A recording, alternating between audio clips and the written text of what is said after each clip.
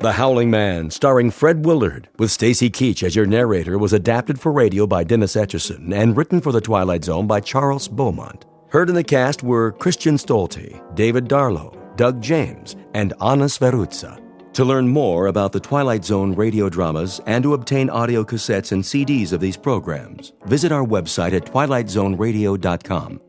The producers of The Twilight Zone wish to thank CBS Enterprises, Carol Serling, Dennis Etchison, Dick Brescia Associates, Claire Simon Casting, Terry Jennings, XM Satellite Radio, Sirius Satellite Radio, our sponsors, and our radio affiliates for helping make this series possible.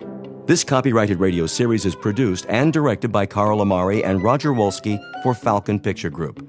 Doug James speaking.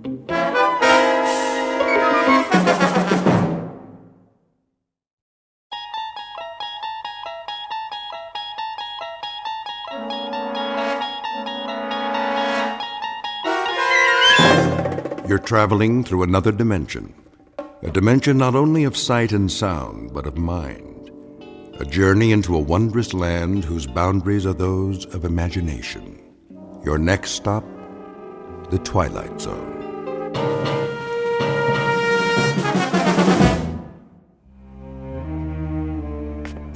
Thank you, Mrs. Dunphy. I'll be back shortly. You're going out? I'm afraid so. But you've only just returned. Unfortunately, that is the nature of my work. Another business trip. The most important of all. But first, there are arrangements to be made. I've prepared your afternoon meal. I'm sure it will keep. Can you not make these arrangements by telephone? No. Some things can't be left to chance. In the meanwhile, follow my instructions precisely, to the letter. Mrs. Dunphy, do I make myself clear? I believe so.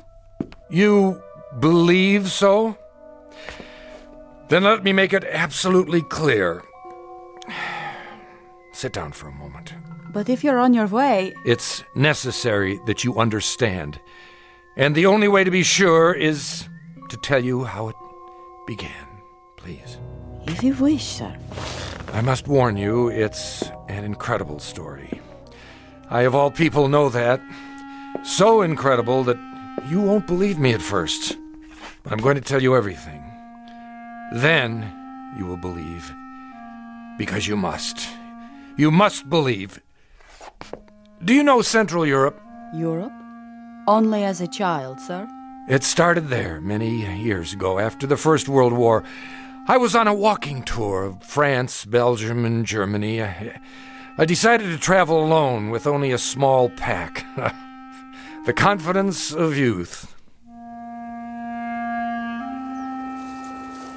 Germany was magical then, a place of valleys and mountains and swift, dark rivers. There was nowhere else like it, a fertile land where everything grew tall and straight out of the earth. I was struck by the richness of the soil, the verdancy of the hills. Stepping across the border from Belgium, where the mustachioed guards saluted like tin soldiers, I entered a different world. Everywhere I looked, a swelling green ocean. On the farthest hills, tall, ancient buildings of stone. Estates, monasteries, castles, or what have you. Some of them in ruins. I stood a moment at the border and watched the hawks circling above, wondering how such a miracle could be. It was as if I had passed through an invisible door from a musty room into a magical kingdom of winds and light. But so much can change in an afternoon. By nightfall, clouds filled the sky and the storm moved in to darken the landscape. The nearest village was miles away. I was unprepared, dressed for a stroll up the Champs-Élysées, perhaps. In minutes, I was drenched and chilled to the bone.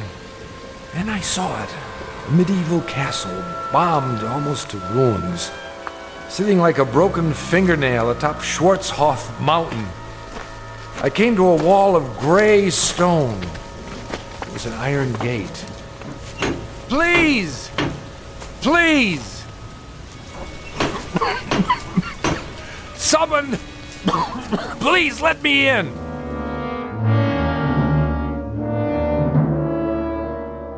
story told years ago by a man who recalled it from his youth. Fortunately, or perhaps unfortunately, he was never able to put it out of his mind. It begins with a wayfaring traveler. His name is David Ellington, scholar, seeker of truth, and to his dismay, a finder of truth. A man approaching exhaustion, who will confront a problem that has haunted the world since the beginning of time.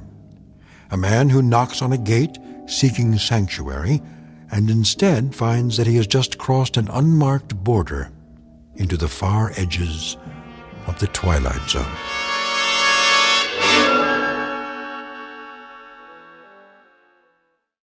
And now, The Twilight Zone and our story, The Howling Man, starring Fred Willard, with Stacy Keach as your narrator.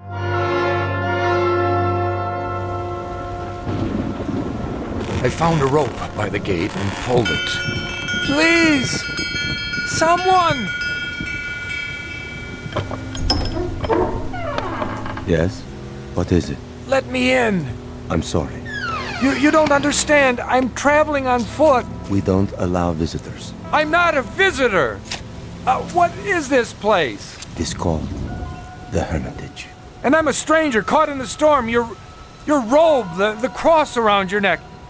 You're a man of God. I'm lost. Don't you understand? Lost. Very well.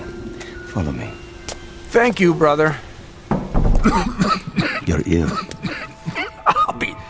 I'll be all right. Once I dry out. This way. What are these rooms? A barred window in each door. They look like, well, cells. All are empty now. I see, but what were they? Wait here. What for? I'll speak to Brother Jerome. Who?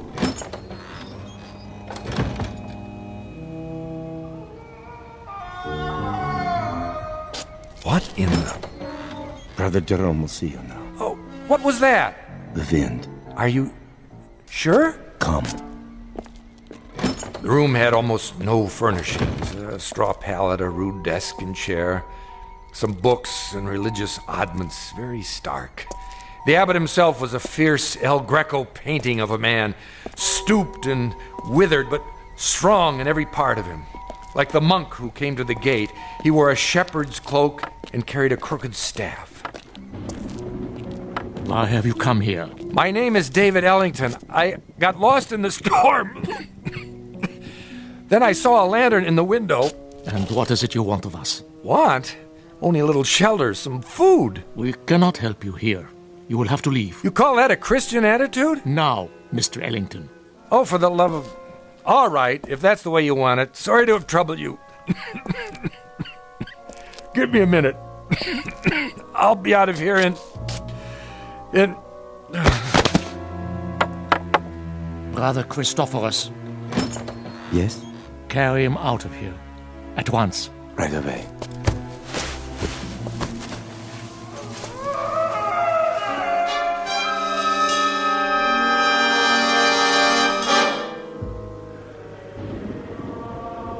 I don't know how long I remained unconscious. When I came to, I was in a primitive cubicle, one of the cells.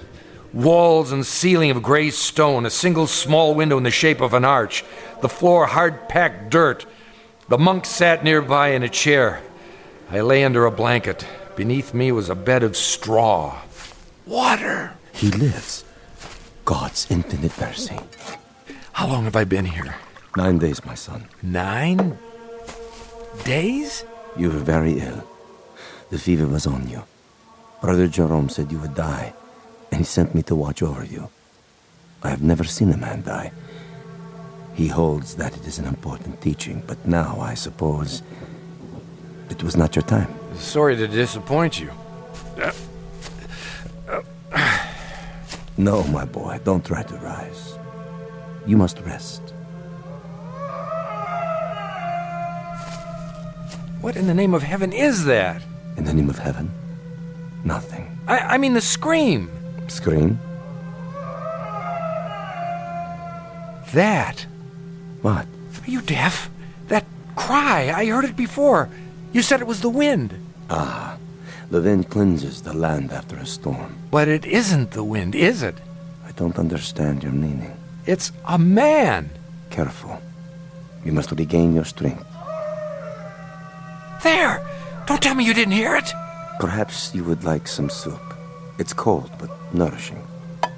What I would like, brother, is to leave this place. I'm afraid that's impossible. What do you mean? Only that you're not well enough to travel. And of course, you won't be well enough to travel as long as you think you hear such sounds. Now, the soup. I don't want it. Open, please. There. That's better.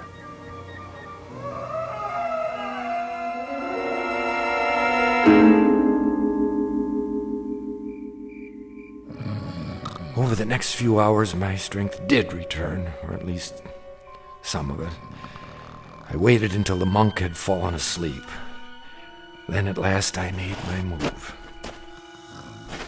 The door was held shut by a simple iron bolt. I had only to slide it a few inches without waking him. I was almost free, but I could not remember which way we had come. When I turned into another corridor, I realized I was lost. It was a maze of dark passages and doors. Here, a part of the ruined ceiling was broken away, and I saw that the moon had risen. In the naked light of the moon, I saw one door different somehow from the others. At first, I was not sure why. Then I realized that in place of a bolt, it was held shut by a piece of wood, a mere stick, crooked and curved, like the peculiar staffs carried by the monk and the abbot, only in miniature, no greater in length than my forearm. On this door, in this door alone, a small wooden staff replaced the iron bolt. How odd! I looked through the opening in the door. Inside, a filthy, shadowed hovel. No table or chair, no straw for a bed. It appeared to be empty. What? There was a man, huddled in the corner, holding his knees and rocking, head back like an animal. In the soiled moonlight, I saw his dirty beard, his rotted clothes. Who are you? Help me! Stay back. No, please. In the name of humanity, help me! But who? You're not one of them. No, my name is Ellington. I'm an American. Shh. What are you afraid of? Them. Listen. Do you hear them coming? No, but why? They will look for you. We only have a moment. You speak as if I'm a prisoner. Aren't you? I'm not sure. Come closer, and I'll explain. Explain what? Don't you know what they are? These men of God. They are mad, Mr. Ellington. All of them. Raving mad. Why do you say so? I was in the village, in Schwarzhof, doing nothing out of the ordinary, walking the street with my woman. We were holding hands. That is all. Do you see anything wrong with that? Well, of course not. But what? We paused to rest by a tree in the shade. And then we kissed. Yes, I admit it. Is it wrong to kiss? Tell me. Why, no, I don't think so. You don't think so. I don't think so. But Jerome, that lecherous old fool. The gaunt man, the one in charge. So, you have seen him. As I kissed her, a shadow fell over us. We looked up and saw him standing there. I opened my mouth to speak, but before I could utter a word, he raised the wooden staff he carries, so heavy. You've seen it. Yes. And he hit me again and again. He smote me like an angry god, or a man who thinks he's God. I woke up here. No. I swear. They flogged me with knotted ropes. I asked for food. They would not give it to me. I begged for water. They gave me none. Then they threw me in this filthy room and locked the door. Well, why? For revenge. Jerome wanted my woman. Are you sure? Yes. That disgusting old man, that fanatic. He wanted her.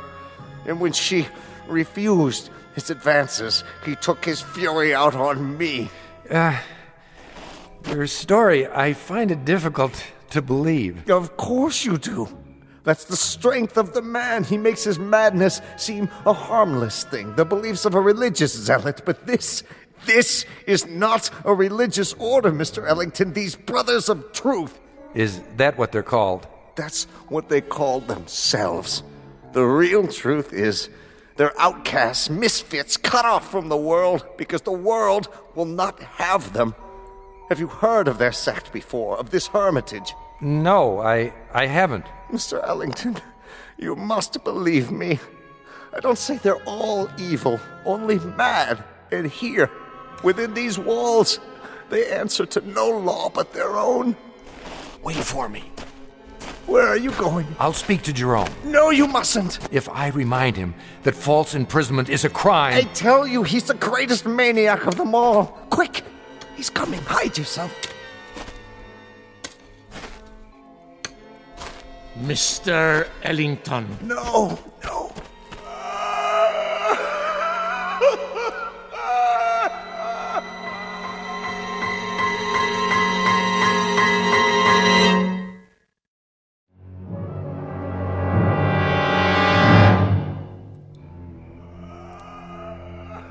Brother Jerome?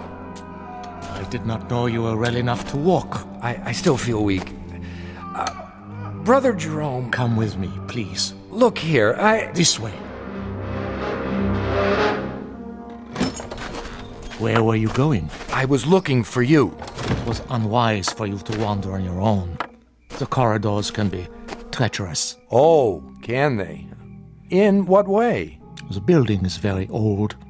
One might trip and fall without a torch. Or go where one is not meant to go, is that it? See something perhaps that you're ashamed of? I do not know to what you refer. Don't you?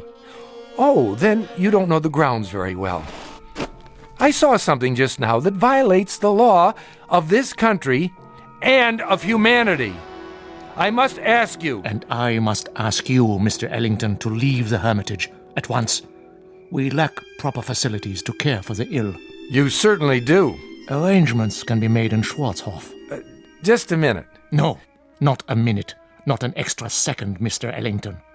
Now. I thought you were concerned about my health. I am. But now you want me gone regardless. Why? I have explained that. You've explained nothing. Based on what I've seen, I question your motives. I question your entire operation here. You are making assumptions. I certainly am. Now, look, no one invited me to come here. I realize that. I arrived unexpectedly, and you're not prepared for visitors. But I had no choice. And there is no excuse for your behavior. I suppose it was only a matter of time before you brought out the knotted ropes so that you could flail me or whatever it is you do for amusement. My son. I'm not your son! There are many things you don't understand. That's right, I don't. So begin with this one. Tell me, why are you in such a hurry for me to leave? What more are you afraid I'll find out? More? Besides the man you've got locked up in that cell. What man is that, Mr. Ellington? The one we just left. The one who's been screaming his head off. I am not sure what you're talking about. That's it, isn't it, brother? Or is he only one of many? Well, it isn't a secret anymore. I know. And what do you think you know? I... The chair. Sit. You are still weak. Brother Jerome, I know very little about this cult of yours, what's permitted within these walls, but I doubt very seriously that you can imprison a man against his will. That is quite true. We have no such authority. Then why have you done it? No man has ever been imprisoned at the Hermitage, Mr. Ellington. He claims otherwise. Who claims otherwise? Who do you think? The man in the cell at the end of the corridor. There is no man in the cell at the end of the corridor. I was talking with him. You are talking with no man. And you think I'm hallucinating? Mr. Ellington, you are ill. You still have a fever. In such a state, delirium may cause one to see and hear things that do not exist. Do you mean to tell me you don't hear that? Hear what? Look at me. Dreams can seem very real. And honest men make unconvincing liars. The brother who's been caring for me. Brother Christophorus? Yes.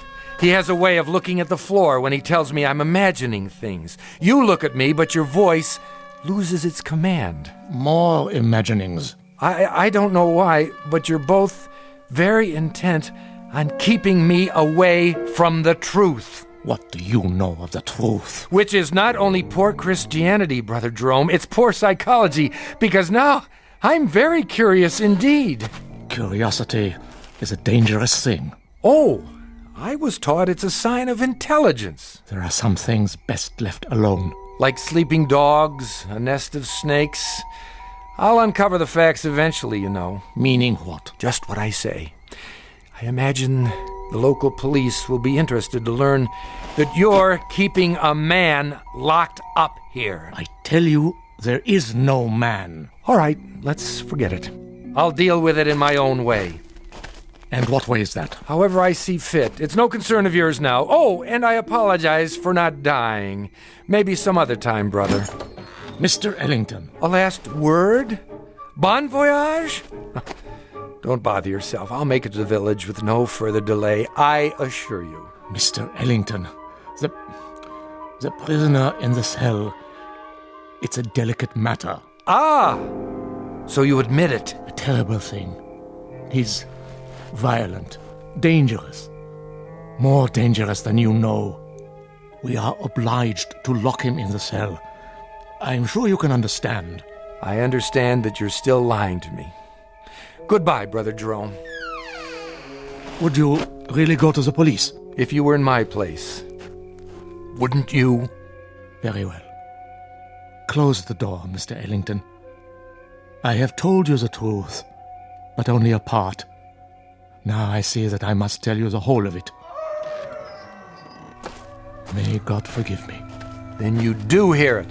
As I have heard it every hour of every day, for 5 long years. Why did you lie? I didn't. Oh, but I think you did. And now the skies darken. The storm returns. I should have known. When I told you that no man screamed in the abbey, I spoke the truth. It is not a man, you see, Mr. Ellington. It is the devil himself. You're joking with me, aren't you? No, Mr. Ellington, I am not. Would that I were. It would be so much easier. But the prisoner in the cell, our only prisoner, is in fact Satan. Oh, come now. Otherwise known as the fallen angel, Ahriman, Asmodeus, Belial, Diabolus, the devil made manifest. You asked for the truth. Now you have it. Do you believe? What? Oh, sure. Now it is you who are lying, Mr. Ellington. You don't believe me at all. To the contrary, you're even more certain of what you've suspected all along, that I am mad. Well, sit down. I will tell you a story. And then we'll see how certain you are of my madness or of anything else. Drink. What did you say? Some brandy. For thy stomach and thy infirmities. No, thank you. Don't worry. It's not poison. A very old vintage. I'll drink with you. What is it you wanted to tell me? I presume, Mr. Ellington, that you consider yourself sophisticated, a worldly man. Why do you say that? You're young, rich by your clothes, and reasonably well educated. Harvard? Yale. Exactly.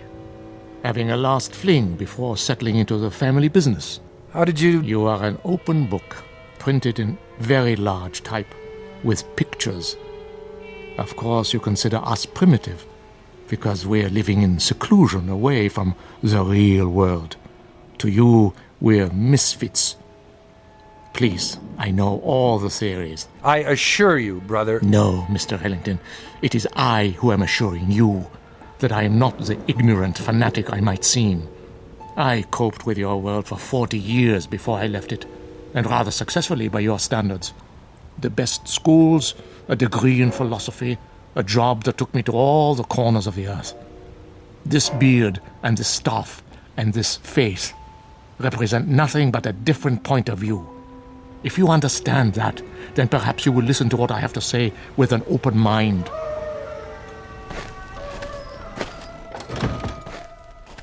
Go on. 5 years ago, there were no screams at the Hermitage. This was simply the bombed-out ruins of a castle belonging to the family Wulfren.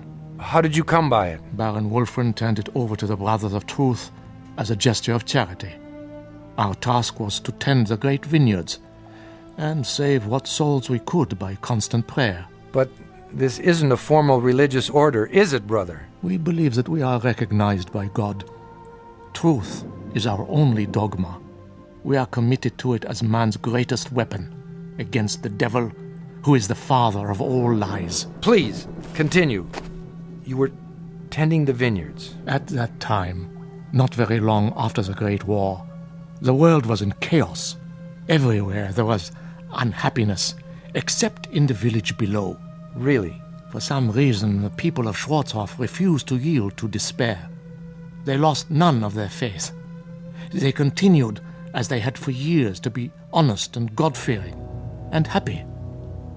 The village was a plum to Satan, one he could not resist. So he came here, drawn to it as a moth is to light, and embarked upon a program of corruption. But you stopped him. Yes. You see, Mr. Ellington, he made the same mistake you are making now. He underestimated me. He thought he would have no difficulty tempting an old fool. I had him in the cell before he knew what happened. But if he's the devil, how do you keep him from escaping? With the staff of truth. The one barrier he cannot pass. Mm-hmm. And when he first came, just how did you recognize him? I had seen him before, in every part of the world. Wherever there was sin, wherever there was strife and persecution, there he was also. Sometimes he appeared only as a spectator, a face in the crowd. But he was always there, in all times and places. So you understand now, I trust, why you must say nothing of the things you have seen and heard. Brother, not that I doubt you, but is it possible that you've made a mistake? No. Think, Mr. Ellington, of the peace in the world these 5 years. Think of this country now. Is there another like it? But you haven't put an end to suffering. There's still murders and robberies. Even now, while we talk, people are starving. The suffering man was meant to endure, my son. We cause much of our own grief and need no help from him. It is the unnatural catastrophes, the great wars, the overwhelming pestilences, the wholesale sinning that we have ended. The world is rebuilding. A great dawn will come. Enough. You've made your case. I believe you, brother. Do you? Truly? I admit I was doubtful at first, but you've convinced me. Absolutely. I promise to keep your secret. Good. Tomorrow, if you feel well enough, you may leave. For now, let the storm pass over. Brother Christophorus will look after you. If you would, go directly to your room. I will. Good night, brother, and thank you. I was glad our conversation was over. It was clear that he was quite mad. I thought of his wild beard, his eyes in the flickering candlelight, and I was relieved to be away from him. The devil, indeed. But the storm had returned, and I was not yet fully recovered. I would pass one more night in this place. What, I wondered, should I do before morning comes?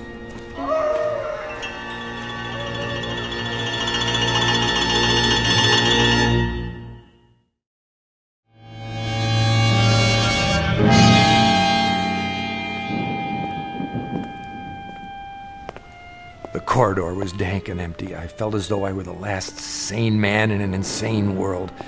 What Brother Jerome had told me was utter nonsense, the product of a deranged mind. But his belief, his faith, as he called it, was heavy in the air, infecting the very stones.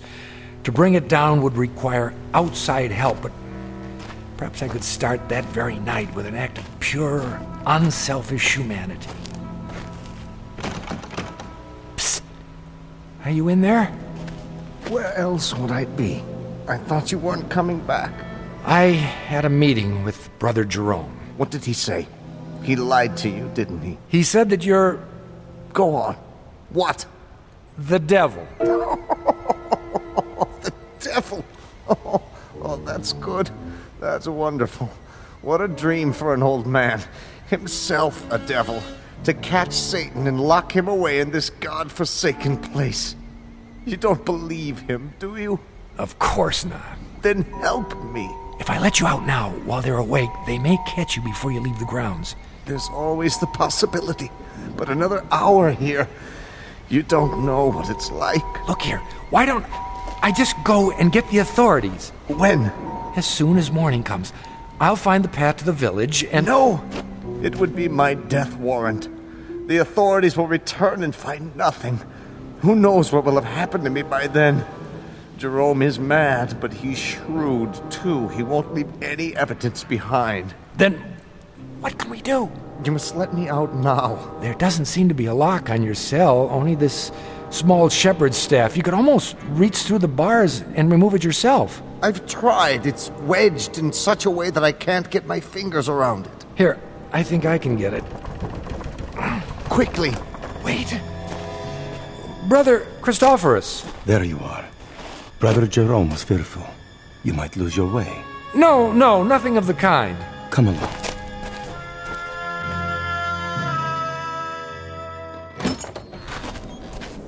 I'll light the candle.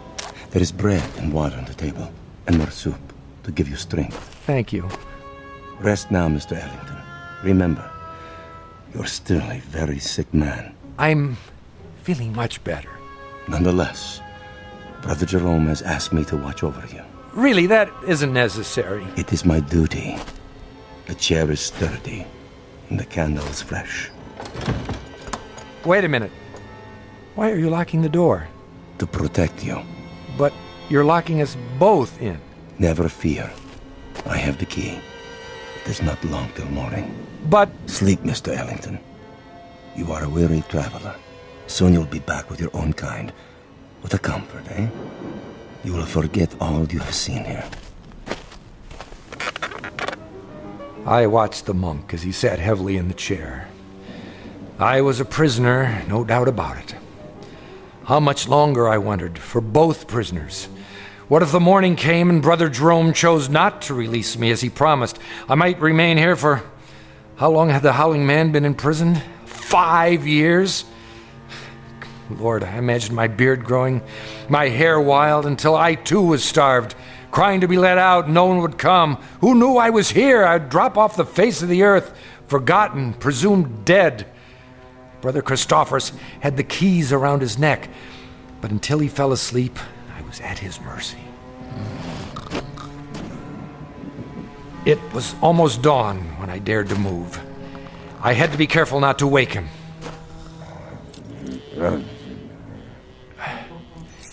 Yes, I finally had the key. I locked Brother Christophorus in the cell. There was no time to spare. I knew I must release the Howling man before I left the hermitage. You've come. Good. What do you want me to do? Lift off the wooden bolt. Are you sure this is all that holds you in? A small carved stick? Yes, lift it off, I tell you. But surely you could have forced the door and broken it. Please! There is no time for talk. In the name of mercy, if you fail now, they'll kill both of us. All right. Hurry. I'm trying. I just need to slide it out of the latch. Mr. Ellington, where have you gone? Hurry. Hurry! A moment. Stop him! Stop him! Now! Brother Jerome, come quickly! I am free. Stop! I command you! The other way. Now. Here is the gate. It's locked. I must get over the wall. I'll put my hands together. A hoist. Step up. Let not Satan escape us, O Lord. Let him not sow the seeds of evil throughout the world. I call upon you. Up, now! He stepped in my hands and climbed the gate. Now, reach down and give me your hand. Help me. Help you? Help you, mere mortal? Are you mad? And I saw not the foot of a man before me, but a cloven hoof in a flash of lightning, with those horns grown suddenly from his forehead. Then he turned and vanished in the moonlight. I am sorry for you, my son. What was he? As long as you live, you will remember this night. He is gone. Who? Tell me. Even now, you're not sure. But you will be. And then you'll know, Mr. Ellington. You'll know who it was you loosed upon the world.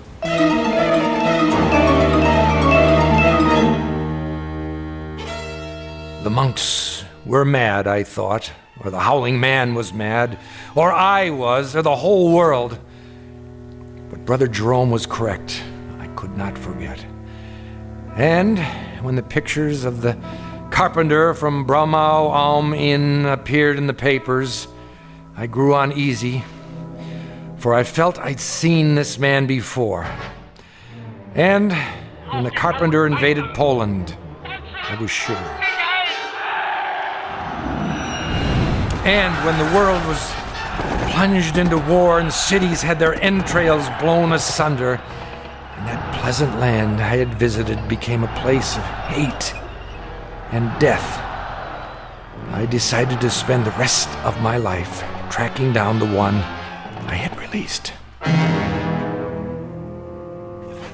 Each night I dreamed of it, Mrs. Dunphy, and I kept dreaming through all the wars since, until this week.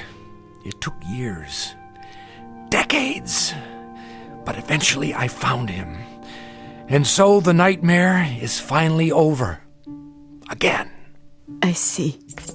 And now, Mrs. Dunphy, I'm going to see about a chartered plane to have him transported back to Germany. Brother Christophorus is in charge now. I have already written him. He will be very relieved. And what you found, it is here? Have no fear. As long as the staff of truth is in place, he cannot leave the next room. The staff is very small, but very powerful. So you see why you must not, under any circumstances, go near that door. Nothing in the world is more important. Do you understand? I believe so. Oh, he'll do a bit of howling, but never mind that. It's a trick. I'll return as soon as possible. Until then, keep that door locked. Yes, sir. Oh my, such stories. Come here. Please. You must listen. He is insane. Let me out, I beg you. Let me out. Who's there? Behind that door. Are you all right? Sir, can you hear me? The little piece of wood, the staff. Remove it, please. I don't know if I should. Please. Take it off the door. I implore you, please. Please.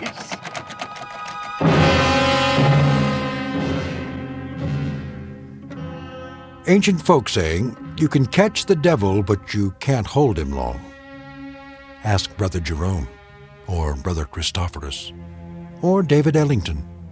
They know, and they'll go on knowing to the end of their days in the Twilight Zone. More from the Twilight Zone after this. You are about to enter another dimension, a dimension not only of sight and sound, but of mind, a journey into a wondrous land of imagination. Next stop, the Twilight Zone.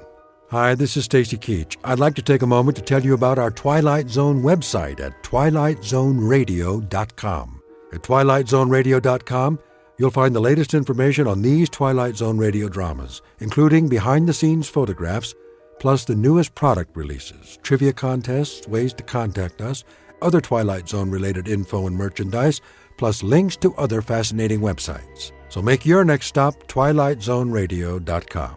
Visit TwilightZoneRadio.com to purchase these Twilight Zone radio dramas on cassette and CD, or call toll-free 1-866-989-ZONE.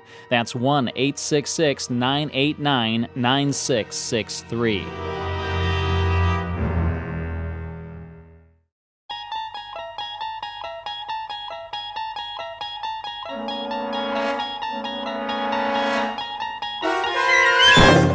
You're traveling through another dimension. A dimension not only of sight and sound, but of mind. A journey into a wondrous land whose boundaries are those of imagination. Your next stop, the Twilight Zone.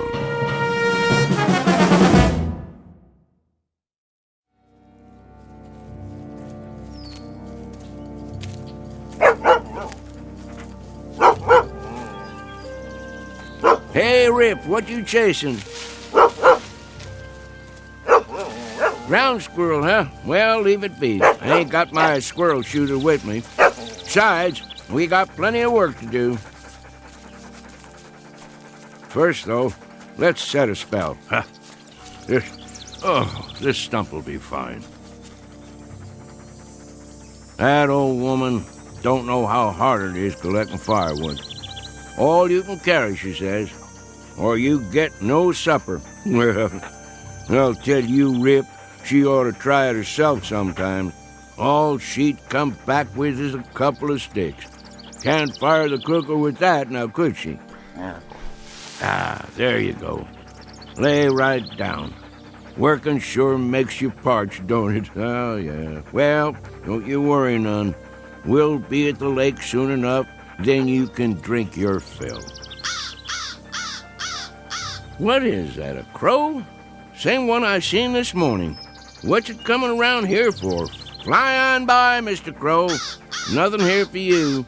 Just me and old Rip.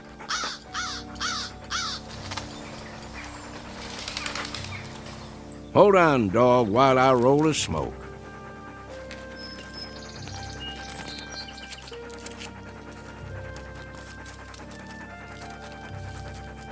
There we go. Now, light it up for me, would you, Rip? Sure wish you could do that. Make life easier for this old boy.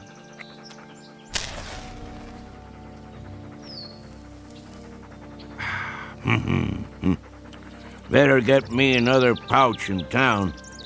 See if Earl has his rig hitched up. Of course, that old nag of his might not make it. Then we'll just walk the trail, won't we, boy? You and me, same as always. Come on, we better get on home before it's dark. Maybe we'll do us some coon hunting tonight. Would you like that? Sure you would. Well, let's go back to work. Where's that firewood, Rip? Go find us some now. Gotta get me a good armload. Easy, boy. What is it? What you got there?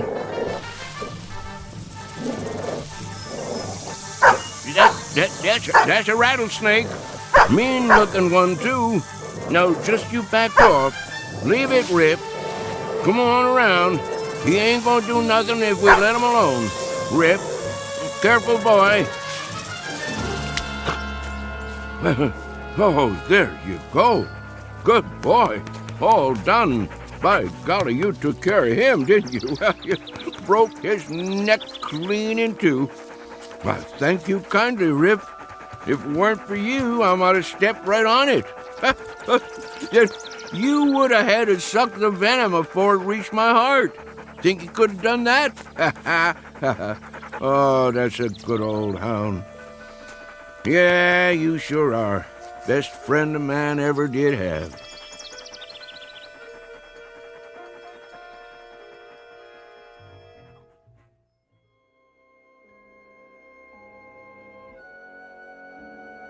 An old man and his hound dog, whose name is Rip, on the way home to their cabin.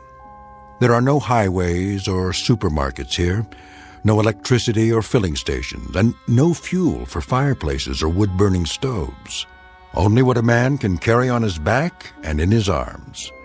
Life can be hard, but it's also beautiful, with sights and sounds and peace of mind that city folks only dream of. And most important of all, friends and partners are for life. It's been said time and again that man's best friend is his dog, an old adage that's nowhere more true than in the Blue Ridge Mountains of Virginia. If all goes as planned, this particular man and his dog will soon be off for an evening's pleasure in quest of raccoon. It's a prize well worth trapping in these parts.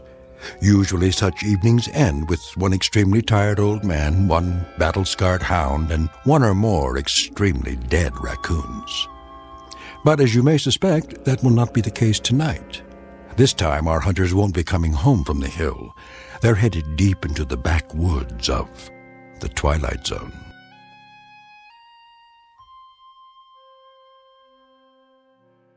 And now, The Twilight Zone and our story, The Hunt, starring Shelley Berman and Karen Black, with Stacy Keach as your narrator.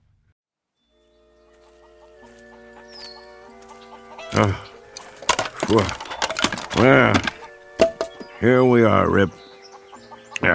Now, all I gotta do is pick a few nice branches to take in the house.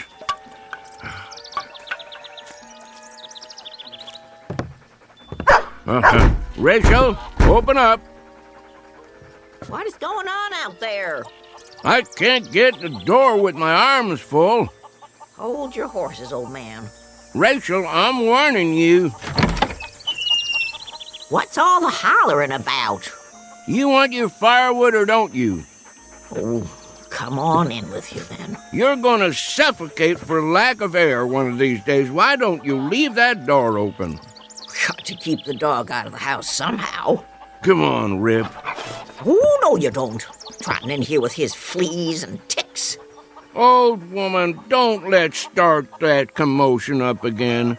When I go in the house, Rip goes in too, or I'm a-going somewhere else. Here, Rip. I've got a mind to move to the barn. Let you and the dog have the house to yourselves. Old woman, you're forgetting something. I never forgot a thing in my life. That's true, except when you want to. That dog saved my life more than once. Did it again today, too. I would have stepped right on a big old rattlesnake if Rip hadn't jumped the critter and broke his neck. I have to buy myself a divorce from you to get my way around here. Well, let the ornery animal come on in, then. And there's another thing. Don't talk about him like that when he can hear you. What? You heard me. Rip's got feelings, and I don't want 'em hurt. I'll let him in the house, and I'll feed him our table scraps, but I'll be switched if I'm going to start sweet-talking him. Old woman, you tickle me sometimes. And what does that mean? Since your memory is so good, when was the last time you got yourself kissed? If I figure right, it was sometime in the spring of 1900. And wait a minute, what was the year now? Then I figure you got one coming. Don't you come near me, old man. Yes, sir. I've been thinking about giving you a kiss for the last month or two. Ryder, sit down to your supper and stop talking silly. I mean it. There. I'll have my supper now, old woman. Old man. Yep. I never said this to you, but I do believe we have endured together powerful well. Near 60 years we've been married, ain't it? Come October 16th. It's a long time to travel together. I wouldn't have had it any other way. Thank you, old woman. Me neither. Here's your grub. Much obliged. Rip. Here's a little piece of meat to hold you for now. I'll feed the dog proper after supper. He ain't gonna be here after supper. Where's he going? Where I'm going. And where's that? Coon hunting. Ryder, I wish you wouldn't go hunting tonight. Why not? 3 nights ago, I saw blood on the moon. Ought to have been in bed, sleeping. Then you wouldn't have seen it. That's not all. 2 days ago, a bird flew in the house and lit on the foot of your bed. It scared the life out of me. Wasn't a crow, was it? No. A little brown bird. The kind I never saw before. One of these days I'll put up some screens. Keep the pesky things out. And last night, What about last night? I couldn't get to sleep. Laid there in my bed, tossing, turning, wondering, worrying. At midnight, that mockingbird in the lilac bush woke and sang 3 times. There you go, trying to spoil a good meal. Go ahead, eat. I'm almost finished. Not going to spoil a good hunt, though. I'm going anyway. Them signs don't bother me at all. They bother me. Well, don't let 'em. I can't help it. You should listen to me. Women folk know these things. And I know I don't aim to start thinking about dying till I'm 100 years old. I come from a line of long livers. Wouldn't be surprised if I lived so long they have to shoot me to get rid of me. Where's my shotgun? Ryder, please. Come on, Rip. We got man's work to do.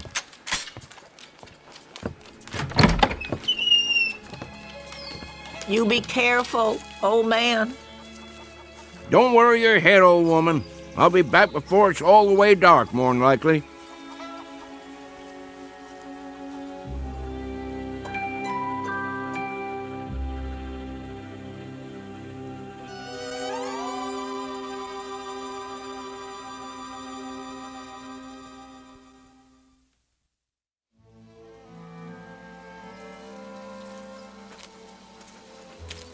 Smell him out there, Rip? Well, I almost can. He's around here somewhere. Take your time, boy. We'll get him.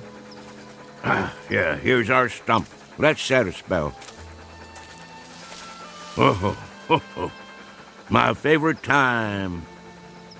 Chickens ready to roost. Owls just getting up. Used to dig out here for night crawlers when I was a tadpole. Of course, you wasn't around then, but we had some good times, let me tell you.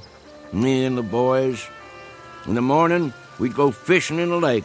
Fish jumping like silver. Sometimes we couldn't wait to eat 'em, clean 'em, and cook 'em right where we was. Then go for a swim. Even had me a dog, too. Oh, not a hound like you. But he was a good old boy. Little bit of a thing. Called him Skipper. Just went missing one day. Must have fell in the lake. That, or a bear got him. Oh, don't you go getting spooked now. No bears anymore, just coons. Big old raccoons, good for meat and hides. Catch a right bushy one and I'll make a dog bed for you. Would you like that, Rip? Gonna be cold come winter. Shh. There he is. Hear him? Big fat one. Looking for a snack. Want to get him, boy? Well, go ahead, do your work. You tree him, I'll catch him. Soon as I light the lantern.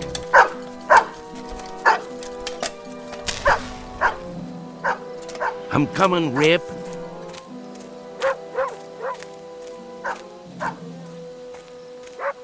That's it.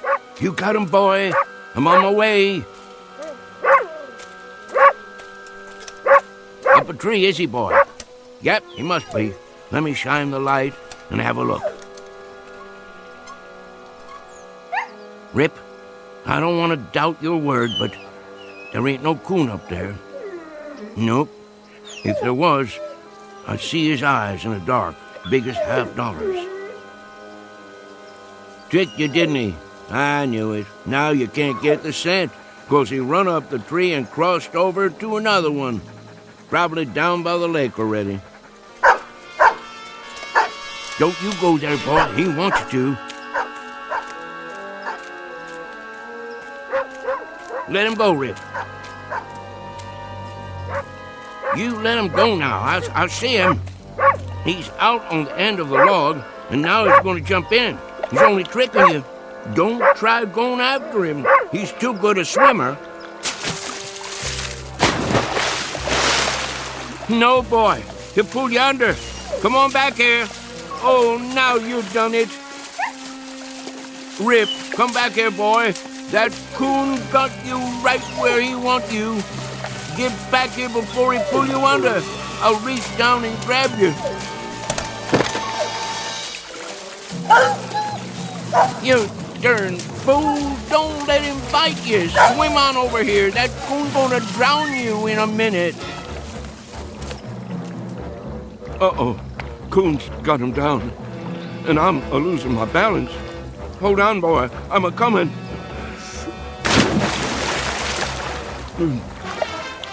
Rip. Sorry, Rip. I can't make it.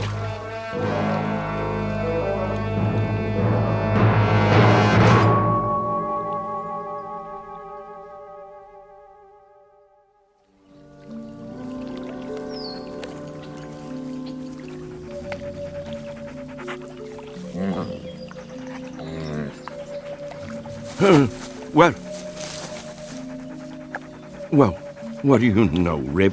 We made it after all. Guess I could swim better than I thought, and you could too, even with an old coon dragging you down. Did you pull me out, or did I pull you? By golly, take a look, morning already. Right beautiful day, too. Must have spent half the night chasing that old raccoon, and we didn't even get him. There's a gun and lantern right where I left them. Hungry, ain't you, boy? Yeah, me too. Let's mosey on home and see what Rachel's got for breakfast. That old woman is going to give us Hail Columbia for staying out all night. Can't help that, though. Well, Rip, our time has come. Let's go face the music.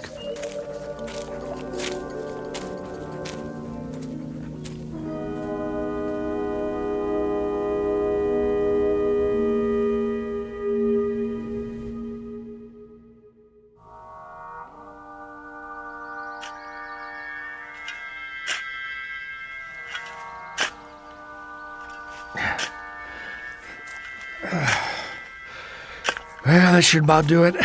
Do what? Deep enough, I figure. Let me see.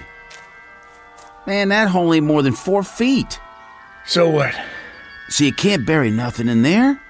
Sure you can. Box will fit. Won't fit proper. Wesley, it's a coffin, you know? Yeah, a little one. Just the same. 4 feet deep's enough for a dog. Well, maybe for an ordinary dog. Old Man Simpson claimed there wasn't nothing ordinary about Rip. Old Man Simpson said a lot of things. According to him, that dog saved his life. More than once, too. Man, there's a time I've heard that, but I never set much store by it. Don't believe there's a dog that'll jump a rattler. Mr. Simpson swore by it. I've sworn to things. Makes a good story is all. Just the same, out of respect for the old man's feelings, I figure that dog's got a right to 6 feet of dirt. Well then, you dig it. You know I got a bad back. Yeah, and I got a bad arm. Go ahead. All right, I will. Give me that shovel. Be my guest. Show you how it's done. Well, looky here, Rip. It's our neighbors. Morning, boys. Hey, Tillman, throw me your pot so I can roll me a smoke. Get your own. I'm almost out. What's the matter, boys? Ain't you speaking to me no more? Make it deep, then. If that's the way you want it. Oh, I will. Don't you worry. Well, what do you think of that? I reckon them Millard boys is getting hard of hearing. Wait here, Rip. Sit. Hurry it up, Tillman. We gotta get back. I'm hurrying. What y'all boys up to? I say, what y'all boys doing? Well, all right, don't answer me then. I don't give a hoot what you're doing. Shame your daddy ain't alive. He'd teach you some manners. Come on, Rip. We don't need to talk to these boys. Won't be long now. Get the box ready. It don't never mind me that you boys giving me the cold shoulder. But if I ain't mistaken, this hole you're digging is on my land. So if y'all want to dig, do it on your side of the fence. Now get. I say get moving. Boys, you gone blind too? I ain't just talking to move the wind around. If y'all don't get a move on, I'm gonna fill your britches full of lead. Well, all right. I'd say that's about 6 feet. Good. Then I'll bring the box over. Have a little care with that. It's just a dog. Not to some folks. Hand it to me real easy. Oh, now, boys, why didn't you tell me you'd lost your dog? How'd that happen? There. All right. That ought to do it. I don't blame you for not feeling like talking. I don't reckon I would myself. Let's move on now, Rip.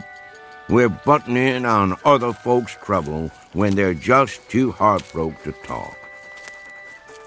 Speaking of trouble, your woman's gonna have plenty of that waiting for us. Now help me up. We'll put the dirt in.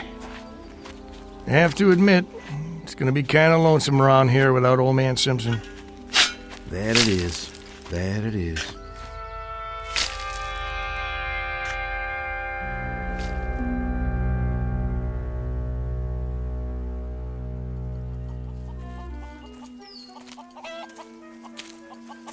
Where is she? Looks to me like maybe we've had a stroke of luck, Rip. Could be that old woman is still asleep. Hadn't even done the washing yet. Well, we'll just walk in big as you please and see what comes next. Wait a while this time, boy. Just for a minute. Let me clear the way.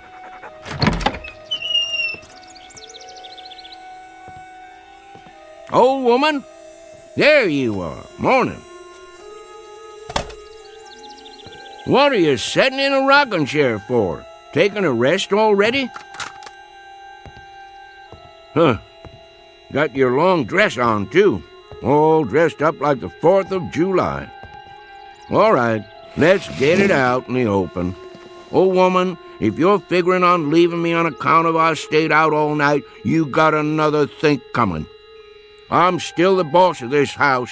You ain't going nowhere, and that's that. Got nothing to say? Then I reckon we ain't mad no more. Now, I'd appreciate a little breakfast, if it's all the same with you. Old woman, you's gonna sit there like a bump on a log? You pack your finery back on the cedar chest and get cooking. Now, what's the matter?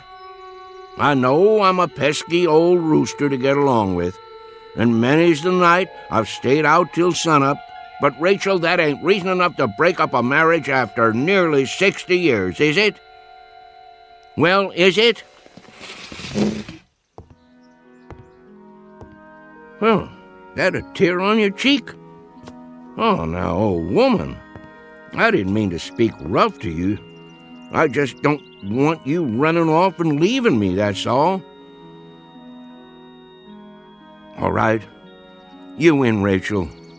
I guess I could be a better man to you. Won't go streaking off every night hunting. I'll stay home with you, and we'll sit by the fire, and we'll talk about things. And I'll tell you something else. Next time I go down the mountain, I'll stop in the store and buy you a pretty. Some cloth to make yourself a new Sunday dress, or a pair of silk stockings like them city women has. Well, what do you think of that? Oh, woman, I want an answer out of you. What is it? Cat got your tongue? Nobody spoke to me all morning long, is the truth. Something wrong with me? I passed the Miller boys on the way home a while ago, and they acted just about the same way you're doing. Rachel, you can see me, can't you? Woman, what in tarnation is the matter with you? Huh. Who'd be coming to see us now? Mrs. Simpson, may I come in? Yes. Reverend Wood? You sure have come at a time of need. Mighty glad to see you. Something's wrong with my old lady, and I can't figure it out. Seems to me in a daze or something, near as I can tell. The Lord be with you, sister. Amen, brother. I appreciate your coming. Even though he didn't belong to the church, just never could get him to go. I realize Brother Simpson wasn't a religious man, but I figure he's still entitled to a Christian burial. Now just hold everything. Let's not get too far down the road here. If anybody's giving Brother Simpson a Christian burial, they'd better ask Brother Simpson how he feels about it. I've been sitting here, trying to figure it all out. I'm sure you have, with a word close at hand. I've got the good book right here, but I can't work this out. It don't make sense somehow. And just last night he was sitting there at the supper table. I begged him not to go. You did all you could, sister. There's been omens. I've seen signs. But he went. Why'd he have to go and do that? Can you explain it to me? The Lord works in mysterious ways. Rachel, listen to me. There's been some kind of misunderstanding. Somebody's pulled the wrong switch. Me and Rip ain't going nowhere. I'm right here. Rip's out on the porch. Miss Rachel? That you, Tillman? Yes, ma'am. Thank you for coming. What is the matter with that dog? Rip don't take kindly to people coming right on in, but it didn't so much as make a sound. If you're ready, ma'am. Hello, Wesley. Ma'am. Where's the, I mean... Give us a moment, son. No need putting it off. He's in the other room. What are you talking about? Who is? Yes, ma'am. We'll treat him right careful. Don't you worry. They're good boys. He's in good hands. And now, if you're ready, may I offer you my arm? Oh, Reverend, it's all happening so fast. Don't take on, old woman. It's just a dream. Has to be. We'll wake up in a little bit and everything'll be like it ought to be. You'll see. Careful, Wesley. I got my hand. Not too fast. That's a mighty big box. What y'all boys got in there, huh? Watch the door. It'll fit. What y'all taking outside? Mrs. Simpson, I'm afraid it's time. If you're ready. Reverend, if I could just get through this day, for his sake. I asked you a question. What's in the box? Come on, Rip. I gotta see where they're going. Something's up all right. Something mighty big, if you ask me.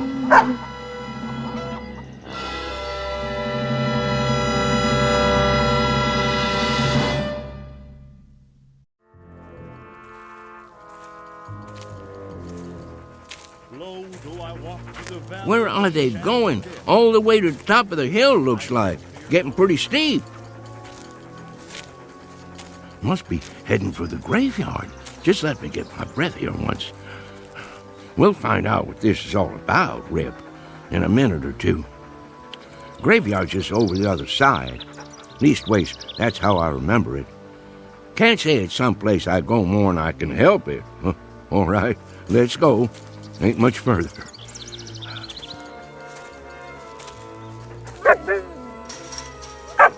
Well, will you look at this now? Who in tarnation built a fence up here? No call to do that. Don't know why they would have bothered. Can't even see the sun over there anyway. Just fog coming down from the top of the hill. How'd Rachel and the Reverend and the Miller boys get through? Gotta be a gate or something. Rip, I don't know what to tell you. We must have taken a wrong turn somewhere along the line. I don't memorize ever seeing this here fence before. Oh well, Just follow it, I guess. We're bound to come out sooner or later. What you see, boy? Well now, looks like you found it. Here's the gate. All locked up, though. Chain and everything. Hello? Anybody home in there? Howdy, neighbor. Oh, howdy. Think you could open this for me? Sure enough. Wasn't expecting nobody this morning. Don't let me put you in no trouble, friend. Seems like I lost my way. Everybody says that at first. Easy to do. Who put this gate up, anyway? The owner. The owner? Well, who's that? He don't like to use his name. Make him sound high and mighty. What's your name, friend? Simpson. Hyder Simpson. Ah, yeah. Think I heard of you. Just let me check it in my book here. I belong to that bunch of Simpsons over on Wales Mountain. Lived there all my life. I got it. Yep, you're on the list. Guess you can't see it from here, though. Rip and me, we traveled a far piece. I don't never recollect coming so far we couldn't see the top of Wales Mountain. And how old are you, Mr. Simpson?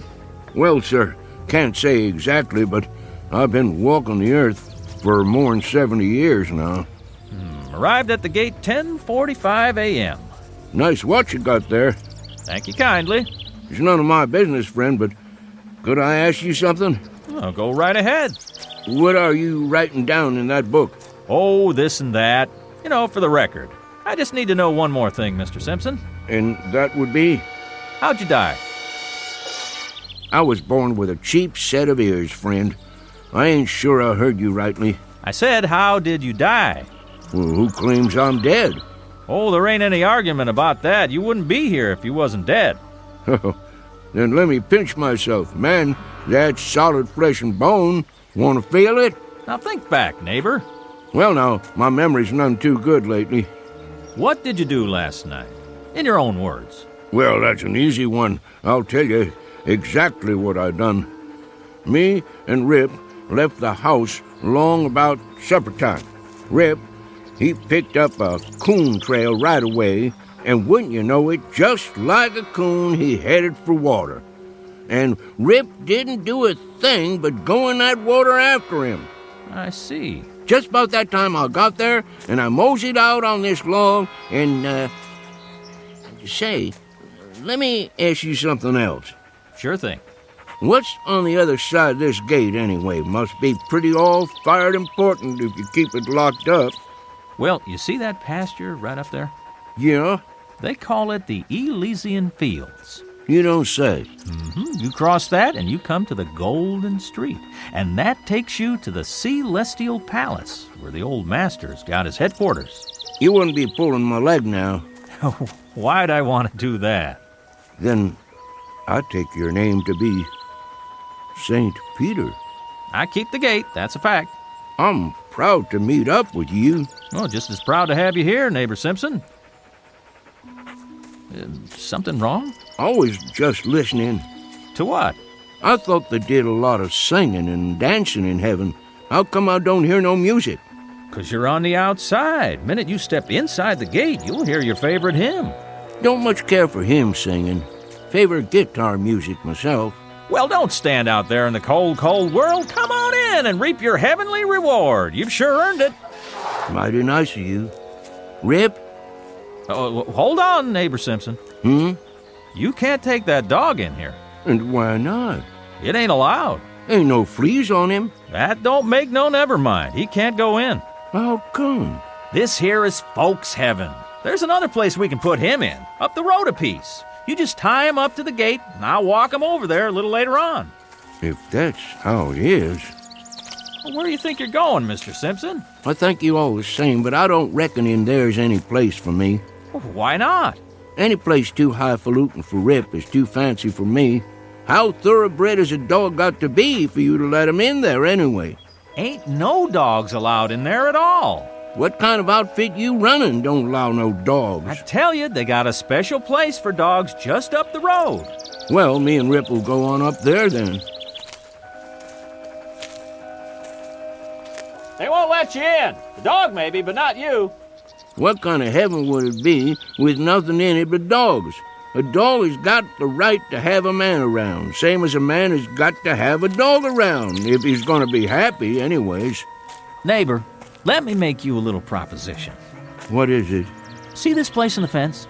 That's a spot that needs repairing. Now why don't you go on in the gate, and a little later on, I'll slip your dog through this hole. It's breaking the rules, but I'll do it. Friend Peter, if I go in the front gate, Rip goes in the front gate likewise. I don't want him getting the feeling he ain't welcome. Well, I got another idea. Here, boy. What's going on there, mister? Let go of his collar. Well, I thought maybe I'd hold on to your dog and let you go in and take a look around. See how you like the place. I ain't got to see it to make up my mind. Let me ask you a practical question. How do they expect me to do any coon hunting in there without Rip?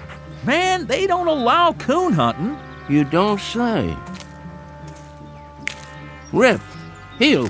Now, where do you think you're going, Mr. Simpson? Me and Rip is going somewhere else. There ain't no place else to go. I'll go wherever this road takes me. That don't lead nowhere. It's Eternity Road. Just keeps on, never stops. Me and Rip will be all right. Neighbor, this is a right serious step you're taking. I'd say the best thing for you to do is sit out there and think it over. You got all eternity to make up your mind. Good day to you, sir. Well, if you change your mind, just let me know. Much obliged. I'll do that.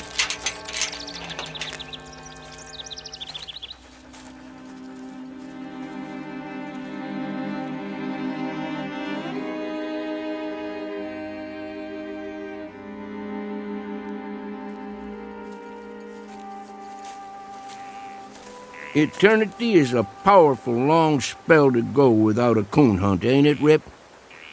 Now, don't you go off your feed nor nothing over this.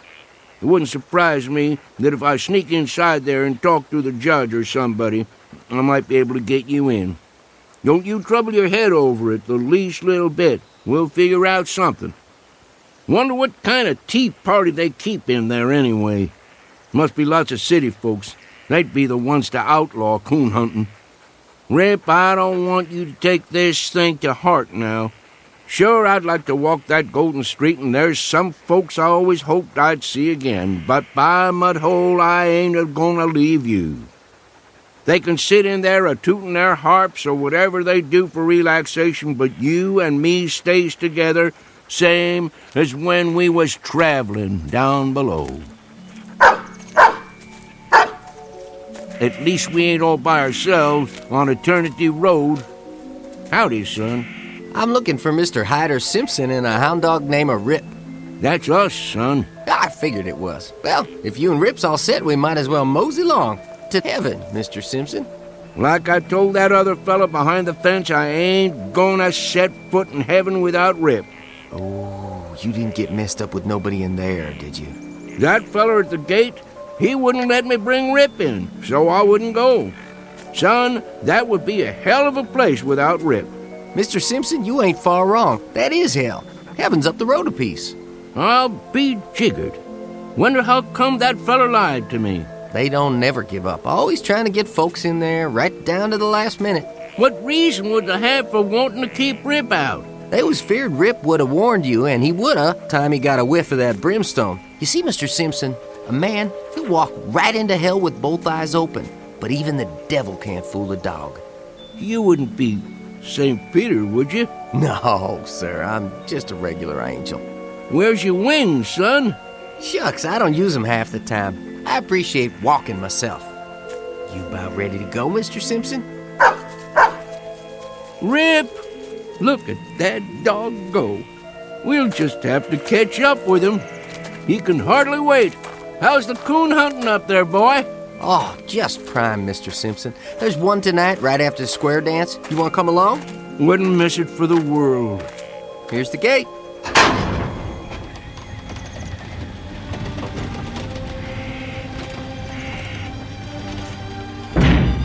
Mighty nice one it is, too.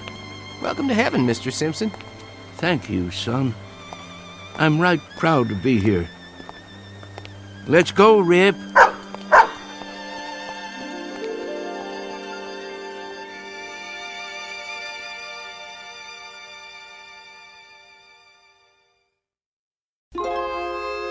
Travelers to unknown regions, off the beaten path, would be well advised to take the family dog, because in a pinch, he might just save you from entering the wrong gate. At least, it happened that way once in a particularly mountainous area of the Twilight Zone. More from the Twilight Zone after this.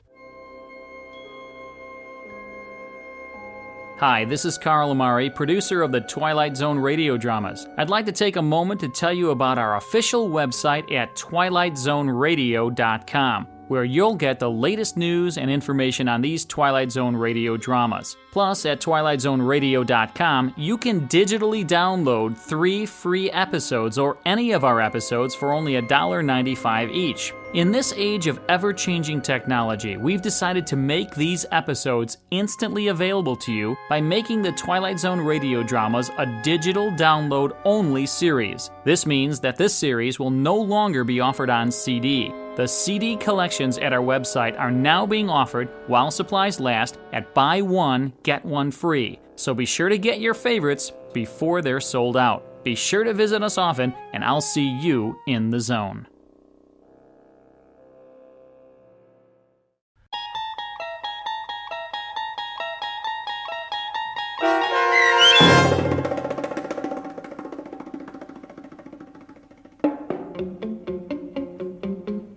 The Hunt, starring Shelley Berman and Karen Black, with Stacy Keach as your narrator, was adapted for radio by Dennis Etchison and written for the Twilight Zone by Earl Hamner Jr.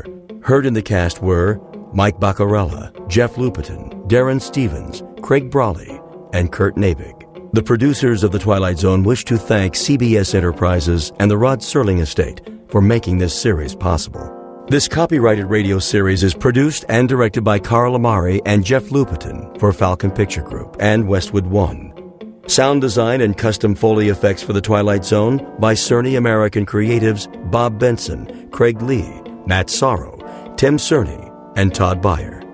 To learn more about the Twilight Zone radio dramas and to contact us, visit our official website at twilightzoneradio.com. Doug James speaking.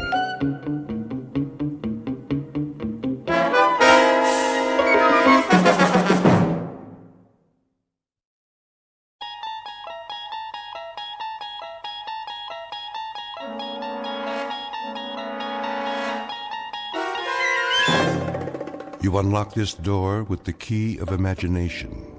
Beyond it is another dimension, a dimension of sound, a dimension of sight, a dimension of mind. You're moving into a land of both shadow and substance, of things and ideas. You've just crossed over into the Twilight Zone.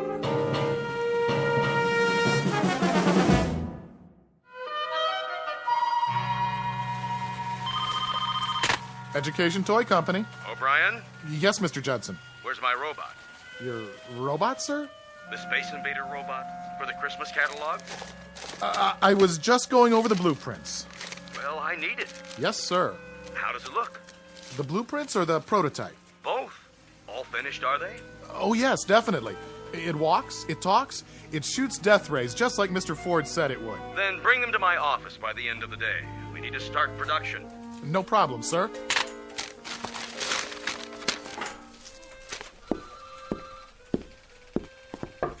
Horace? Horace, Mr. Judson wants to see the robot. Horace? Why are you just sitting there?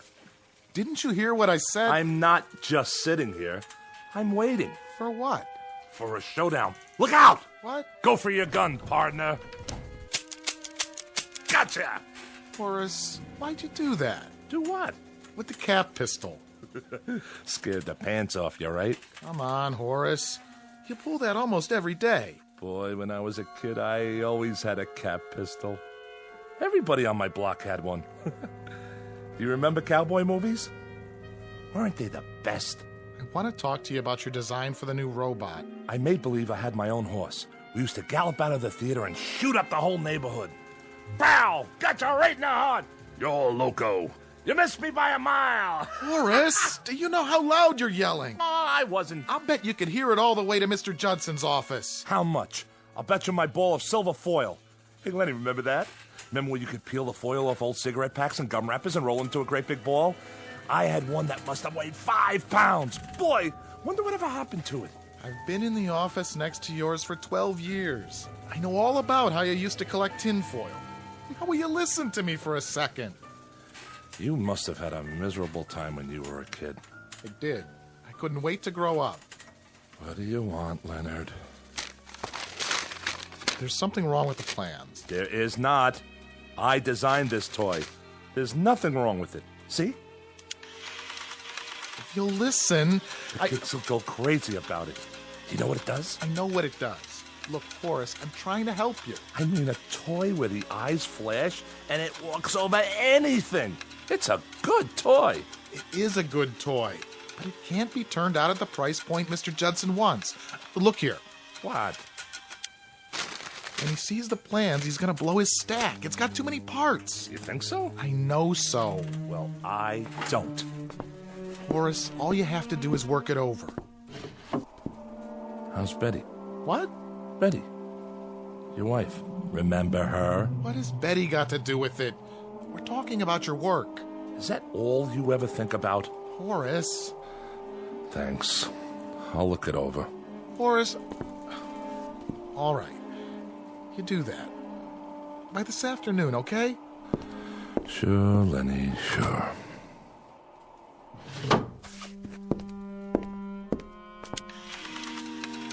A great little toy, if you ask me. I would have loved to have this.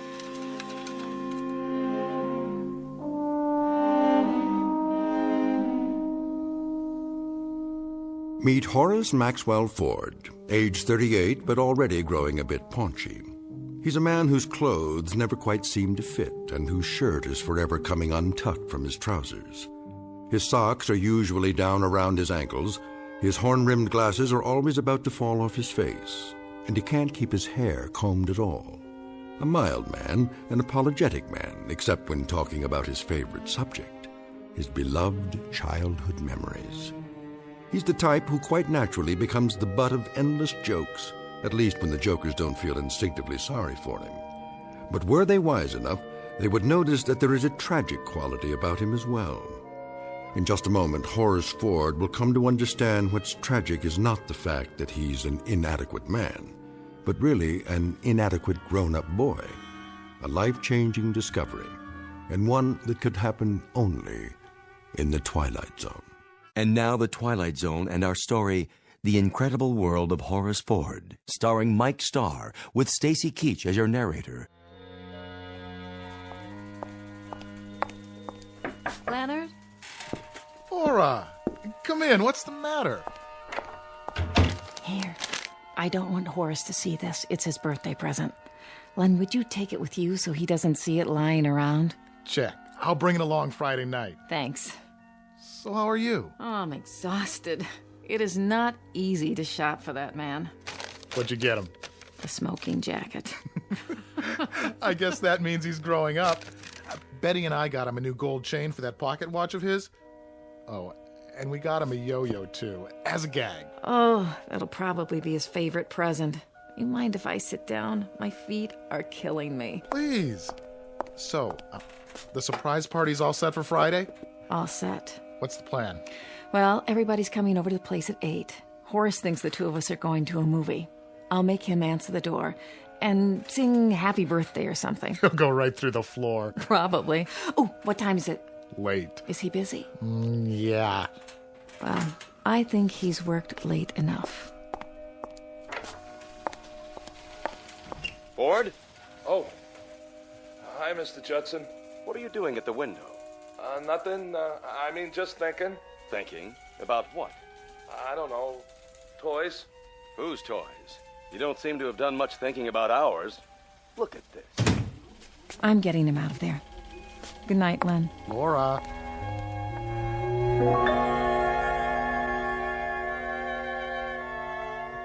Well, look at it. I know what it is. The the blueprint for the robot. What happened? If we put this into production the way it is, do you know how much money we'll lose? But it's a good toy. That has nothing to do with it. See here, Ford, you've been with us a long time. You must know that we're in business to make a profit. This design just isn't cost-effective. I want it simplified. What do you want to simplify? For one thing, the eyes don't have to flash on and off. Sure they do. You want to ruin it? The flashing eyes? That's the beauty part. It's terrific. You could play for hours with a toy like that. Why are you raising your voice? I'm not. But you're talking about... Look, Ford, I don't want to argue about it. Just do the design over. Don't you remember when we used to play soldiers? With a mechanical man like this, you could... Is this the office of... Oh, there you are, Horace. Laura? Mr. Judson, you remember my wife? Mr. Judson. Oh, how nice to see you. A pleasure. Remember, Ford, I'll need it first thing in the morning, no later. Yes, sir. Good evening. Hello, Laura. Aren't you surprised that I'm here? Yes, yes, I am. What time is it? Well, why don't you check your watch? Almost 6. Oh, that late? I've been shopping all afternoon, and I'm absolutely done in. Well, how about taking me home? Okay.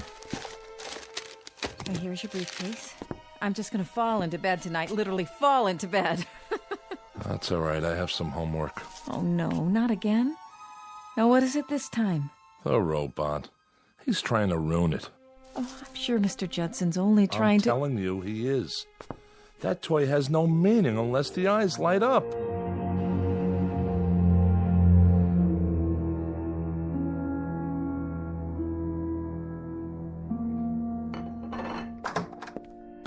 Hello, children. Mama.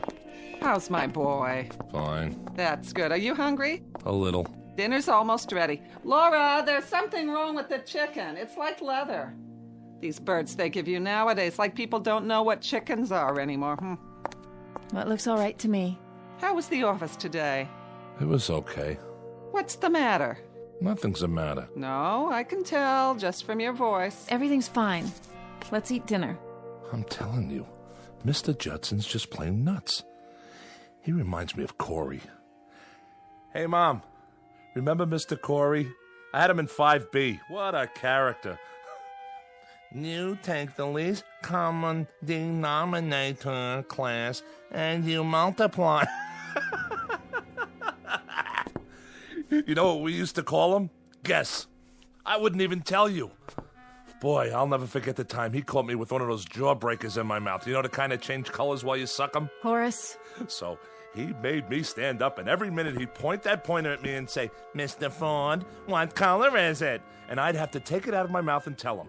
I swear, I thought Hermie Brandt would bust a gut trying not to laugh. Horace. Hermie Brandt. The greatest stickball player in the whole world. One time during a fire drill. Let's have dinner. What great times. I was 10. Horace, why don't you stop it?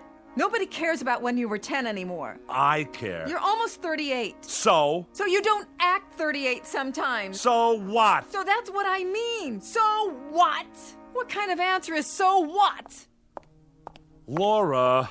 I'm telling you, this chicken's dry, no matter how much I basted it. Why do you have to keep talking about when you were a kid? People get tired of it. Oh, be quiet for once, will you? Horace. Let him go.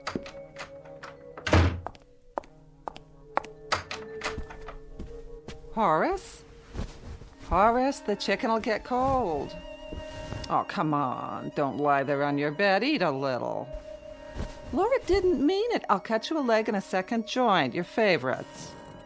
You remember Hermie Brandt? No. How come you never remember anything about Randolph Street? Oh, it was a terrible place. We're in a good neighborhood now, in a nice apartment. Why do you have to always... What was terrible? Listen, I had the best times there. Like, remember when Pop used to give me an Indian rope burn? I mean, he didn't, but he pretended like he was going to... When you were a kid. Why don't you have kids of your own? Talk about them. Randolph Street. You know what I'm going to do?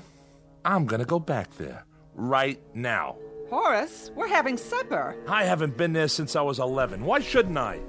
Horace, it's a dirty old street. What are you gonna see? Stay home. Where are you going? So long. Horace, listen.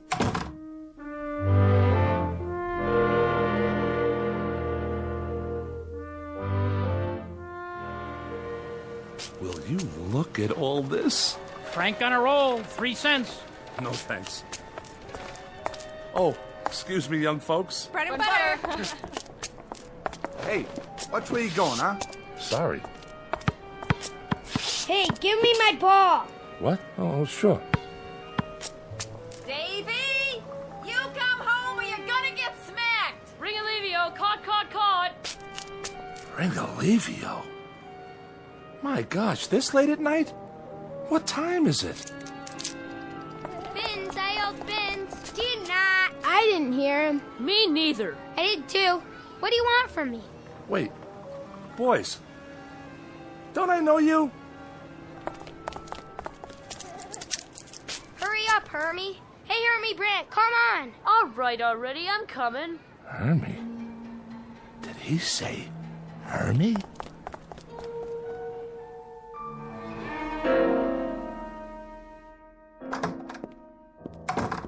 Nice of you to come back. Laura? You could have told me where you were going. Laura, I was down on Randolph Street.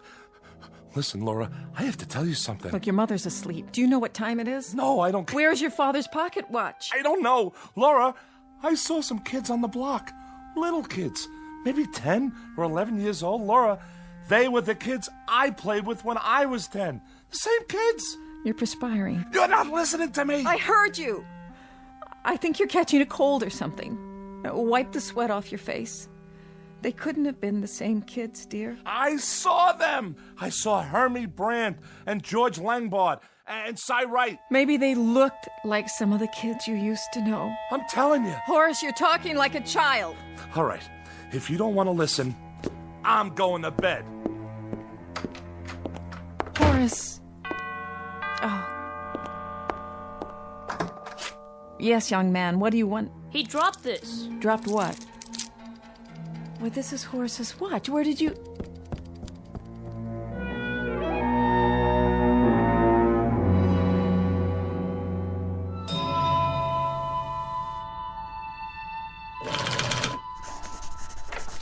Mail, Mr. Ford.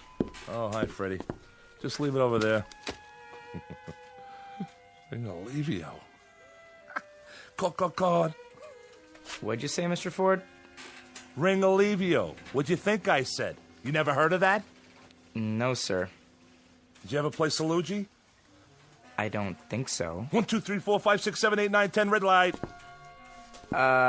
See you later, Mr. Ford.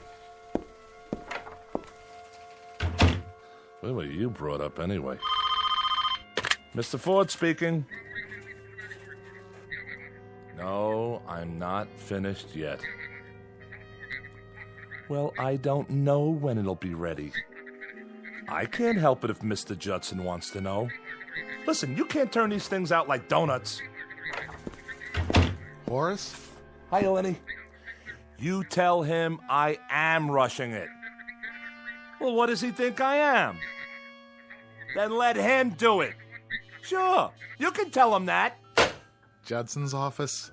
What does he want from me? They want to get that toy into production for Christmas. He's got 6 more months. Take it easy, Horace. Look, he's an okay guy, but he's in business. You gotta remember that. It's nothing personal. How's it coming? Now don't you start on me. What's wrong? I'm not sure. I saw a kid last night. But were you ever on Randolph Street? I don't think so. Why? Randolph was my old street when I was a kid. He wore the same kind of clothes we used to wear, this kid I saw. Same shirt, same pants, same shoes. Kids don't dress that way anymore. So, you're not going to believe this, but I was walking on the street, and all of a sudden, I hear a kid yell, "Ringalivio!" That's a game we used to play. You know how it made me feel hearing that? I was a very good Ringalivio player. You have to be fast, and you need a lot of stamina. Boy, the running you have to do.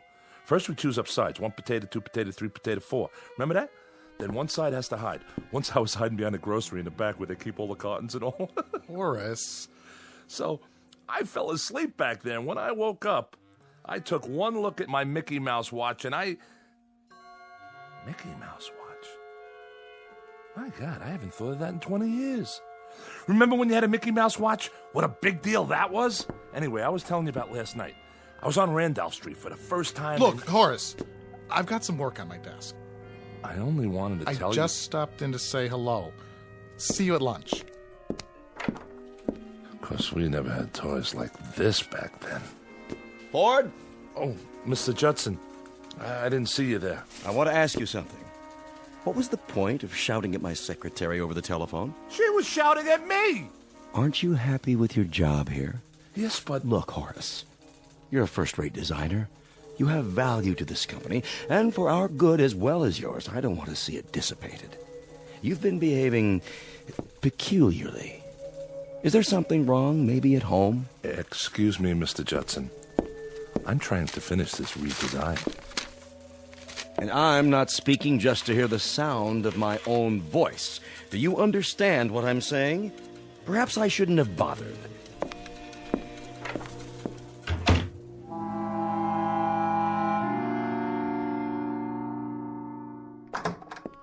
Hello? Sorry I'm late. Subway was tied up for about 20 minutes. Somebody jumped? Nobody jumped. Why do you always think that? Well, it happens if you read the papers. Something broke down. You can't kiss your mother hello anymore? Hi, Mama. I'll see how the dinner's coming. Tired? Yeah. I was thinking, there's a double bill at the Regent. 2 pictures you've been wanting to see. Going Let's just... back there tonight. Where? Randolph Street. What for? I want to see those kids again. But why? Because I want to. It's important. Important? Veal cutlets and succotash. It's canned, but you can hardly tell it from fresh. Let's sit down. Help yourself to the meat, Horace. If it's overcooked a little, blame it on the Subway. Are you sure nobody jumped? Please, he said no. What's so great about disasters? What? I remember when we lived on the block. Every time there was an accident or something, you were always right there. Horace. Well, it's true. What about the time Harvey Bender got his arm caught in a fire hydrant? Harvey Bender? Who's Harvey Bender? If that wasn't the dopiest thing. What's he talking about? The hottest day of the summer, he picks to clog up the hydrant. We all figured they were going to have to bust it open to get his arm out. What do you mean you don't remember Harvey? We were playing marbles, on the manhole cover. I remember it like it was this morning. I got this big fat Puri, and I'm belting them out, cleaning up. When all of a sudden this nut says, "Let's turn on the hydrant." I swear, he was the gooniest kid. His favorite thing was Shakespeare, sock in the ear. Horace, stop it! Why should I? Just stop! Please. But he was one of the kids last night. Who was one of the kids? Harvey Bender. What? I saw him last night. Don't you know that's impossible? I know what I see. He was 10 years old when you were 10 years old. He's as old as you are now. I'm telling you, I saw him. And George Langbart and Cy Wright. They're still kids. He's got a fever, I can tell. I have not got a fever. Mother, be quiet. Horace, sit down. Feel his head. Leave me alone. Listen, darling. I don't know what's happening at your office, but I can see the way you come home. You're tired. I mean, overwork, and sometimes I would like you to see a doctor. What for? Just to let him check you. You think I'm imagining it? No, I don't. Yes, you do. Listen to me, Horace. Horace, where are you going? To see my friends. Horace, please.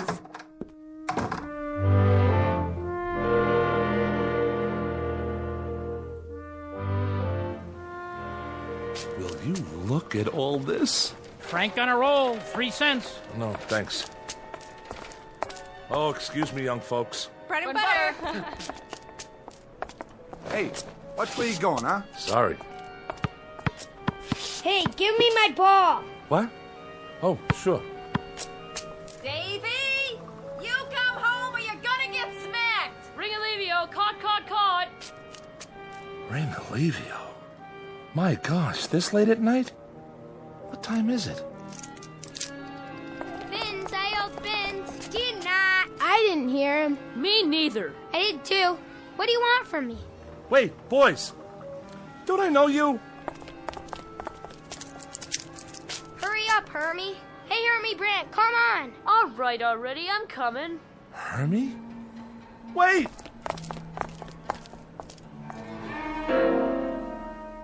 Hey, let's swipe some apples from the fruit stand. Hey, Nitsy. We each grab one. Next to Larry. Next to Larry. Okay, I'll go first. Boys, please.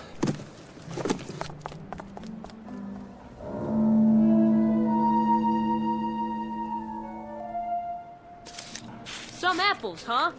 Sour. Hey, what do you think about the big birthday party? He didn't even invite us. Can you believe it? Who are you talking about? Yeah, and I'm supposed to be his best friend. That stinks. We had to myrtleize him, right, Hermie? Boy, and how? Listen to me. I can explain. Come on. Let's get him. No. No!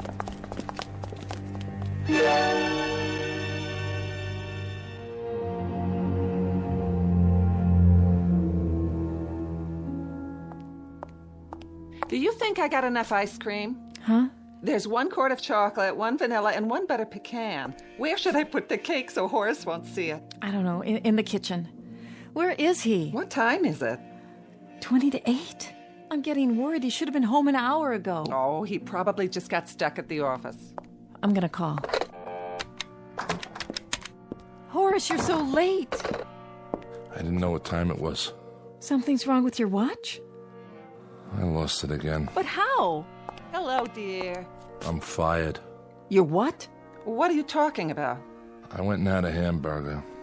That's why I'm late. I'm asking you something. You're fired from your job? Would you stop? Well, what are you yelling at me for? I want to know from Horace. He's trying to be funny, huh? No. Why were you fired? I was inadequate in my work. Who said that? What does it matter? It doesn't matter, Horace.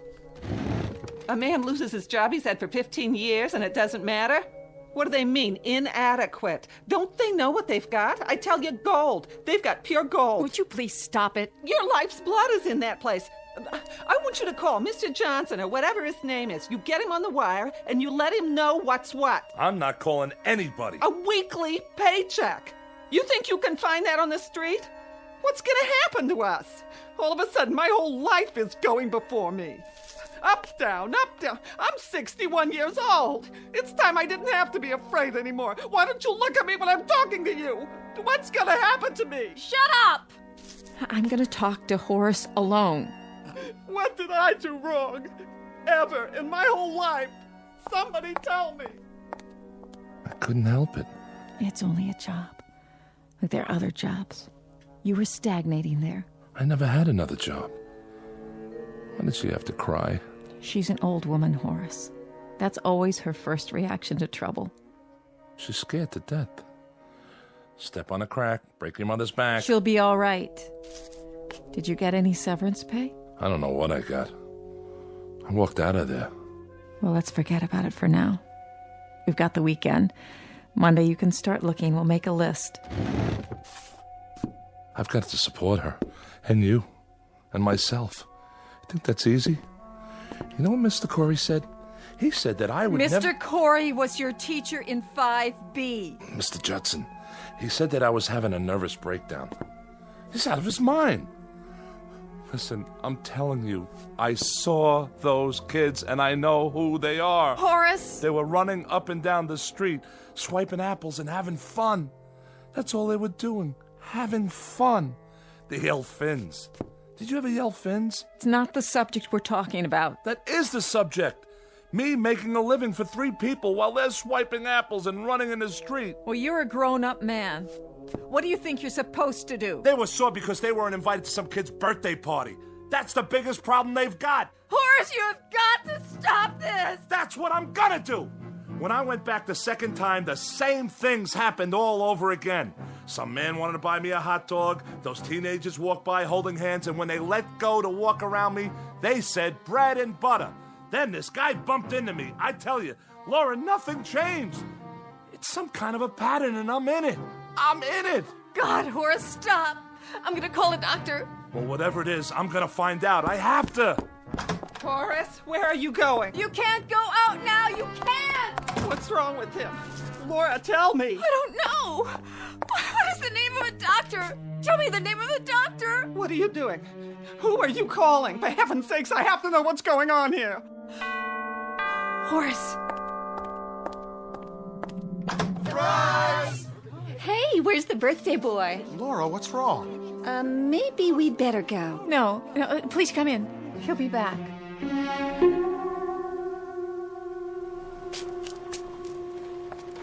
Frank on a roll, 3 cents. No thanks. Oh, excuse me, young folks. Bread and butter. Hey, which way you going, huh? Sorry. Hey, give me my ball. What? Oh, sure. Davy, you come home or you're gonna get smacked. Ringalivio, caught. Ringalivio? My gosh, what time is it? Where's my watch?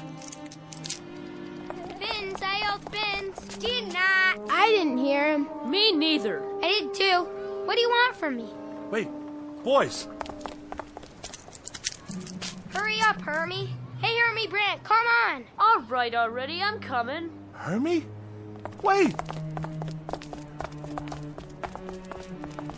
Hey, let's swipe some apples from the fruit stand. Hey, Nitsy. We each grab one. Next to Larry. Next to Larry. Okay, I'll go first.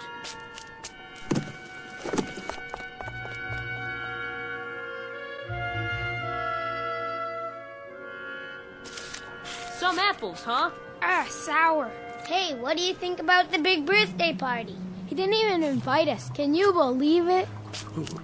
Who are you talking about? Yeah, and I'm supposed to be his best friend. That stinks. We had to myrtleize him, right, Hermie? Boy, ain't how. Listen to me. I can explain. Come on. Let's get him. No. No!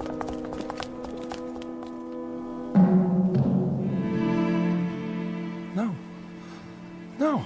Why don't we bust in on the party? Fellas. What for? He'd probably start crying like a baby. Listen, fellas. Can't you hear me? Can't you see me? I gotta tell you something. Step on a line and you bust your father's spine. Cut it out. You've got to listen to me. So are we going to the party? What do we do when we get there? Who cares? They probably got ice cream. Who needs ice cream? It's better than standing around here. Please, look at me. I'm standing right here. Hermie, are you my buddy? Fellas, please. I gotta tell you something. I know I got some apologizing to do. Georgie, Cy, come on. What are you giving me the treatment for? Will you listen? I couldn't help it. Hermie, I'm your best friend. You have to give me a chance. Well, if it ain't little Horace Maxwell Ford. The birthday boy. Why didn't you invite us to your party? We're gonna myrtleize you. No, please. Please, don't. Don't. Laura, honey, I'm sorry about his job, but he'll have another one in no time. He's a wonderful designer. Thank you for saying that. Oh, this party'll perk him up. Best thing in the world for him right now. We even got him a yo-yo. The kind that lights up. I know. All right, everybody. Ready? Somebody get the lights. Laura? Don't make a sound till I open the door. Come in, darling. He dropped this. What? Where did you get that? Oh, Laura. Laura, what's happening? He dropped this. What does that mean? It looks like a Mickey Mouse watch. That's exactly what it is. Horace? Horace, where are you?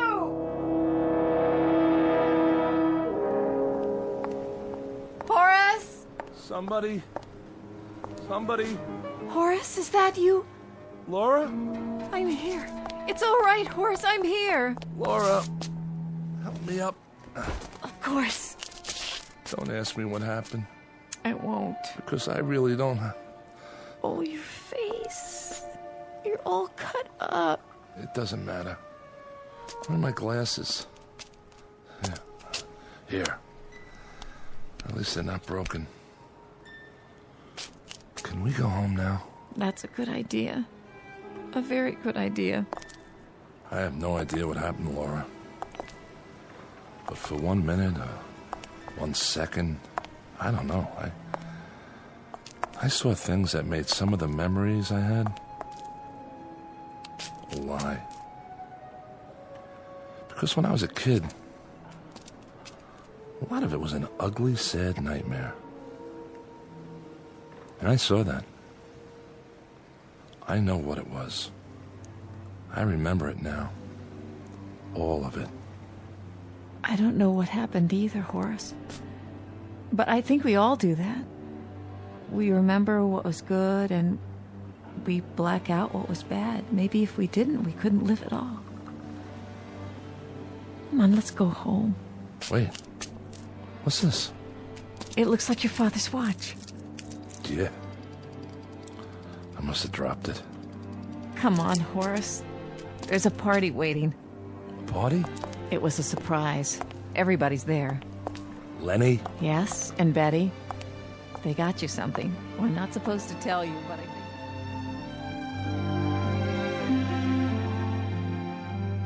Mr. Horace Maxwell Ford, age 38, a bit disheveled but soon to be whole again, with his shirt tail tucked in, his socks up, his glasses straight, and his hair combed, at least most of the time. A mild man, except when talking about his favorite subject, his beloved toys. The ones he builds because he never had them as a child. Don't feel sorry for him. He's just begun to understand that he's really a very adequate man. All grown up and not the awkward boy he used to be. A life-changing discovery, and one that could happen only in the Twilight Zone.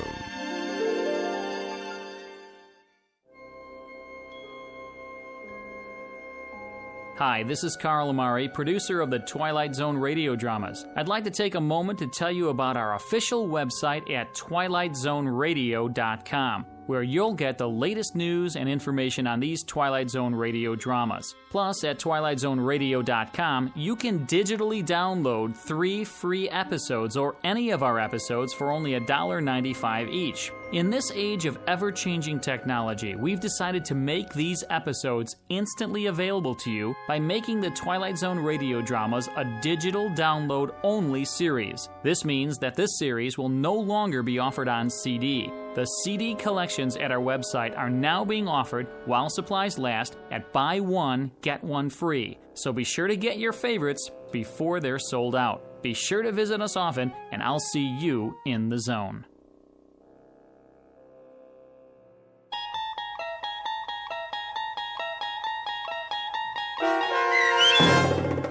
The Incredible World of Horace Ford, starring Mike Starr with Stacy Keach as your narrator, was adapted for radio by Dennis Etchison and based on a script by Reginald Rose. Heard in the cast were Taylor Miller, Meg Thalken, Doug James, Carl Van Sickle, Adam Blaine, John Starr, Bill, Charlie, Alex, and Henry Kummerer, Martin Hughes, Bob Blaine, and Adam Tangway. To learn more about the Twilight Zone radio dramas and to obtain audio cassettes and CDs of these programs, visit our website at twilightzoneradio.com. This copyrighted radio series is produced and directed by Carl Amari and Roger Wolski for Falcon Picture Group. Doug James speaking.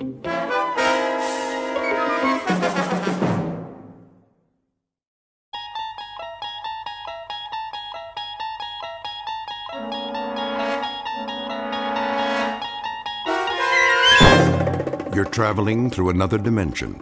A dimension not only of sight and sound, but of mind. A journey into a wondrous land whose boundaries are those of imagination. Your next stop, the Twilight Zone.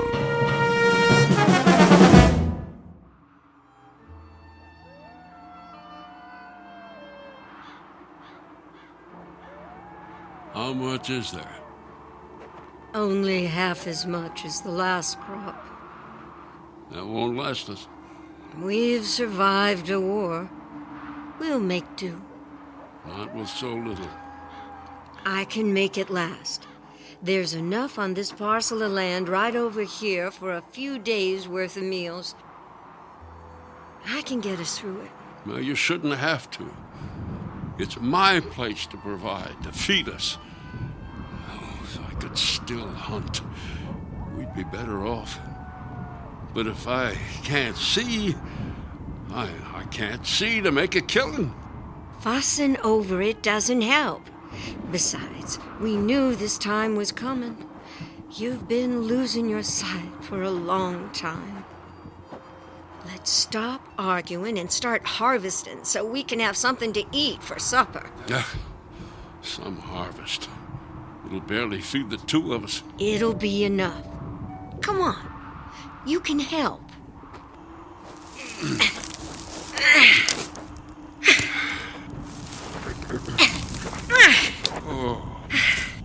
Boy, these leaves feel kind of dry. We could use some rain. What's the weather look like? No chance of rain. It's a clear night. Light's just about out of the sky. Stars are out already. Oh, and just look at that. What?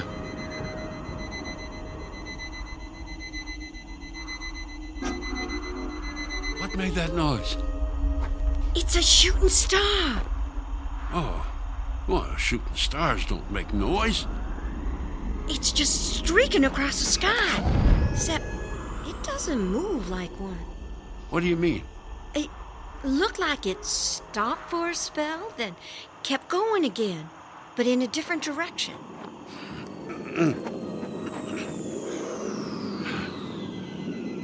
It doesn't sound like a shooting star to me. And now it's... It's what? It's blinking. Blink, blink. Blink, blink, blink. Blink. Blink, blink. Blink. Blinking? Blinking? I think your eyesight's going to go next, Martha. You hush. Bad enough your hearing's been going. I hear you complaining just fine. Half-deaf old woman and her blind, broken-down husband. We make a fine couple.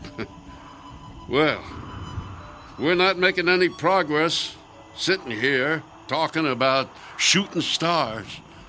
Let's get this basket filled. I want to get inside, make it an early night.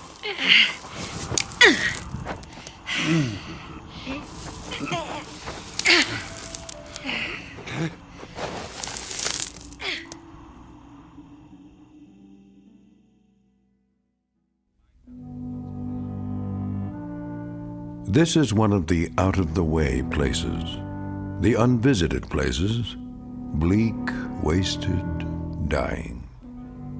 This is the outskirts of a farmhouse, handmade, crude, a house without electricity or gas, a house untouched by progress with no more than just a kitchen and a bedroom. We have just met the couple who lives in the house, strong, simple people whose problems up until now have consisted primarily of acquiring enough food to eat. A couple about to face terror, which is even now coming at them from the Twilight Zone. And now, the Twilight Zone and our story, The Invaders, starring Kathy Garver with Stacy Keach as your narrator. Just put the basket down on the kitchen table.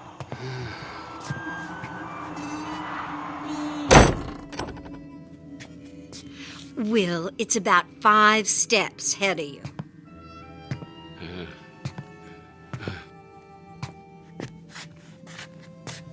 I'm going to start chopping up some of our harvest to make a stew.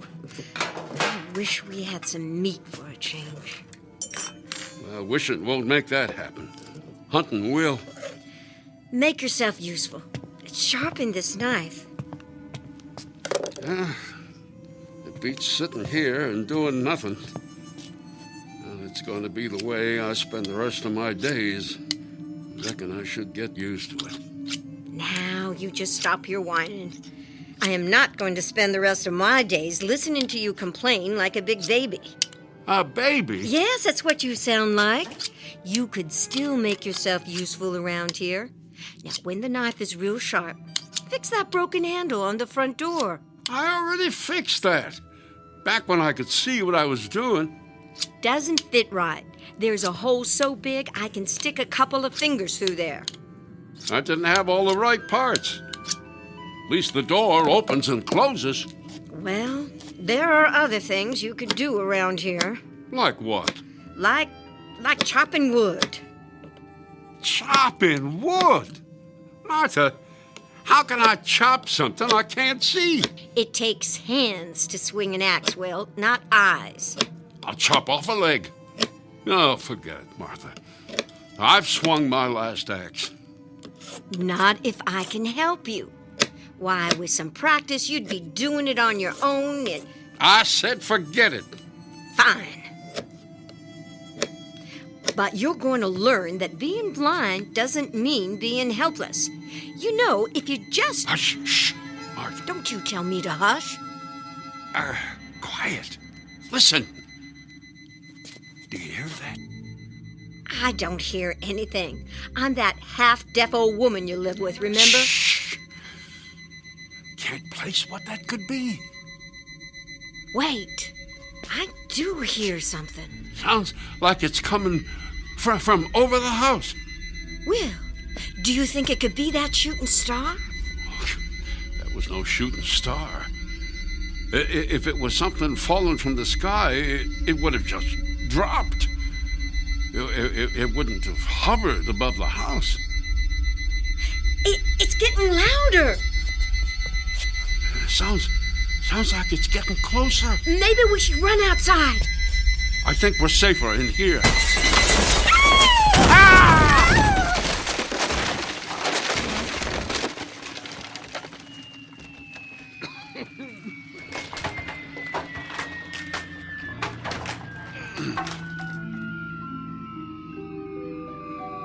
Martha? Martha, are you okay? Martha? Will? Martha? Martha! Where are you? I'm right here. Just a few feet away from you. You all right? My ankle hurts, but I don't think it's broken. Can you get up? I think so. Put your arm out so I can find you. Yeah, there. That's it. Oh, keep your arm around me. How's the ankle feel to walk on? Oh, it hurts. But it could be worse. I think I just twisted it a little. What was that? I don't know. But I think it crashed on the roof. Will! What? There's a red light outside the window. Must be from whatever crashed into the house. And the light, it's blinking. I'm going outside to see what it is. Not without me or not. No, slow down, Martha. You're going to twist your ankle worse. Oh, stop your fussing, Will. I just want to see what crashed into our house. Darn reckless old woman. What's that? I said, what do you see? Looks like there's something on the roof, all right. That blinking light is up there. Can't you tell what it is? No, it's too much smoke, and it's too far back. Looks like it's on the flat part of the roof. I'm gonna have to go up there, see if there's a way to get rid of it. No. Will, what are we supposed to do? Live the rest of our days with that blinking thingamajig on top of our house? No. What if it's dangerous? How are you going to defend yourself? What if it's a remote bomb from our enemies? I'll figure something out when the time comes. Come on. Oh, damn. Headstrong old woman. What's that? I said, if you're set on doing this, you need to listen to me. You haven't been up on the roof that much. First, you have to climb up the ladder. Next to the sink in the kitchen. I know, Will. I've watched you do it 100 times. Do you remember how the door opens onto the roof? Don't I just push up on it and let it swing back? No. Don't just let it fall. It'll make too much noise and upset whatever is up there. Lower the door gently. All right. ankle? A little tender to walk on, but it's all right. Oh, take the lantern. Even with that red light blinking, it may be hard to see up there. I'll wait right down here by the ladder. All right. I'm going up. Martha, be careful. It's really high. I'll keep the ladder stable. All right. Oh, that's it, Martha. Easy. Careful. I can feel your legs as you're going up there. Don't rush. Be careful with the lantern. You don't want to start a fire up there. Quiet. Watch your ankle. Open the door carefully when you get up there. All right. I'm at the top. That's good.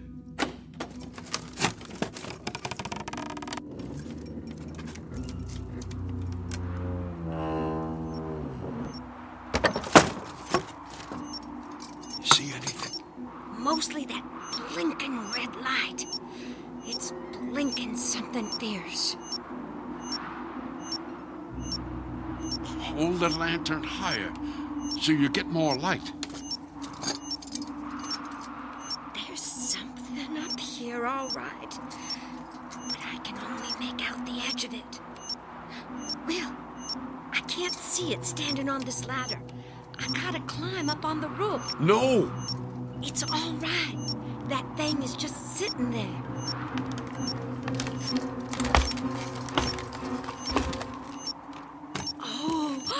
What? What is it? If it's a bomb, it's huge, Will. What does it look like? It's round and flat. Only part that isn't flat is a big bump smack in the middle of it. I think it's made of metal. Let me touch it and see. No, don't touch it. It's okay, Will. It's not doing anything. I don't care. It could still be dangerous. I'll just touch it with my foot. Here, let me just get a little closer. Yep, it's definitely some kind of metal. You'd think it could be a... What's that? I don't know. Martha, get back down here. Wait. I think it's coming from underneath this thing. I gotta bend down to look. Martha, what's going on? It's some kind of door. It's lowering down from the underside of this thingamajig. What's happening? Nothing. The door came down, but now it's just... Wait. I think something's coming out. Martha, get out of there! Yeah. Maybe I will. Ow! What's wrong? My ankle. I think I twisted it worse. Can you crawl to the door? I'll try. Will, it's coming out. Hurry, Martha. Go toward the ladder. I'm trying. Keep coming. Wait, I need to swing my legs around. Oh, it's there. I see it. Don't stop to look at it, Martha. Just get down here. No, stay away. Hurry, Martha. I can't get my legs around that fast. I'm coming up to help. That thing is right by my leg. Kick it, Martha. Kick it away. Get away from me, you beast. Kick it again. Keep kicking. There. I kicked it well, but I don't know where it went. You must have kicked it through the door. I heard it go past me and land on the kitchen floor. Can't be very big. It isn't. Is it down there? I don't hear it. Doesn't mean it's not there, though. If our enemy sent that thing on the roof, this thing that just came out of it might be a remote control device. No, it seemed more animal-like. Maybe it's dead. I'd better come down and look. Swing your legs around into the opening. I'll help you down.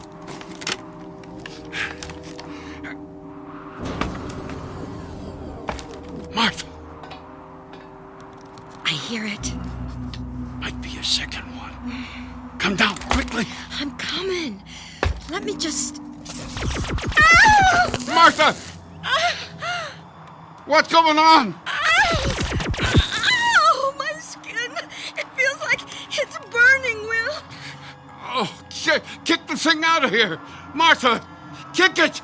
Can't! It's too far away. Ow! You have to stop it. Is there anything up there you can throw at it? I don't know. Martha, think! You gotta find something to throw. Oh, there's nothing up here. Will. Wait. You left a hammer on the roof. Yes. Throw the hammer at it, Martha. All right.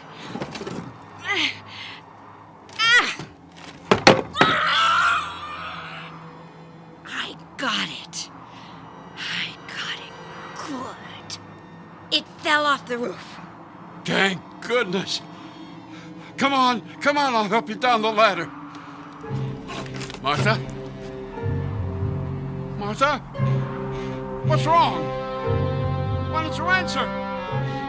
Martha!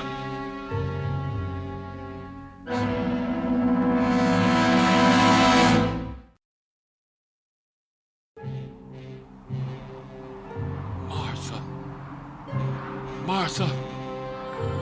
Wake up! Oh, thank goodness. What happened? Well, you passed out? Will, was it a dream? No, I wish it was. You need to lay down for a while. Come on. I'll help you down the ladder. Oh, better yet. We'll help each other. Come on.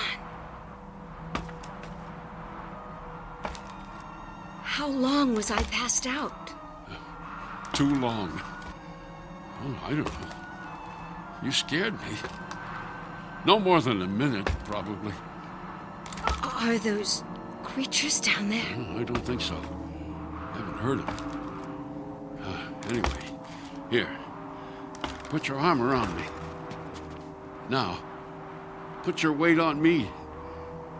That's it. Okay. There we go. Good.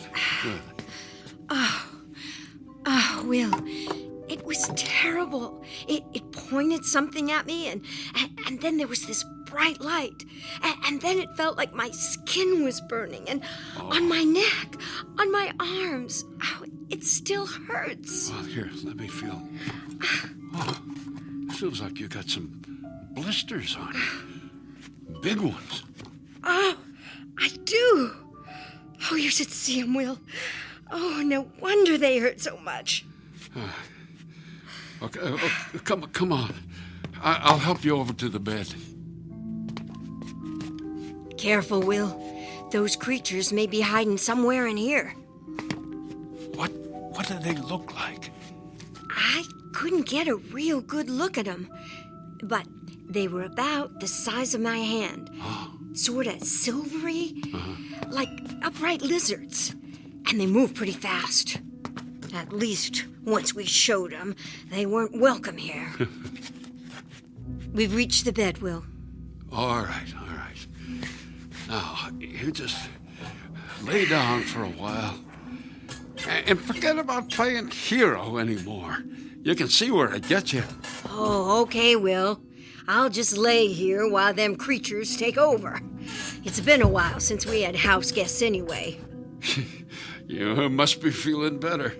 Getting some of your old gumption back. Darn cantankerous old... What's that? I said if those creatures were the size of your hand, they should be pretty easy to... Oh! What's wrong? I stepped on something. Oh, piece of ceiling, most likely. I don't think so. There Never felt anything like it. Hold it closer so I can see it. Will, this is what that creature was pointing at me. This is what gave me the blisters. Huh? Some kind of weapon? I wonder how it works. Don't shake it. What if it... What's it doing? I don't know. Shut it off. I don't know how. Drop it, Will, drop it. Don't touch it again, Will. You don't need to worry about that. In fact, let's make certain nobody touches it again.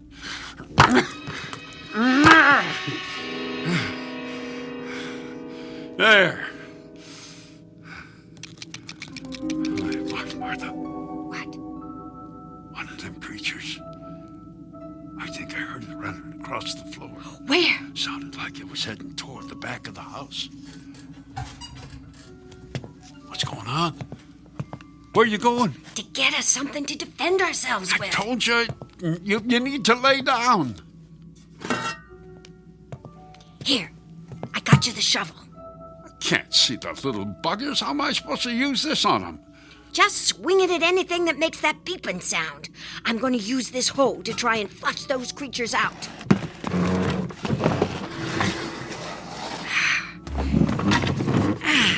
The little beasts could be hiding anywhere.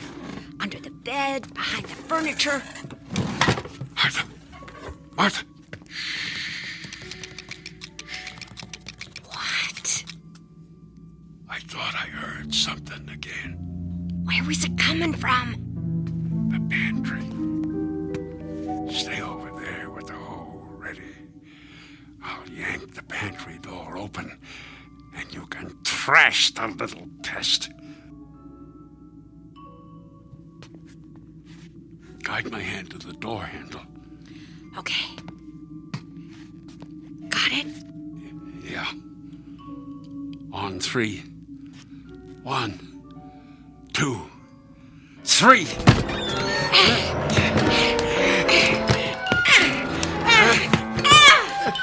Did you get it? Martha, did you get it? No! Nothing there! I beat the tar out of this sack of grain, though. Would have sworn one of those things was in there. We'd better throw this sack outside before it spills all over the floor. Put your shovel down and pick this thing up for me, will you? It's right over here.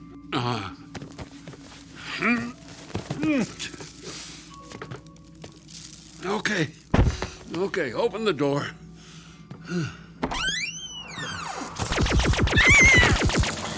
It's at the door. Throw the sack at it. You missed.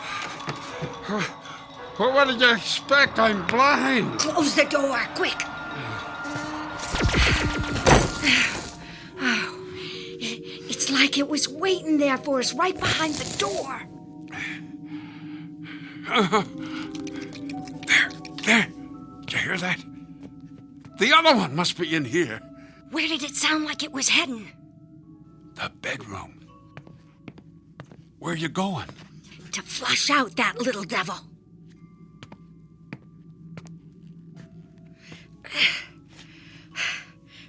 Come out from under that bed, you little creep. Oh. What's wrong? Something's got the hole. How could that be? I thought you said it was small. Can't get it loose. Here, let me help. No, I've got it. Ow! Martha, are you okay? Oh, I banged my noggin. But I'm all right. I'm all right otherwise. I told you to stop playing hero. Darn stubborn old... What's that? I said take my hand. Getting too old for this. Was it one of them things that grabbed the hoe? Nah, I don't think so. I hate to admit it. I just got it snagged on the bed frame. You need something shorter. Can't keep swinging that big hoe around in this little room. What should I use? Well,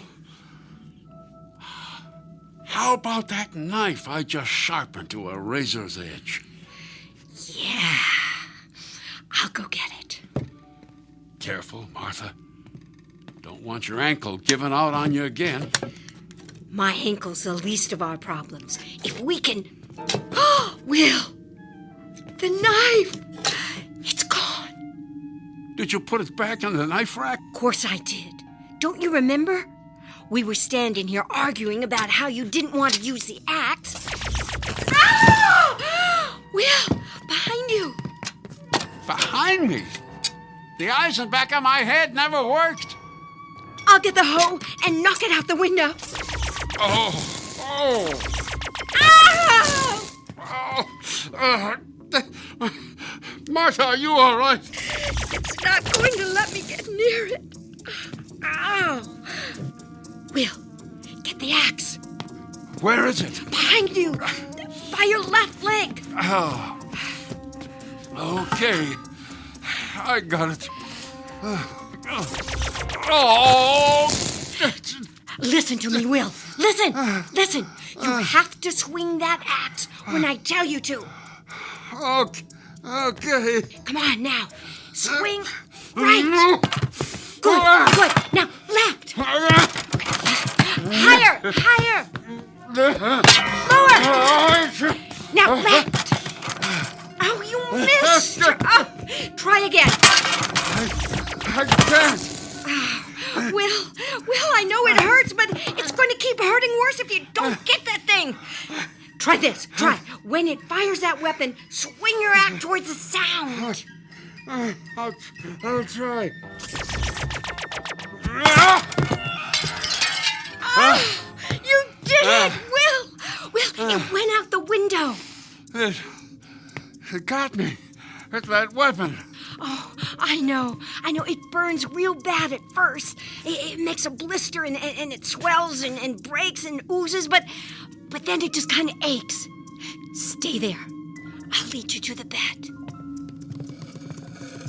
Ow! What's wrong? Oh, it stabbed me.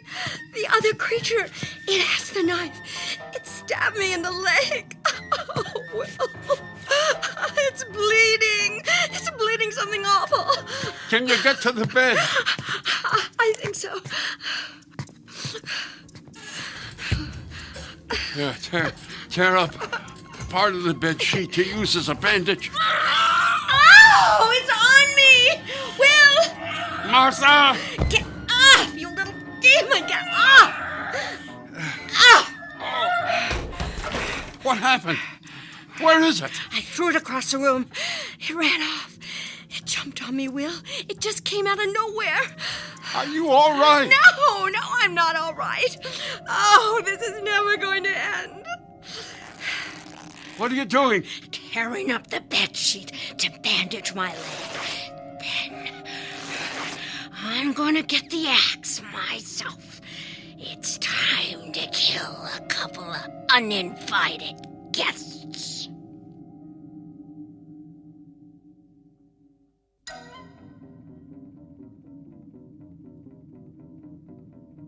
All right, Will. I've got the axe. Put it down, Martha. You'll hurt yourself. I'm not putting it down until those little hellions are dead.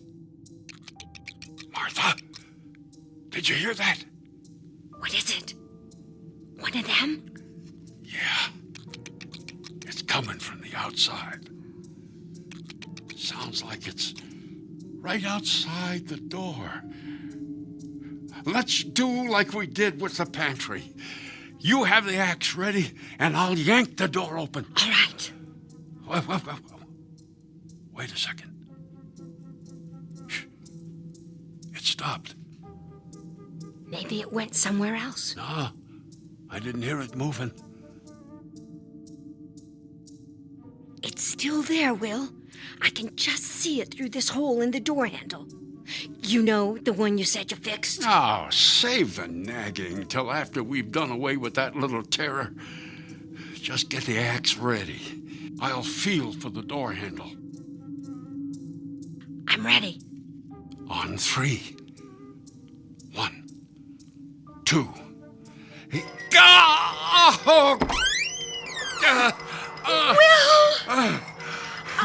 What did I grab? That little savage stuck the knife through the hole. You grabbed the blade instead of the door handle. Close the door before it gets in there. Too late.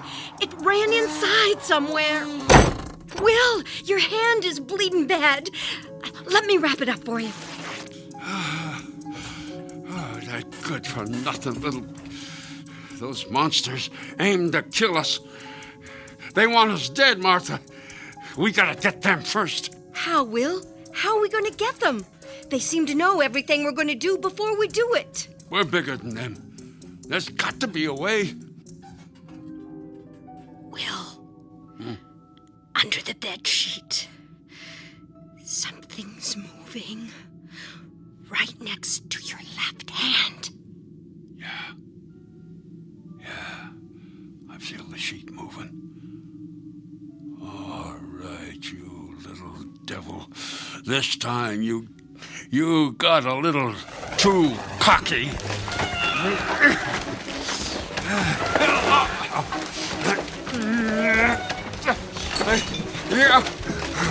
You got it. You got it. It's not giving up a lot of fight. Wrap it up in the bed sheet. You've almost got it, Will.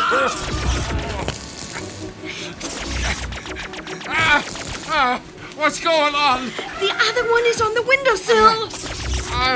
It's hitting me with that blasted weapon. Don't give up, Will. I'll get the other creature.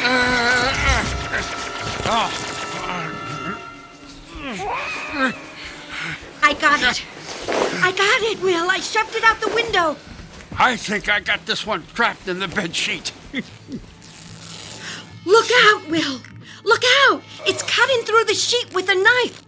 I'll try and grab the blade. No. Oh, you'll get sliced up. It's all right. Just try and hold it steady. I'll grab the handle from the back of the knife. I got a hold of it. Try and pull it away. I think if I pull it... Oh, come on, you little monster. Let go. Got it. Now, to finish off this little devil. Look out, Will. It's trying to get out through the hole in the bedsheet. Whack it against the table.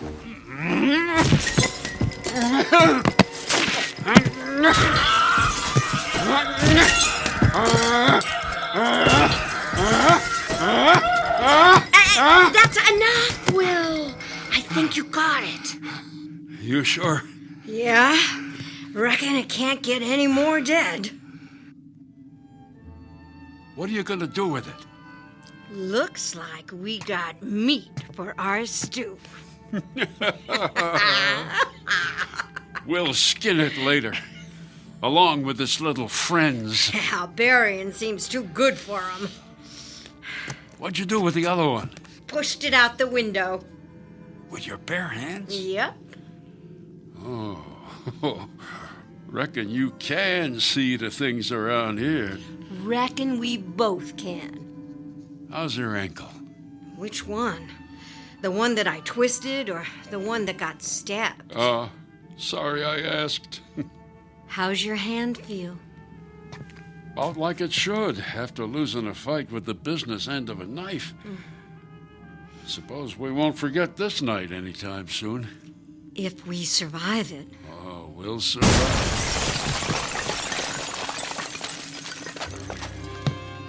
What was that? Something blew a hole in the wall. Must have been that other creature. How big is the hole? Just big enough for the little terror to fit through. It's out there all right, Martha. Are you near the axe? Yes.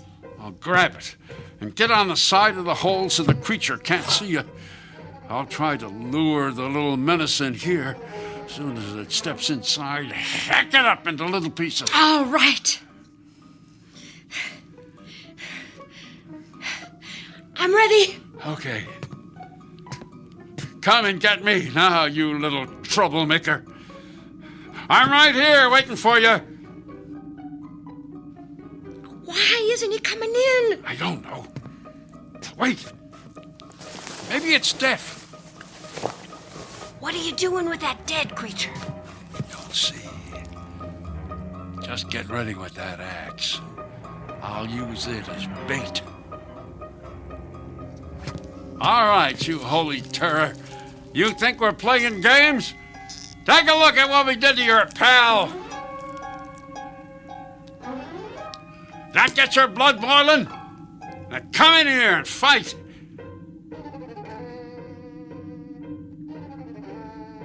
Will, it's not budging. I don't understand. I think it ran off. Let me look. Careful. It might be a trick. No, it's gone. I'm hearing something. Me too. I think it's climbing up the trellis. Come on, you can knock it off there with the shovel. No, wait.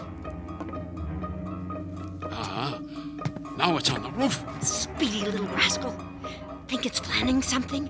Maybe getting more weapons from that thing that came in? Suppose we better not wait to find out. Grab the axe, Martha. We're going up on the roof to finish that thing off. I better go up first so I can look around.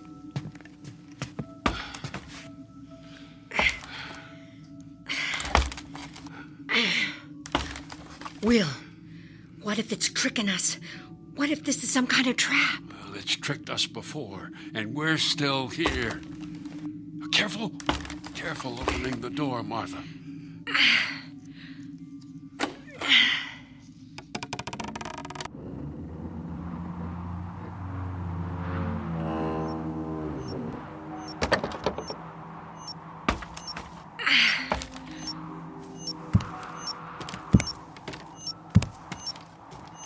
You see anything?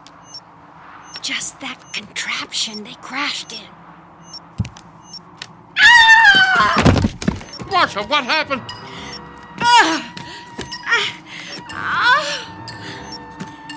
That little monster, he tied a wire around the chimney and tripped me.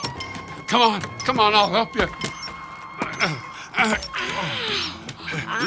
Lean on me. I sprained my other ankle. Oh, it hurts so much. Now grab hold of my arm. It won't support my weight. All right, stay there. Where'd that little demon go? Inside that contraption. What's that noise? It's the door on that thing. It's closing.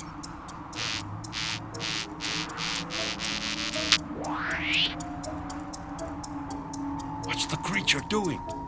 Don't know. Reckon it's gonna kill us. I don't aim to wait around and see. Give me the axe, Martha. Here, I'll slide it over to you. Got it? You're getting it, Will! Will, you're getting it. Got it. Don't worry, Martha. It takes hands to swing an axe, not eyes.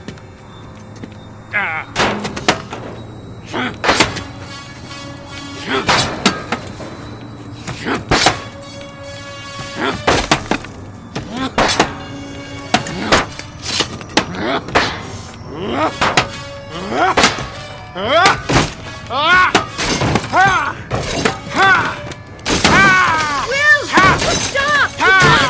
You got it! You did it!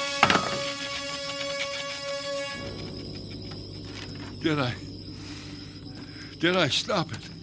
Stop it! Oh, you should see what you did to that contraption. Oh, I wish all 8 of your blind eyes could still see. We won't have any more creatures bothering us. Good. I'm so glad you were here, Will. Oh, it's all right, Martha. It's over. We did it. Here, let me help you up. You still have 4 good ankles to balance on. Yeah. Oh, I'm a little dizzy. Must have hit both my heads when I fell. Darn hard-headed old... Oh, now don't say it. I thought I was, let's see if I can remember. Reckless, headstrong, cantankerous. You forgot stubborn, truth be told. I'm glad you were all of them things. Otherwise, you wouldn't have had the gumption to go after them creatures. And I couldn't have handled it all by myself. I know you love me, because you're wagging your tail. Come on, I'll help you down the ladder. Will, where do you think they came from? I don't know. Must be someplace where folks are used to hurting each other. Someplace where they'd rather fight than get to know folks who aren't like them. I hope it's someplace far from here.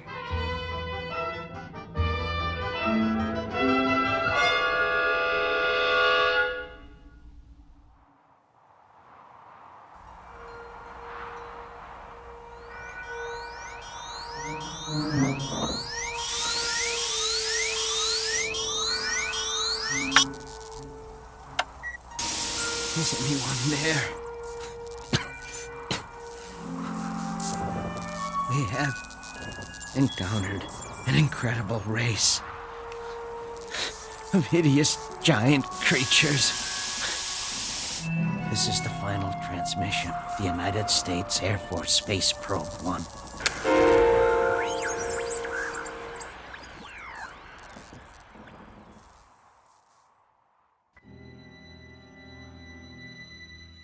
These are the Invaders, the tiny beings from the tiny place called Earth, who would take the giant step across the sky to the question marks that sparkle and beckon from the vastness of the universe only to be imagined.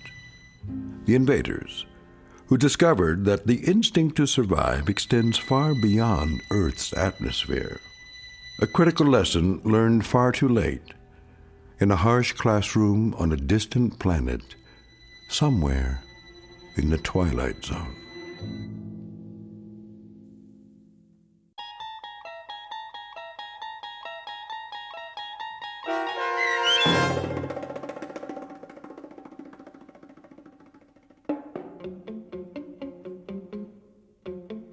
The Invaders, starring Kathy Garver with Stacy Keach as your narrator, was written for The Twilight Zone by Richard Matheson and adapted for radio by Barry Rickard. Heard in the cast were Tony Makis and Joby Cerny. The producers of The Twilight Zone wish to thank CBS Enterprises and the Rod Serling Estate for making this series possible. This copyrighted radio series is produced by Carl Amari and directed by Joby Cerny for Falcon Picture Group. Sound design, custom Foley effects, recording, and editing are done in the Cerny American Sound to Picture Theater by sound designers Bob Benson, Todd Beyer, Tim Cerny, and Craig Lee. To learn more about the Twilight Zone radio dramas and to contact us, visit our official website at twilightzoneradio.com. Doug James speaking.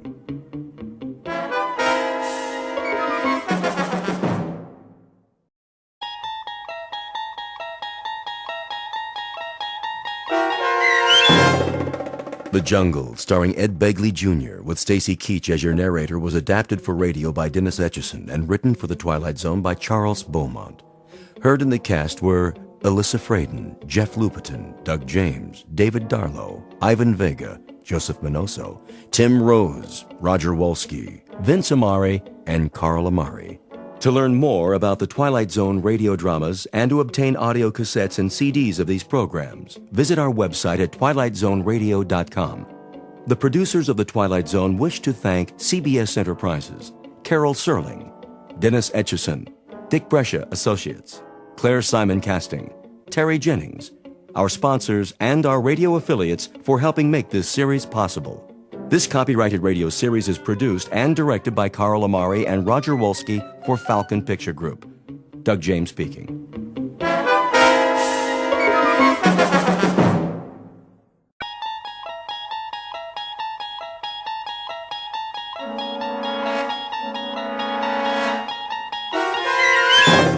You're traveling through another dimension. A dimension not only of sight and sound, but of mind. A journey into a wondrous land whose boundaries are those of imagination. Your next stop, the Twilight Zone.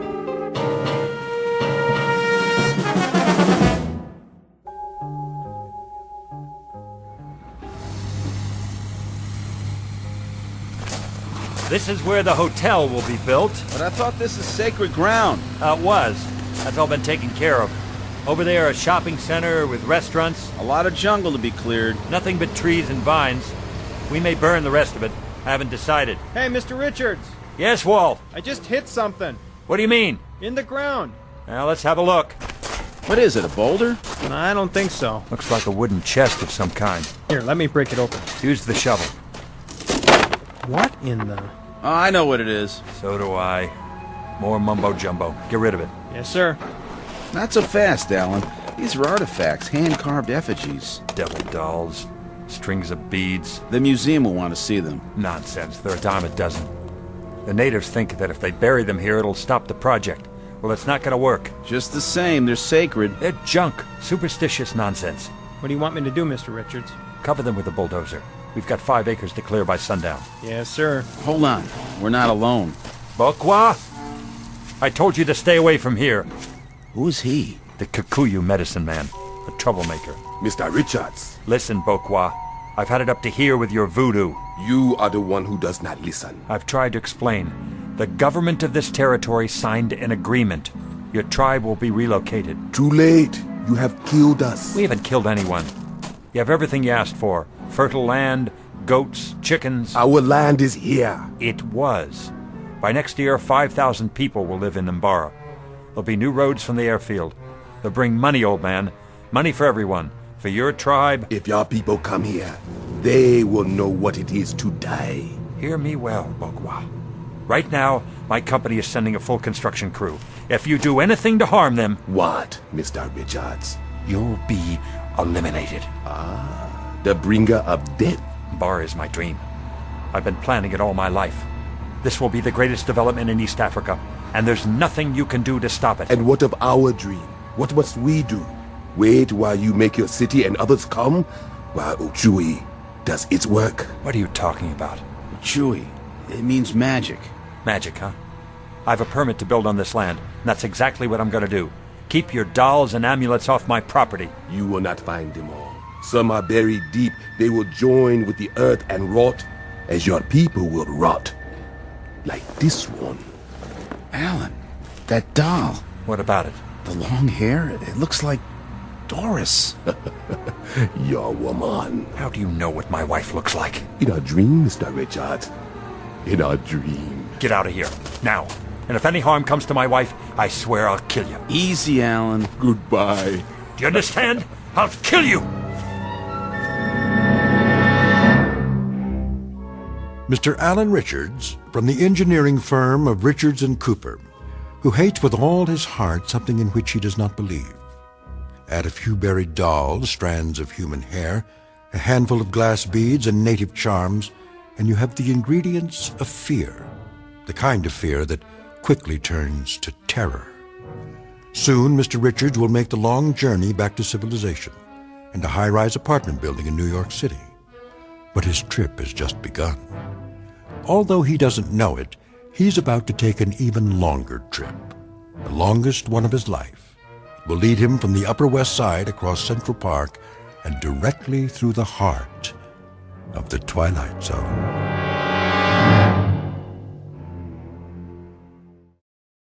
And now, The Twilight Zone and our story, The Jungle, starring Ed Begley Jr., with Stacy Keach as your narrator.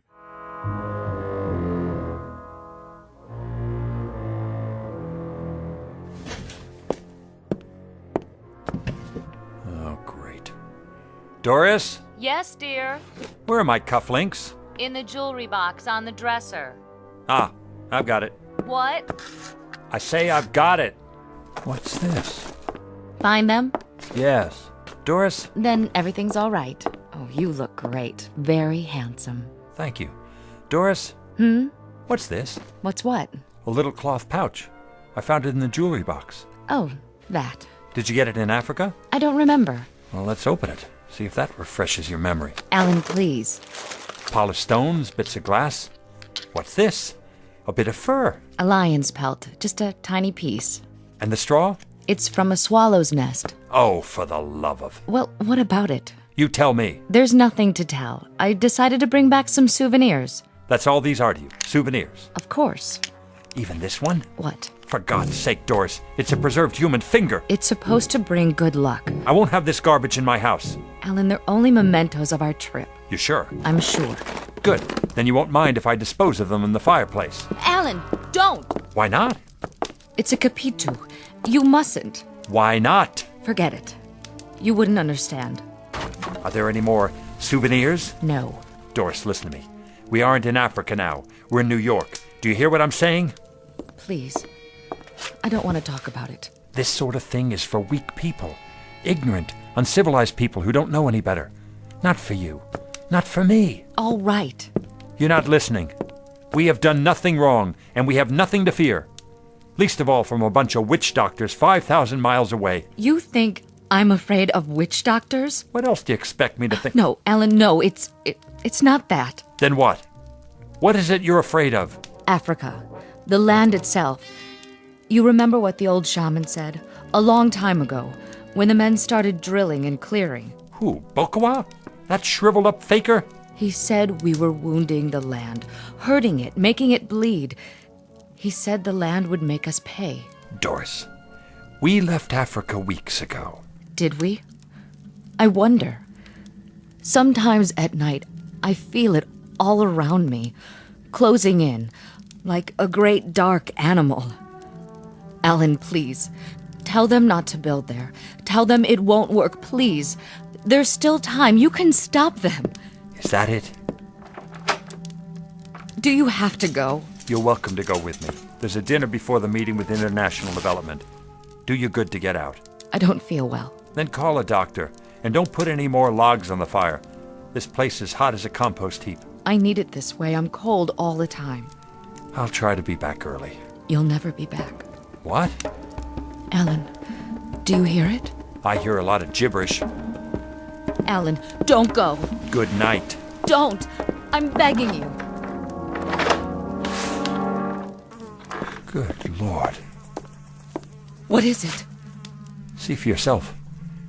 It appears to be the carcass of a dead animal of some kind.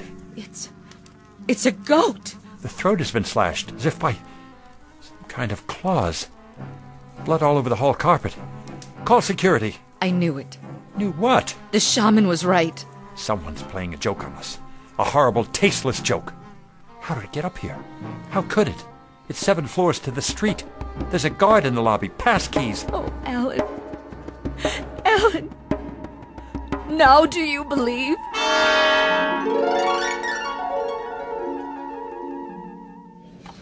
So, to sum up, the site is clear. Drainage and leveling have already begun, along with preliminary work on the diversion of the river.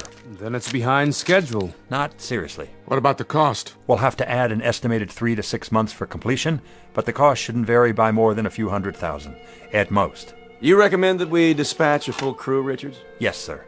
That's exactly what I recommend. And your partner, Mr. Cooper. What do you say? I concur, Mr. Templeton. In short, we've done what we said we'd do. Allowing for delay because of weather, we're on track. Mission accomplished, or very nearly. Hear, hear. Well done, gentlemen. A few questions first, if you don't mind. Certainly. Of course, sir. I'm sure you've considered this aspect carefully, but for my own curiosity, what about the native population? What about them, sir? Environmental impact, relocation, that sort of thing. How are they reacting?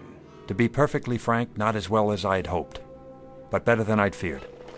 The Kikuyus have a violent tradition, Mr. Templeton. They resent the loss of their village. They resent the project, even though they're going to benefit from it eventually. Point of fact, they resent us. But I doubt that they'll cause any serious trouble, except for Ukawi. What? Magic, a kind of witchcraft. You see, a number of the shamans have decided to put a curse on everyone connected with this enterprise, effective upon the decision to go ahead with the project, that is. What sort of curse, Richards? The evil eye. The usual, slow and painful death. I assure you, gentlemen, There isn't anything the least bit funny about Ukawi. You're not serious. I am, because I've seen it work. I've seen healthy men sicken and die within 10 minutes of the time set by the witch doctors who curse them. Of course, not in this case.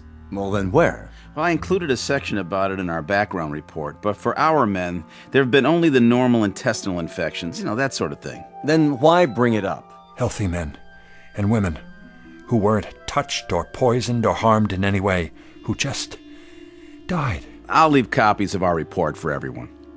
Then, you mean to say you believe in it? No, Mr. Sinclair. But they did, and their belief made it real. An important distinction. I simply can't imagine that anyone in this day and age would go in for magic. Oh, you can't? Well, as it happens, Mr. Sinclair, several million people go in for magic. And they're not all in Africa either. Some of them are right here in this room. Come now, Richards. Don't talk rubbish. We better be going now. What's that on your keychain, Mr. Sinclair? Why, On the table with your keys.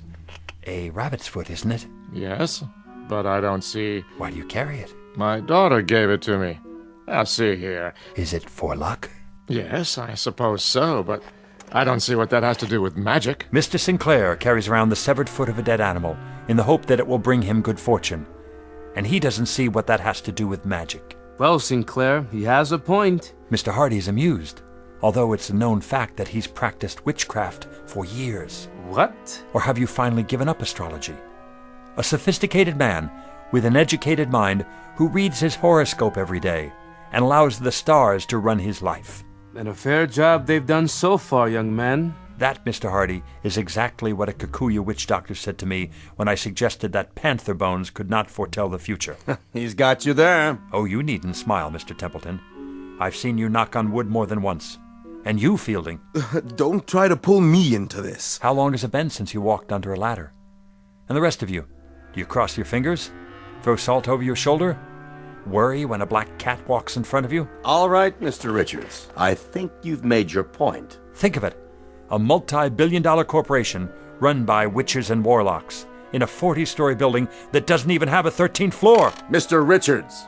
Sorry. All of you. Please. Mr. Cooper and I will be leaving now. Well, gentlemen, what do you think? Well, he's quite competent as a project manager. Yes, it's true. I'd say he may have left the jungle behind, but the jungle hasn't left him.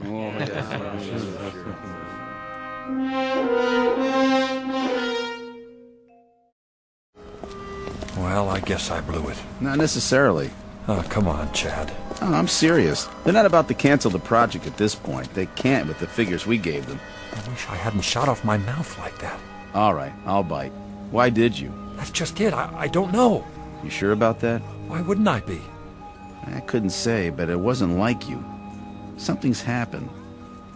Hasn't it? Maybe I'll tell you about it sometime. And tell me now. I'm not going anywhere. You're not? Let's stop off for a drink. I'd better get home. You don't sound like you're looking forward to it. I'm not, I guess. Trouble? Oh, it's not her fault. But something funny did happen tonight. Funny haha or funny peculiar? You don't have to answer. It's not what you think. I don't think anything. Come on, here's Riley's. We'll have a beer. Help you sleep. Besides, I want to hear it. Whatever it is. All right, but just one. Well? Well, what? Are you coming? Yeah, sure. I just thought I heard something. So did I. That cab better get a new fan belt. Sounds like fingernails on a blackboard. Yeah, that must have been it.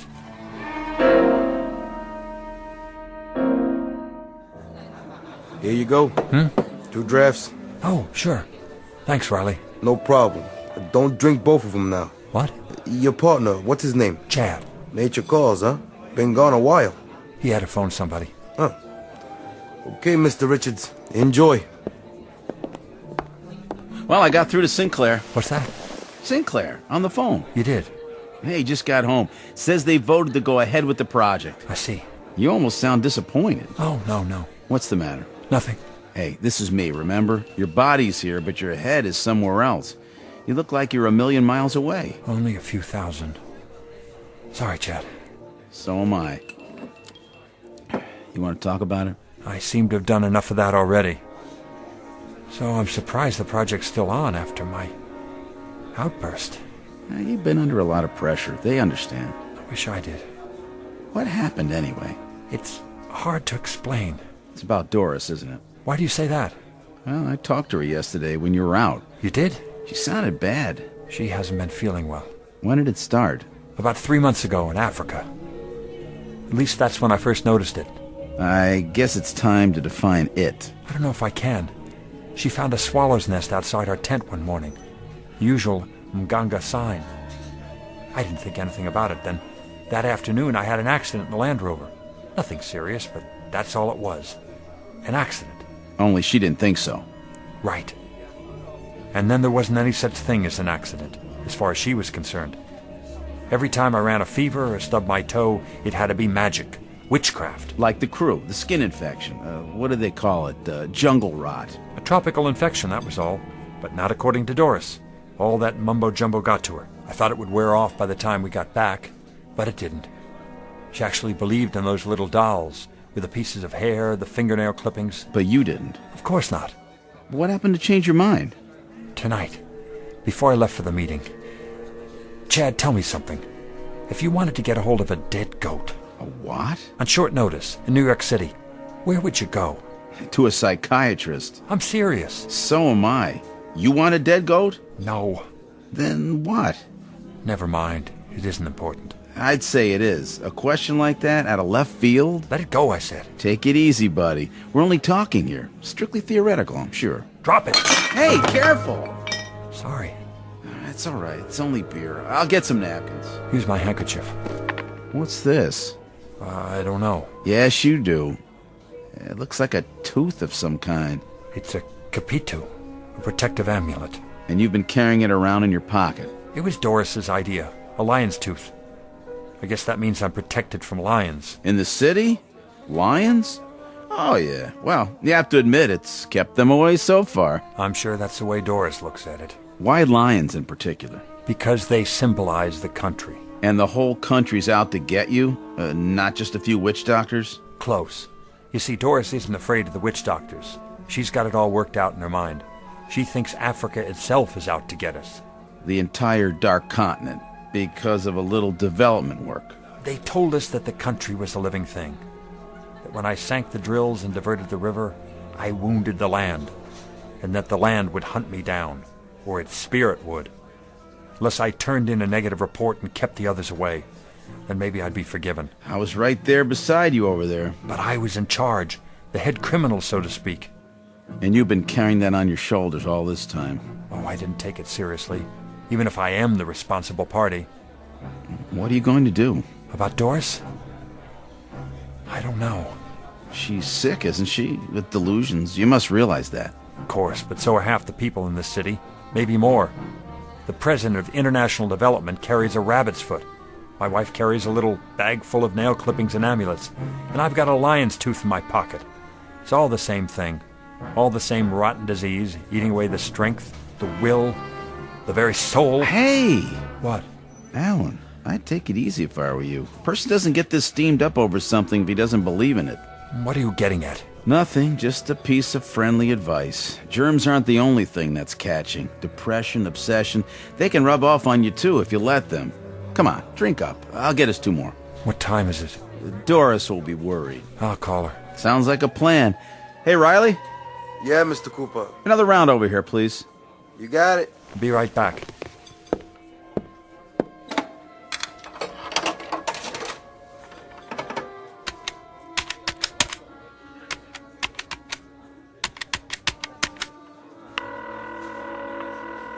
Hello? Honey? Where are you? We just got out of the meeting. At this hour? The dinner ran long. I'm with Chad. Was everything taken care of? Security took the carcass away. They had to call animal control. Then they scrubbed the floor outside our door, but the blood wouldn't come out. They're going to recarpet in the morning. Good. Doris, how you feeling? Oh, just dandy. How do you think I feel? A sacrifice on our doorstep. Take a sleeping pill. I took one. Then take another one. I'll call the doctor tomorrow. He can't help. It's not a question of nerves anymore. It's bigger than that, can't you see? Be home as soon as I can. Chad? Chad? Something the matter, Mr. Richards? What happened to Mr. Cooper? Who? The man I came in with. Where is he?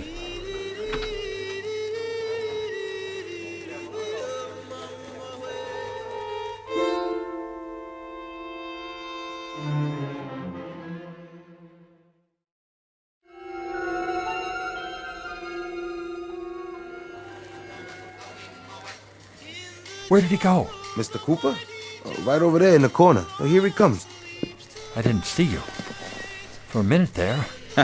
I thought I put a quarter in the jukebox for you. Very funny. Like it? Lay off.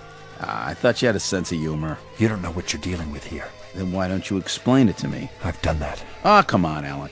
All I've heard about is voodoo and witchcraft and magic. I don't know what. Doris is depressed. You are too. You should both be going to a shrink if that's all it is. Look, we got a lot riding on this contract. Everything, in fact. If you can't handle it, take some time off. Get your head together. I can handle it. I'm not so sure you could. Yeah, right. Closing time, fellas. Last call. Let's get out of here. That late already? That late. Thanks, Riley. Don't mention it. See you again. Count on it. Come on. I feel like I'm forgetting something. Yeah, you forgot to go to bed. You okay to drive? I'm fine. Look, if Doris gives you any trouble, blame me. I'll back you up. Sure. Now, give her a few more weeks in the big city. She'll come around. And when she does, you'll snap out of it, too. I hope so. As for yourself, get some sleep before the sun comes up. Make a new man of you. Ever watched the sunrise in Africa? Yeah. So? The sky is like a bowl of ink. Then all of a sudden somebody pours a little milk into it, right at the horizon. It begins to spread and you can see for miles. Every detail. Trees, rocks, and any animals that might be in there. Waiting. But just before that, black as the space under the bed when you turn the lights out. Alan, old buddy. Hey, you ought to be a poet instead of an engineer. You got your keys? Got 'em. Okay, then. My car's across the street. Say goodnight, Alan. Good night, Alan. Look, I'll call you in the morning. And drive carefully now. Don't let the pussycats bite. You too.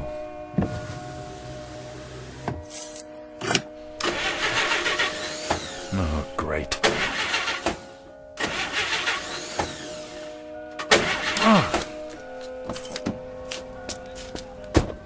Chad? The lion's tooth. Hey, Riley, open up. It's Alan Richards. I left something on the table. Riley! My car won't start. At least call me a cab, will ya?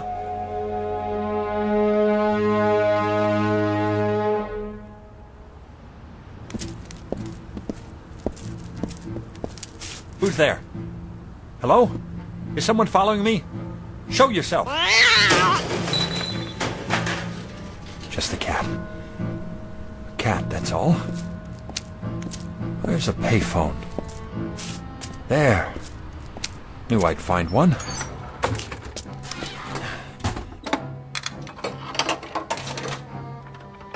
What's the matter with this thing? Out of order. Of all the times. What? Yes? Hello? Hello, is anybody? No.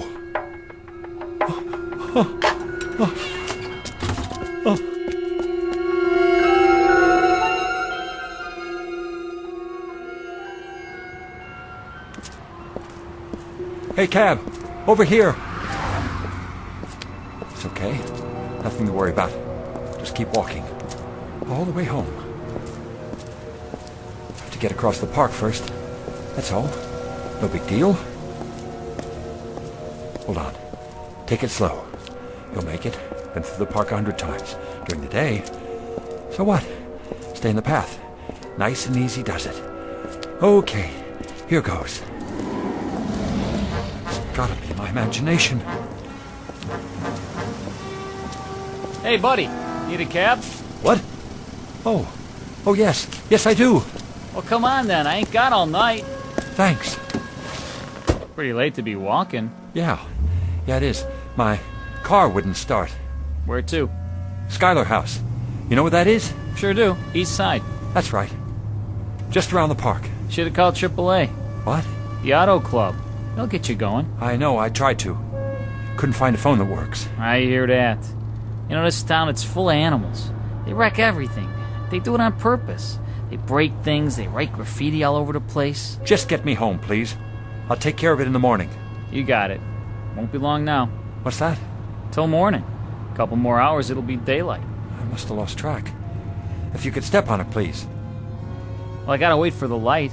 If I run a red light, it's a big fine. There's cops all over. Are there? I didn't see any. That's because they're never around when you need them. Driver? You can go now. The light's green. It's just on the other side of the park. Driver? You hear me? The light's green. What's wrong with you? He isn't breathing. Help me! Somebody call an ambulance! Call the police! This cab driver is dead!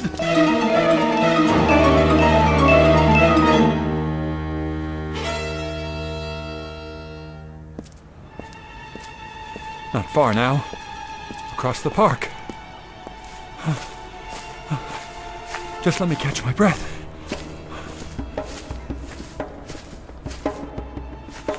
Who's there? Stay where you are. Spare change? Oh, I thought you were... Who? I don't know. Excuse me, mister, but I ain't had nothing to eat for 2 days. Sure appreciate it if you could help me out. I don't have any change. Here's a 5.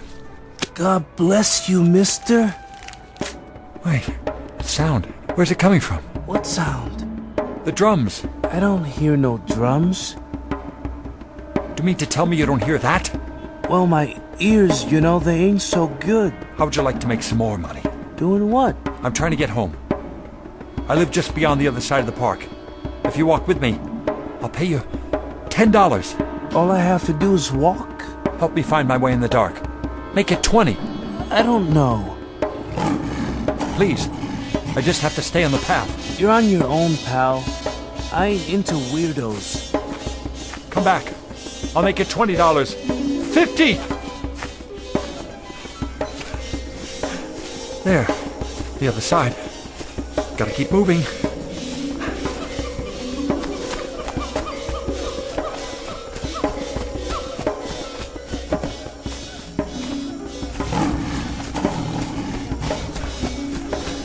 A street lamp.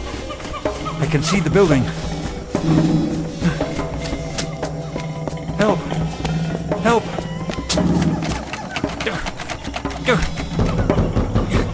Let me in!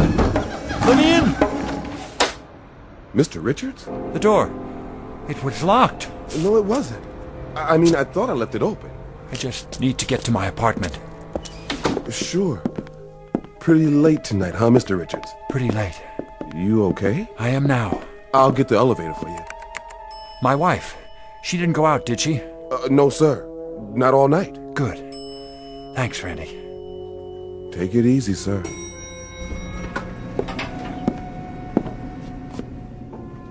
Don't know what's wrong with me. So tired. Need to sleep.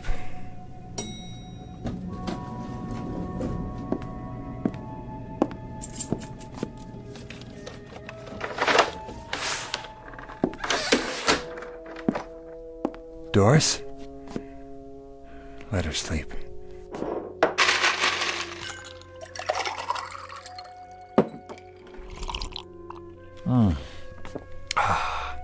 That's better.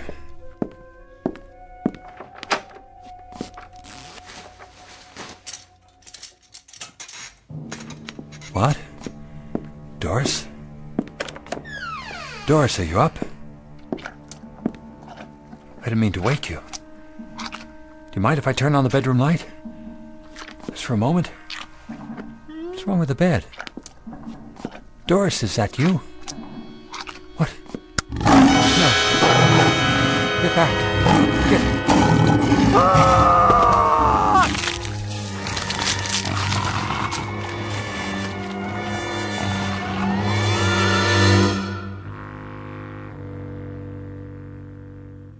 It has been said that love is the greatest emotion. and the most creative. But hate, if it is strong enough, can create as well, and destroy. Alan Richards had only a moment to understand this, a brief flash of insight. But it came too late, for someone who, like most of us, has never seen a lion feeding. Unfortunately, to his great sorrow, it's a warning he will not be able to pass on to anyone else, either in or out of the Twilight Zone. We'll return to the Twilight Zone in just a moment. You are about to enter another dimension, a dimension not only of sight and sound, but of mind, a journey into a wondrous land of imagination. Next stop, the Twilight Zone. Hi, this is Stacy Keach. I'd like to take a moment to tell you about our Twilight Zone website at twilightzoneradio.com. At twilightzoneradio.com, you'll find the latest information on these Twilight Zone radio dramas, including behind-the-scenes photographs, plus the newest product releases, trivia contests, ways to contact us, other Twilight Zone-related info and merchandise, plus links to other fascinating websites. So make your next stop twilightzoneradio.com. Visit twilightzoneradio.com to purchase these Twilight Zone radio dramas on cassette and CD, or call toll-free 1-866-989-ZONE. That's 1-866-989-9663.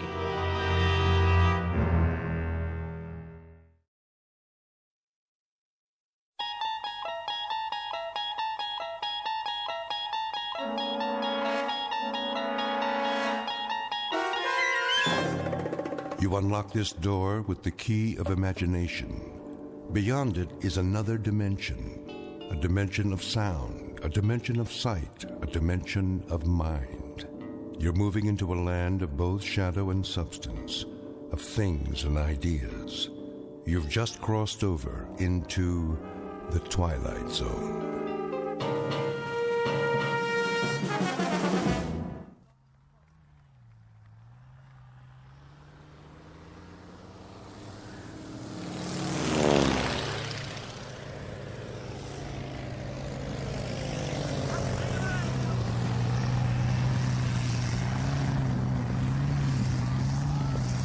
Here we are then, all in. Well done, chaps. In time for tea. Rather have a pint. Which one is this? Lieutenant Jones, sir. None the worse for wear. All back then, are they? Not quite, sir. Let me see. Campbell, McCudden, Rhys Davids. Who's still in the air? That would be Captain Mackay and... Not Mac. What about him, sir? Oh, I'm sure he'll make it. The man's an absolute ace. It's just that ever since we lost Ball, well... Yes, that business with the cloud. Cloud, indeed. It was the Jerrys that got him. Bloody butchers. Well, no clouds in the sky this morning, sir, and not a German plane in sight. He should be setting down any time now. Flying alone, is he? On patrol with another scout. Good plane. Decker, I believe. Ah. Seen his share of dogfights? And they both have. Where are they, then? Where?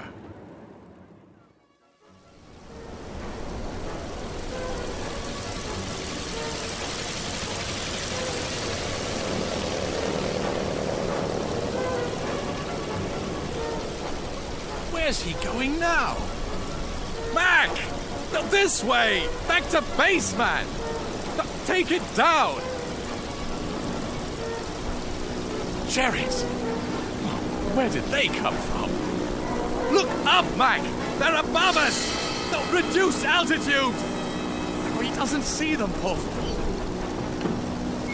I've got to get out of here before they spot us. Watch it, Mac! Watch it!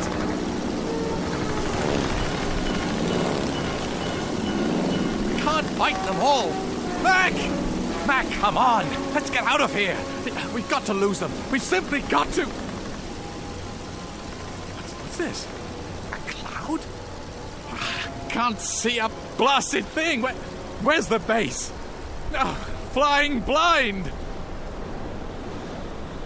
What's happening? I can't hear anything either. Mac? Mac? Where are you? Where am I?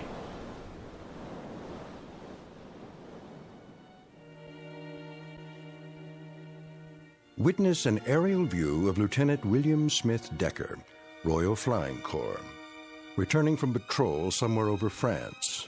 The year is 1917, and at this given moment, Lieutenant Decker has just discovered that he is lost. But less than 1 minute from now, the lieutenant will discover that there are degrees to being lost. Degrees not only to be measured in miles, but perhaps in eternities. That is, if one has flown into the Twilight Zone. And now, The Twilight Zone and our story, The Last Flight, starring Charles Shaughnessy, with Stacy Keach as your narrator.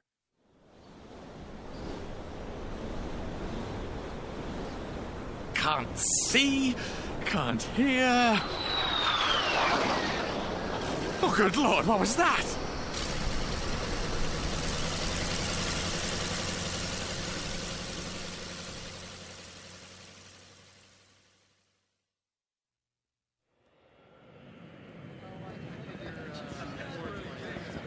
Hey, take a gander at that.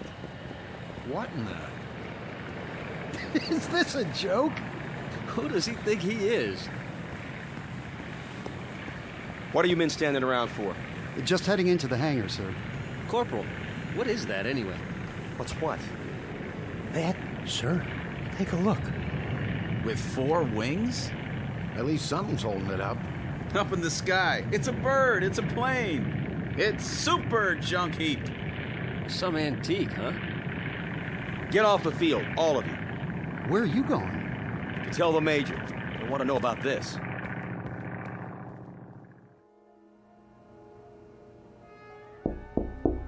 Major Wilson? Yeah? Major, have you? Have I what, Corporal? If you don't mind, sir, I think you should take a look outside. Something wrong? I'm not sure, but I thought you should know. It sounds like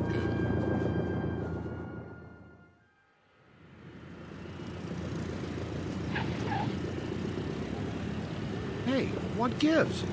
Some kind of old-timey stunt pilot. Dig those crazy goggles. So that's a biplane. If I remember my history books, it's a Newport Scout. Favorite of the RAF. Must be from an air show or something, huh, Major? No air shows around here. Who gave him clearance to land? That's just it, sir. As far as I can tell, no one. Look, he didn't get shot down. This is restricted airspace. Jeep. Driver for the Major. On the double.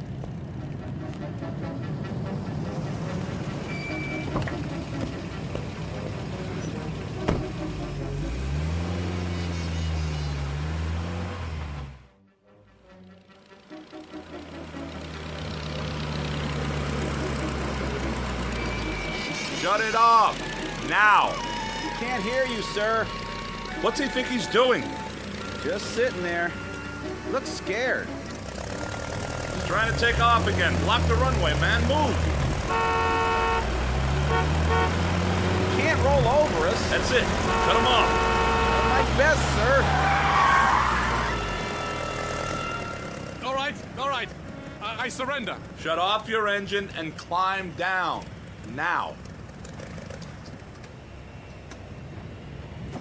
Look at those boots. Leather jacket, silk scarf. Didn't I see this in some old movie? If you didn't, I did. Hands up! Stand clear of that thing. What do you mean running an antique into the path of approaching aircraft? What's the matter with you? Speak up, man! Are you French? Don't you understand what I'm saying? Parlez-vous français? Are you American? What's that supposed to mean? What do you think you are?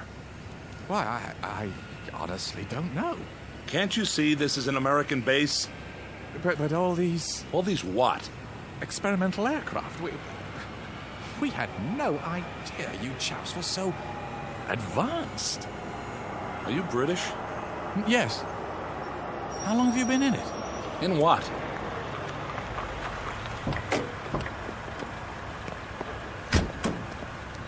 What's going on, sir? Get it out of here. How do we do that? Tow it. I don't care. But get it off the runway. Yes, sir. You'd better come with me. Oh, of course. Get in. Extraordinary vehicle. It's a Jeep, all right? Back seat. Oh, yes. Administration building. Yes, sir. Whoa! Hold on, flyboy. You'll fall out. I just can't believe it. Believe what? Well, an airstrip so close to the lines. How long? I don't follow you. What lines? How long what? Why the war? How long have you chaps been in it?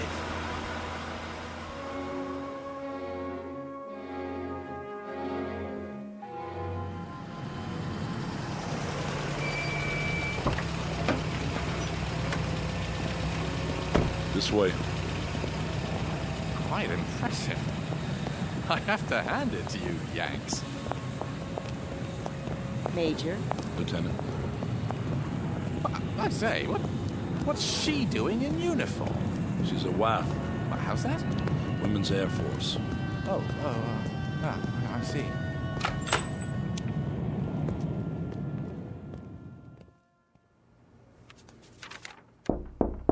Enter. Major Wilson is here, General.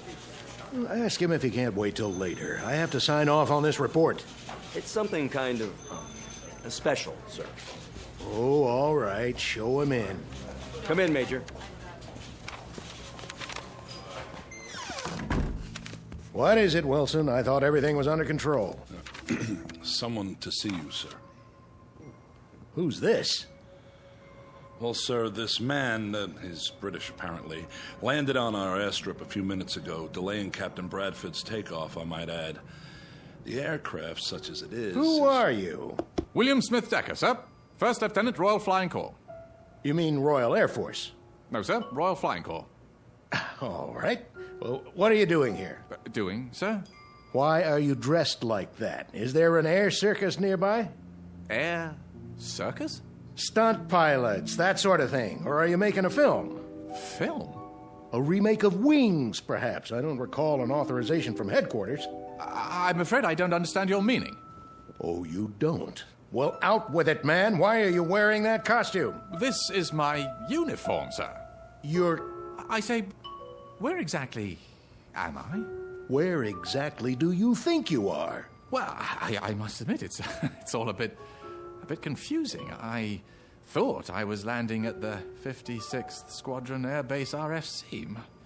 Must have gone considerably off course. He's disoriented. He certainly is. Either that or he's pulling an elaborate joke, something I have an extremely low tolerance for.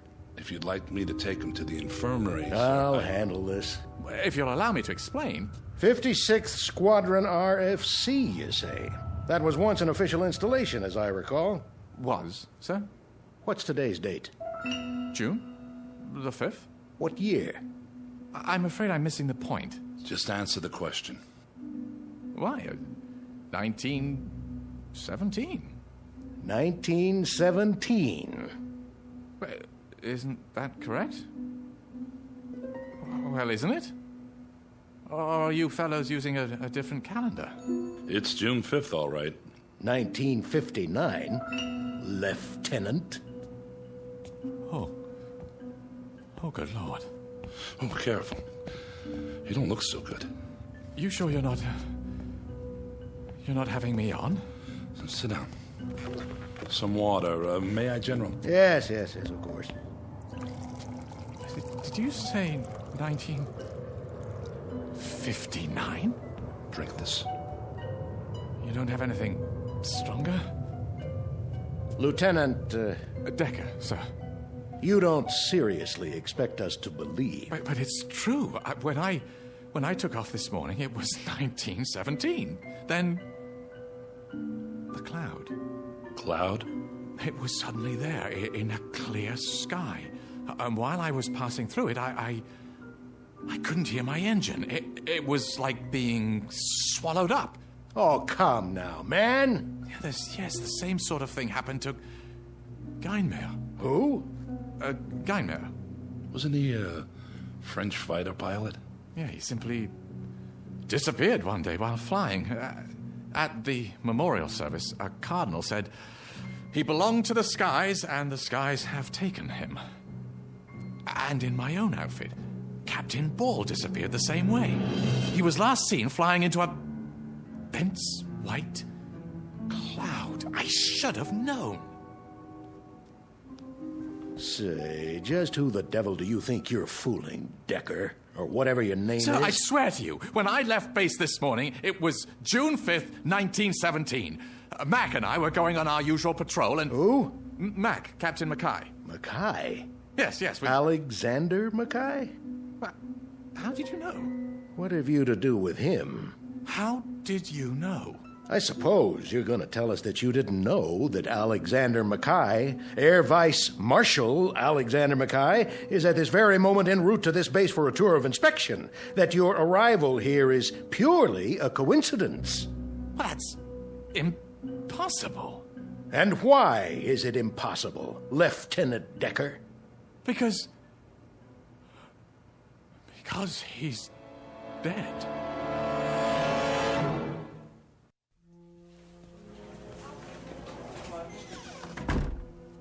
Well, Major? Here. What's this? Everything British HQ has in their files. Have you looked at it? I'll let you do the honors. And what do you expect we'll find? The truth, sir. Whether he's an imposter or... Whether? How could he be anything else? You think he's a lunatic, don't you? Oh, no. Nothing like that. He's been frozen on ice for more than 40 years, hasn't aged a bit. Standard operating procedure. I don't know what to make of it, but if he's an actor, he's the best I've ever seen. Seen a lot of actors, have you? Well, what do you make of it, General? The mechanics have gone over the plane. It's a genuine Newport Scout, all right. In perfect working order. And he knows how to fly it. That's obvious. Open the file. An old newspaper clipping from the London Times. William Smith Decker, commissioned by RFC, son of Mr. and Mrs. Harold Smith Decker of 17B Hightower Street, today received his... Seems authentic. Complete with photograph. Quite the dashing young officer. Swagger stick and all. And the face? See for yourself. Hard to tell. The paper's yellowed. It does look like him. And a copy of his military records.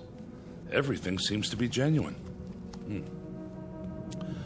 Are these his personal effects on the desk? Yes. Corporal Wintner brought them in. Holster and pistol, pocket watch, cigarette case. You looked in the billfold? ID cards, the works. All perfectly done. He's ingenious, I'll give him that. The question is, for what purpose? The paperwork can be checked. If we wanted to waste the time, yes. Well, if it's a hoax, it certainly is an elaborate one. If it's a hoax, Major. It's just that it's hard to believe. Why would anyone go to such incredible lengths merely to play a joke? Who said it was a joke? What do you mean, sir? There's no telling what his motive was. Maybe we'll find out once Mackay arrives. We might check with the Ministry of War in London. There must be records of everyone who's ever served, no matter how long ago. You know what I think, Major? Sir? I think you believe him. No, sir, I wouldn't say that. But I can't help feeling there's more to this man than just... Exactly. The revolver, for example. Fully loaded.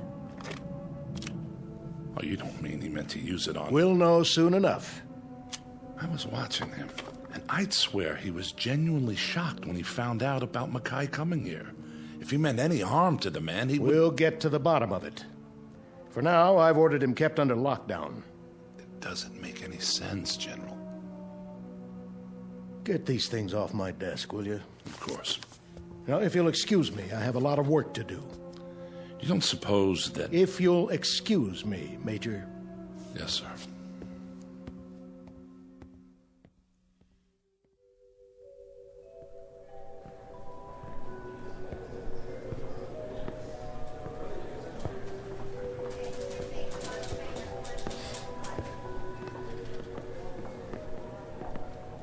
Major? Corporal Wintner? Sir? Yes? I was just wondering, what are you going to do? Do? With the airman? Decker, is that his name?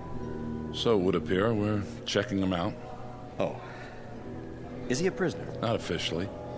He's being detained until we question him further. What do you make of him, sir?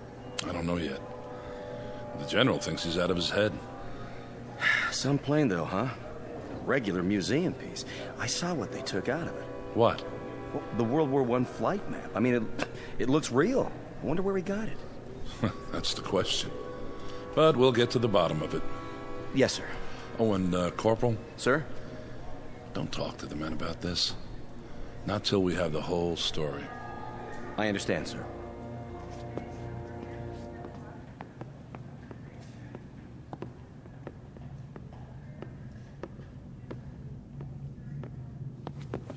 Major Wilson? At ease. How is he?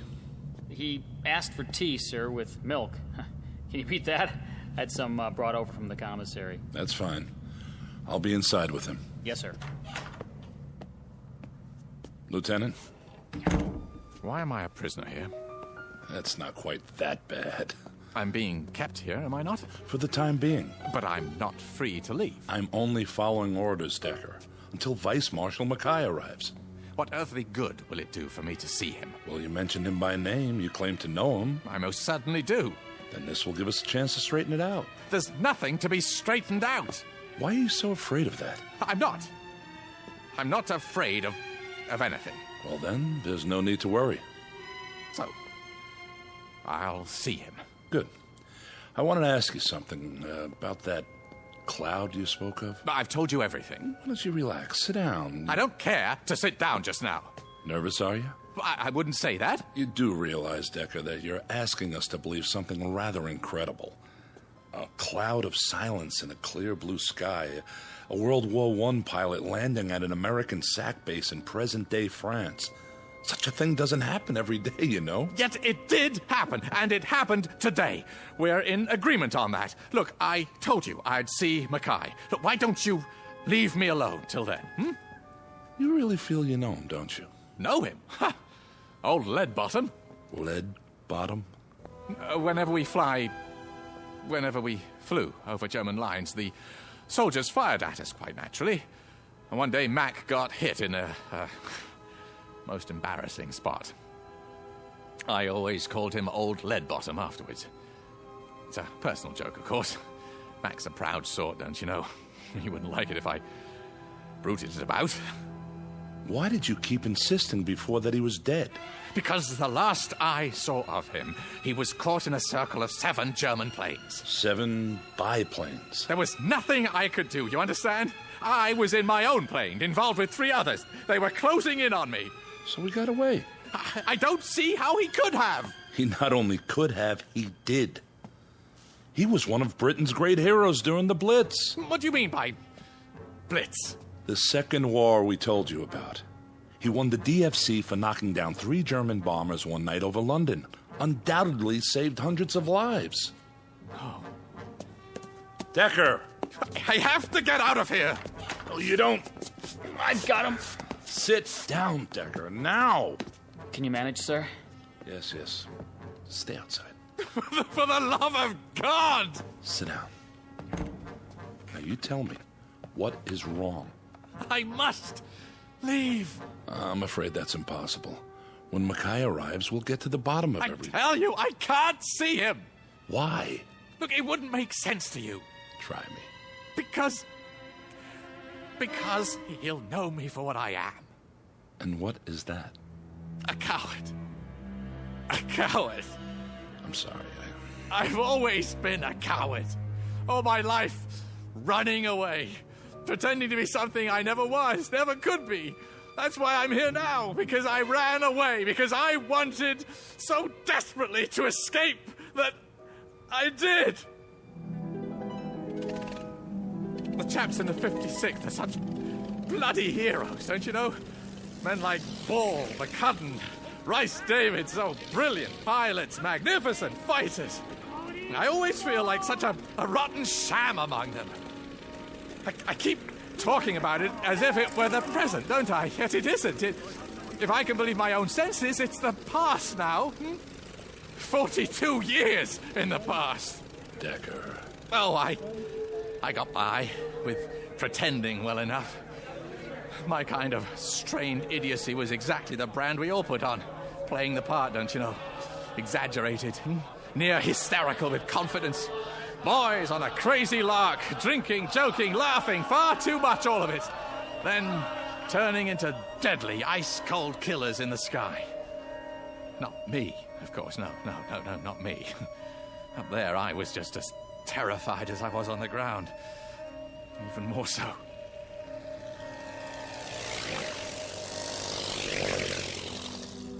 Mac and I were supposed to go on patrols together, flying backup for each other. Most of the time, I talked him into splitting up, but he didn't mind. I believe he actually hoped he'd run into trouble. Me? I'd just linger in the clouds, if there were any, flying back and forth around in circles, dreading the possibility that I'd see an enemy ship, waiting for enough time to pass so I could go back and pretend I'd flown the course. Sometimes I even thought I'll land behind the German lines, let myself be captured. Their pilots always get the best of treatment as prisoners of war. Except I've been afraid of doing even that. Afraid that somehow the truth would come out and I'd be discovered. Discredited. I couldn't bear that. I'm such a dreadful coward that I'm even afraid to admit my own cowardice. I had to carry on the self-delusion, don't you know? I've actually fired revolver bullets through the cockpit walls just so, later on, the chaps would see them and be impressed. I told them I took enemy gunfire. God help me.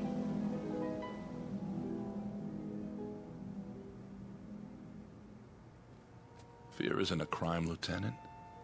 Every pilot's been afraid at one time or another. Mackay would understand that. No. What makes you even think he knows about it? Because it was I who let the Germans trap him. You said you were fighting 3 German planes yourself. How could you possibly... I wasn't fighting anyone. I was running. Don't you understand? I was trying to get away.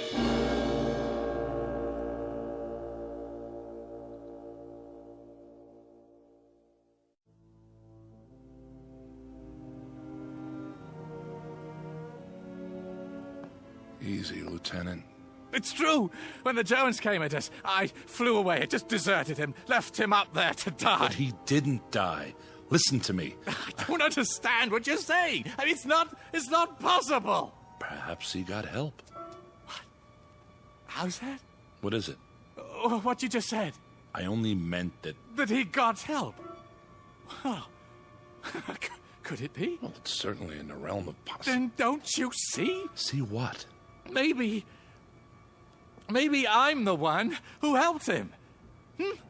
Maybe... Decker, when I said he got help, I was referring to other pilots in the area, other fighter planes. But there wasn't anyone within 50 kilometers who could have helped him. Decker, what do you... Well, maybe it wasn't just an accident that made me land here.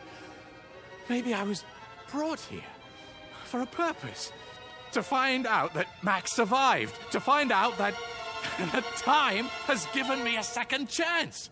I'm not sure You've got to let me go. I can't do that. You must. Don't you see? It's the only chance I have. The only chance he has. But he's alive, Decker. He's on his way here now. How can you be sure? How do you know that if I don't get back, he may not be here? How do you know that he won't have been killed 42 years ago? There's no reason to think that this man's I'm the reason, standing right in front of you. This is insanity. It isn't. Look, I tell you, history may be changed if I don't do something. Mac will have died because he had to die. Unless I help him. Stop it. I beg of you, in the name of pity, let me go back.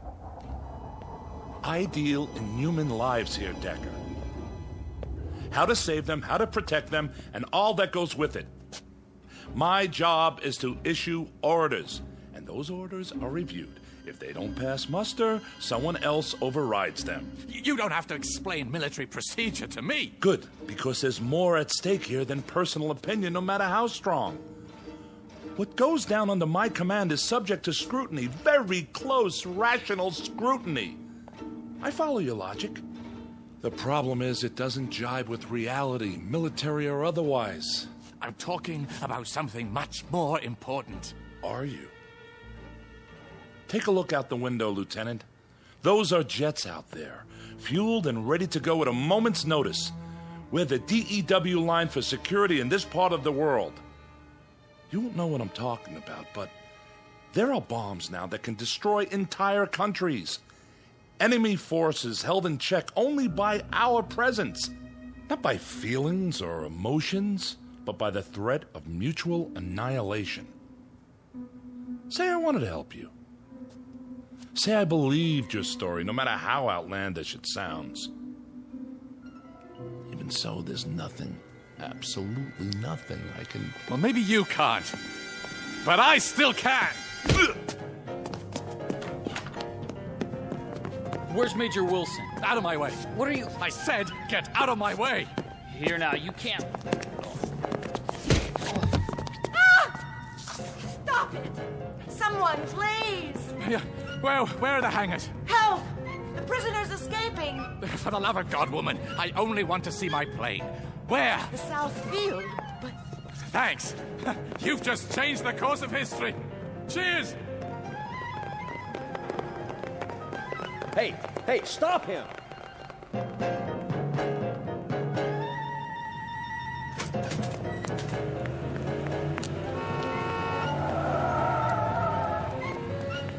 Did you see that guy? Something out of an old movie. What in the rosy hell?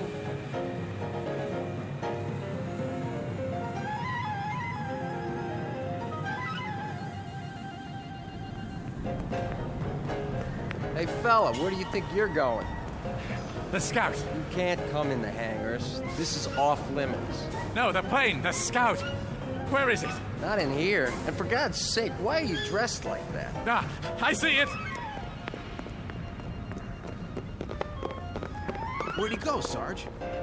There! Running out the other end! Stop him! Will you get a load of that? Chasing some guy in a white scarf and breeches. What is this, the Dawn Patrol?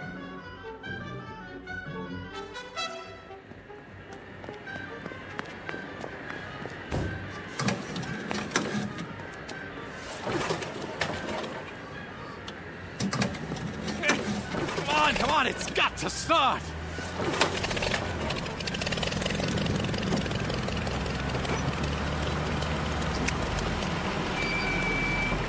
Turn it off, Decker!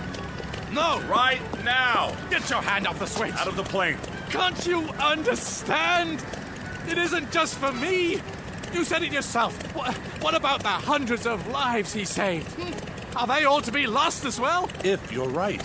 Are you willing to take the risk? Turn off the engine or I'll fire this pistol into your head. Fire, then. I'd rather die. Shoot him, Major. He's getting away. Shoot!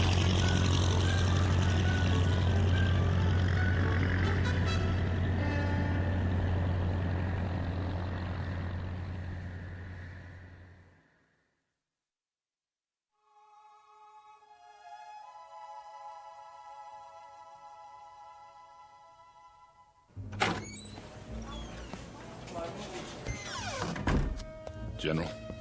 You're in trouble, Major. I hope you know that. I understand, sir. Well, what do you have to say for yourself?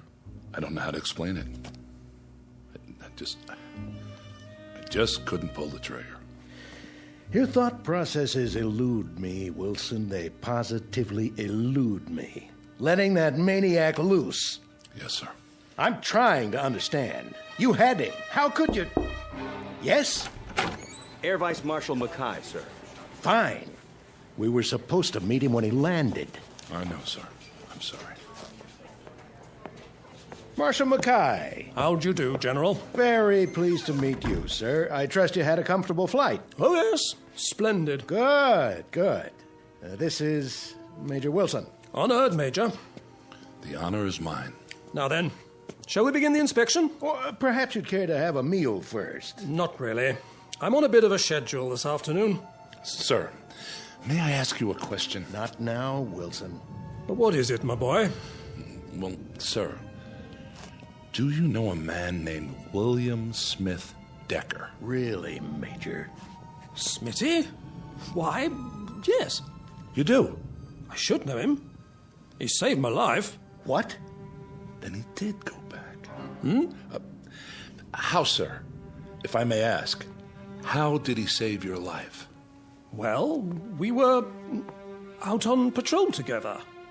This was back in the Great War, of course. Usually we split up, covered different sectors. But that day, our planes were side by side, for a while at least, when a formation of Germans dropped down on us. You fought them off, both of you? Not at first. What do you mean? Well, for a time, I thought old Smitty was lighting out on me. Can you imagine? He flew away? So it seemed. He climbed up high, disappeared. Into a cloud? How did you know? A white cloud from nowhere. Couldn't say. I suppose it was white. And then? Well, then, from out of the cloud, it seemed, Smitty came diving down, machine gun chattering away. Guess he'd been waiting for his chance. Knocked out 3 of the bandits before they got him. Saved my life, rest his soul. I say, what's all this about? How did you know? The Germans. Didn't they usually bring back the personal belongings of pilots who were shot down? Quite often. Did they bring back his? Why, now that you mention it, no. Are you sure?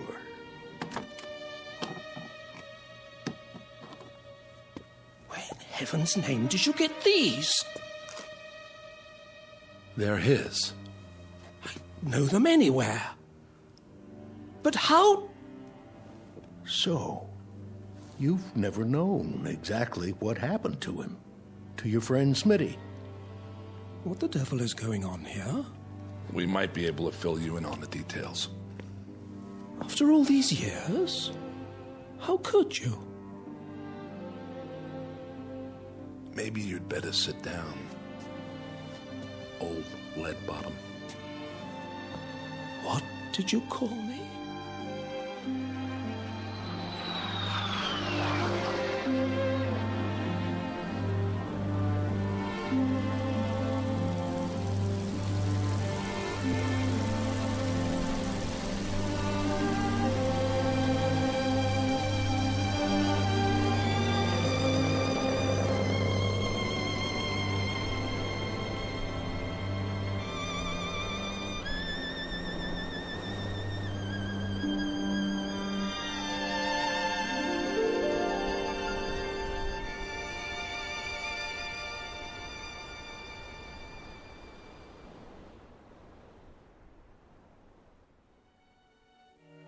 Dialogue from a play, Hamlet to Horatio.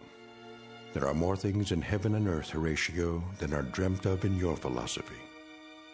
A play written long before men took to the sky in flying machines, before they added yet another dimension to knowledge and to mystery. Perhaps there are more things in heaven and earth and in the sky that can be dreamt of. And somewhere between heaven, the sky, and the earth lies an even vaster dimension, known throughout history by various names. For now, we'll call it the Twilight Zone. We'll return to the Twilight Zone in just a moment. You are about to enter another dimension, a dimension not only of sight and sound, but of mind, a journey into a wondrous land of imagination. Next stop, the Twilight Zone. Hi, this is Stacy Keach. I'd like to take a moment to tell you about our Twilight Zone website at twilightzoneradio.com. At twilightzoneradio.com, you'll find the latest information on these Twilight Zone radio dramas, including behind-the-scenes photographs, plus the newest product releases, trivia contests, ways to contact us, other Twilight Zone-related info and merchandise, plus links to other fascinating websites. So make your next stop twilightzoneradio.com. Visit TwilightZoneRadio.com to purchase these Twilight Zone radio dramas on cassette and CD, or call toll-free 1-866-989-ZONE. That's 1-866-989-9663.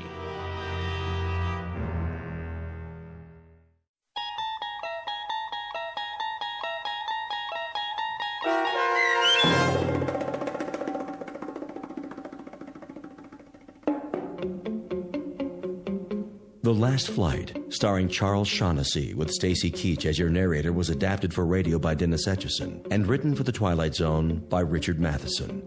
Heard in the cast were Mike Starr, Roderick Peoples, Nigel Patterson, Doug James, Jeff Lupetin, Kurt Napig, Steve Kay, Carl Amari, Richard Hensel, Jamie Barron, and Linda Reiter. The producers of The Twilight Zone wish to thank CBS Enterprises and the Rod Serling Estate for making this series possible. This copyrighted radio series is produced and directed by Carl Amari for Falcon Picture Group. Sound design and custom Foley effects for The Twilight Zone by Cerny American creatives Bob Benson, Craig Lee, Michael Slaybach, and Matt Sorrow. To learn more about the Twilight Zone radio dramas and to contact us, visit our official website at twilightzoneradio.com. Doug James speaking.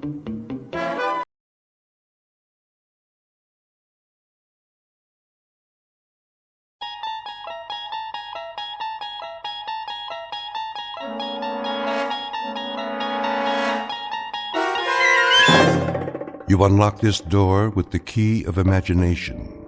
Beyond it is another dimension, a dimension of sound, a dimension of sight, a dimension of mind. You're moving into a land of both shadow and substance, of things and ideas. You've just crossed over into the Twilight Zone.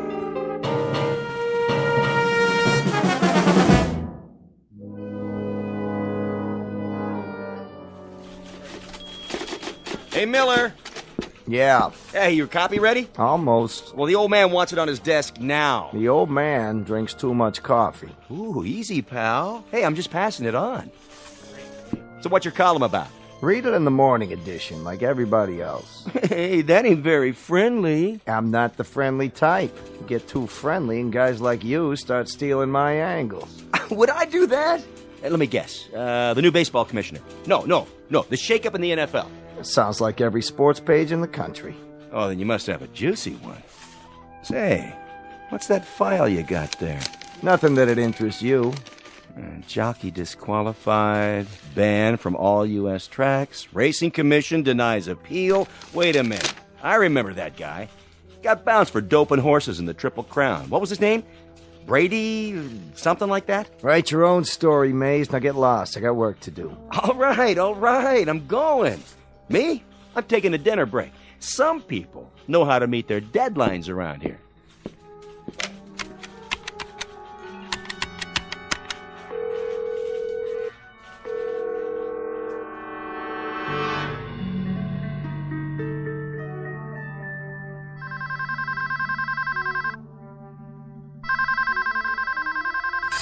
Huh? Yeah. Grady. What do you want? If this is the front desk, I already told you. I'll pay up tomorrow. For the whole week. Got that? Tomorrow. Grady, this is Rich Miller calling. Who? I read a column for the Post. Which paper? Oh, yeah. I seen that, Rad. I wonder if I could ask you a few questions. Miller, huh? Wait a minute. I know who you are. You're a creep. Mr. Grady, I just want to set the record straight. I said creep. Don't Mr. Grady me. I can read. Yeah, I can read, all right.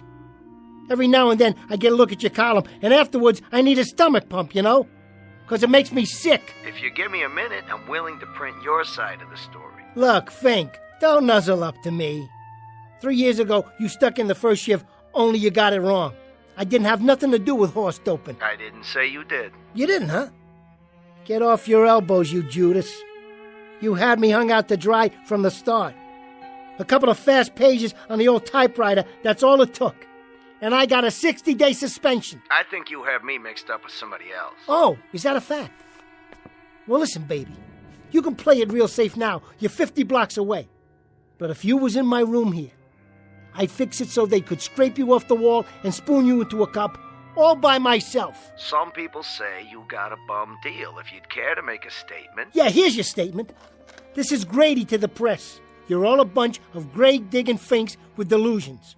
Print that, hyena, and don't forget to spell my name right. Chump. Yeah, you in the mirror. Some jockey you are. A couple of lousy fixes and you fall off your mount. The big boys walk away with all the money, the bills, the bundles. What do you get? Chump change and black and blue silks, like a real patsy. Look at yourself. Nothing plus nothing equals nothing.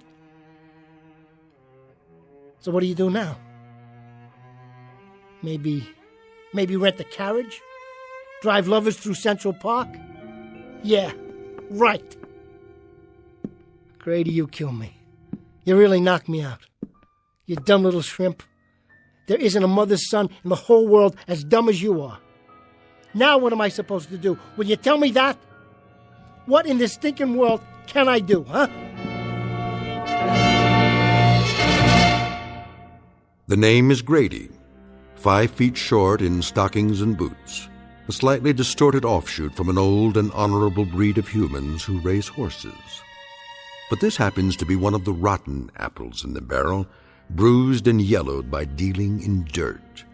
A short man with a short memory, who somewhere along the line forgot that he worked for the sport of kings and helped turn it into a cesspool, used and misused by certain two-legged animals who have hung around sporting events since the days of the Colosseum. So this is Grady in a Fleabag hotel room on his last night as a jockey. Behind him are Hialeah, Hollywood Park, and Saratoga. Just now, he's rounding the clubhouse turn and coming up fast in the Twilight Zone.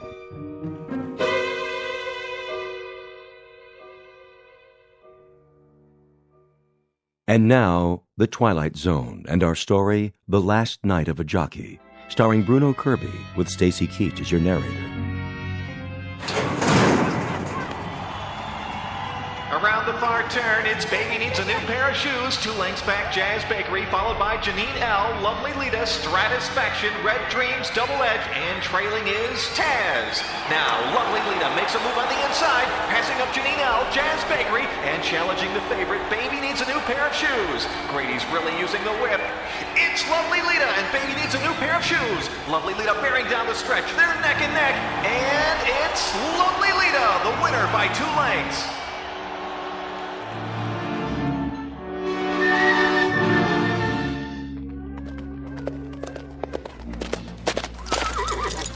Hey, get a shot of the winner. Look this way, Grady. Smile. Who would have thought? Beating the #1 horse.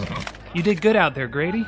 Yeah, didn't I, though? Yeah, never saw Lita run like that before. Well, she had a good jockey this time. Well, at 12-1, you sure made some folks happy today.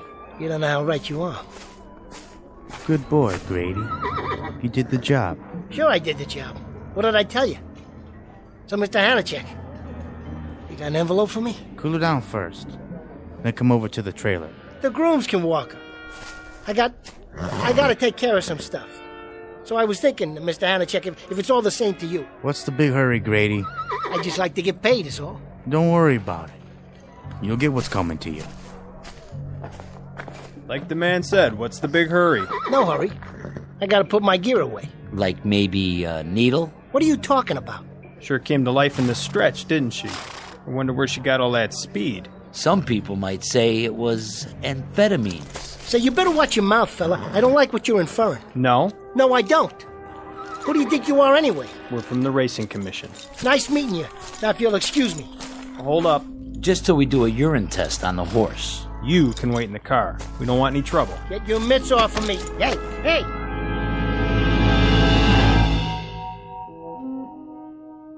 Hey, hey, hey, hey. How goes it, Mr. Grady?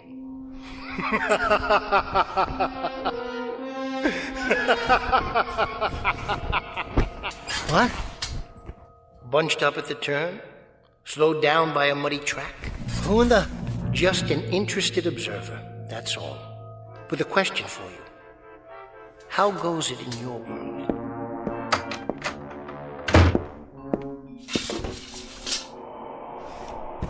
All right, what's the gag? What's the gag? I just thought you might appreciate some company. A little conversation, perhaps. Okay, wise guy. You made your point. Now, where are you? Hiding under the bed? Where? Why, here I am, Mr. Grady. Between your frontal lobes. Take a look in the mirror. What? Nestled securely among those gray convolutions you've gotten there. Between the temples. That's it. See? And that's supposed to mean what? Don't I speak clearly enough? My apologies, but I thought you'd know this voice well. It should be very familiar to you. Talk straight. You got something against the English language? To put it simply, I'm in your head, Mr. Grady. Oh, is that a fact? You're inside my head. So how is it in there? Comfortable enough for you? Comfortable?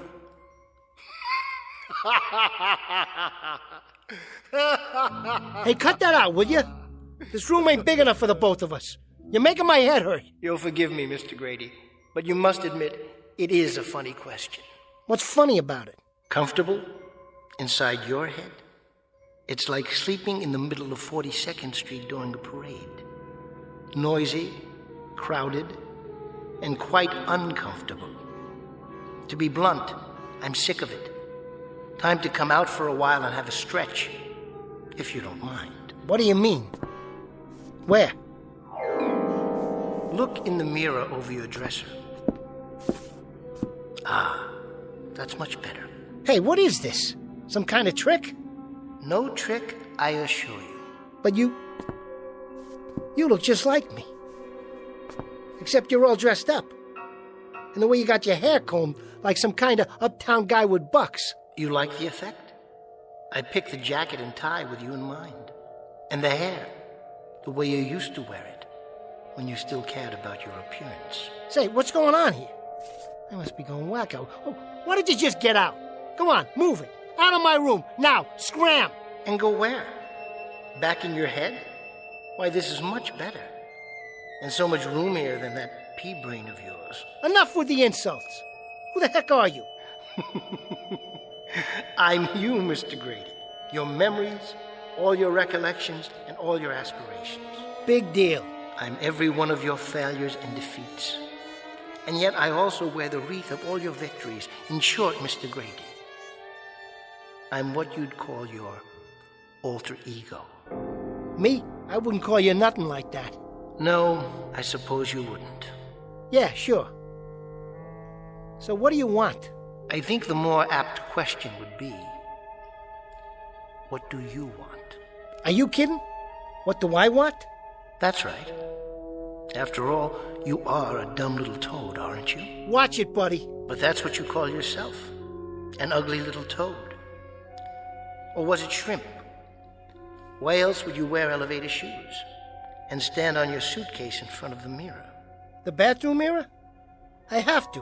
When I shave, they hung it wrong. Sure they did, Mr. Grady. Why don't you knock it off? Take a hike. Go for a walk on the short pier. How do I get you out of here? In a word, you don't. You live with me, knowingly from this point on. You might even come to find me interesting. That'll be the day. After all, I know you pretty well. There isn't one secret thought that's crossed your mind, not one, that I don't know. There isn't a painful memory, an unpleasant recollection, or a bitter little shame that I'm not aware of. Bitter little shame. You don't know me from Seabiscuit, buddy boy. Just so we understand each other, I got no little shames. I got no painful recollections either. Oh, come now, Mr. Grady. I mean, really. Shall we look it up in the little old record book? 2 years ago, suspended from Hialeah. Riding infractions. They never even heard my side of the story. Last year, 6-month suspension. Failure to report a bribe offer. They set me up. And most recently, Mr. Grady, the triple crown of an illustrious career. Lifetime suspension. Race fixing and horse doping. I never had a trial. So here you sit, on an unseasonably hot September evening, in a dirty little room, rent overdue, Essentially friendless, career kaput, roughly $6 to $8 in your jeans. This, in a nutshell, is the Odyssey of Grady the Jockey. 100 million miles from the winner's circle, without so much as a withered wreath to your name. Is it any wonder, Mr. Grady, that an occasional phantom will spring out from the woodwork? Or should I say, from that solid mahogany head of yours? And offer you at least a modicum of solace? You don't have to offer me nothing, and I mean nothing. No? I don't need you. A year from now, you hear me? A year from now, I'll be back up. I'll be right back where I belong, riding 6 winners a day. You'll be driving a carriage in Central Park, Mr. Grady. Or perhaps a fast milk wagon out in the Bronx, unloading homogenized dairy goods. Get out of here. Oh, no, Mr. Grady. I wouldn't think of it. You need me. I'm one of the few uniquely welcome things to happen to you since you first saw the harsh light of day. In short, Mr. Grady, you have desperate need of me. Very desperate indeed. I said split.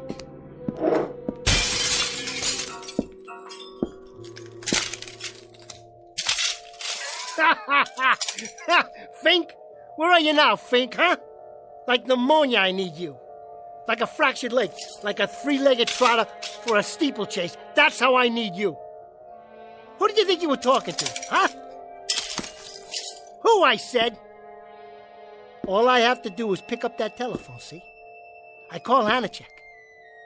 I say to him, Hanachek, I handle the fix. Now let's have the payoff. And you know what happens? Inside of an hour, I got plane fare to Puerto Rico. That's what happens. Next week, I'm riding in the warm sun, and 2 years from now, I'm back here officially wearing my old silks again. That's what happens. Then why don't you? Huh? Why don't you call Hanachek? Go ahead, Mr. Grady. Give him a buzz. All right. I will.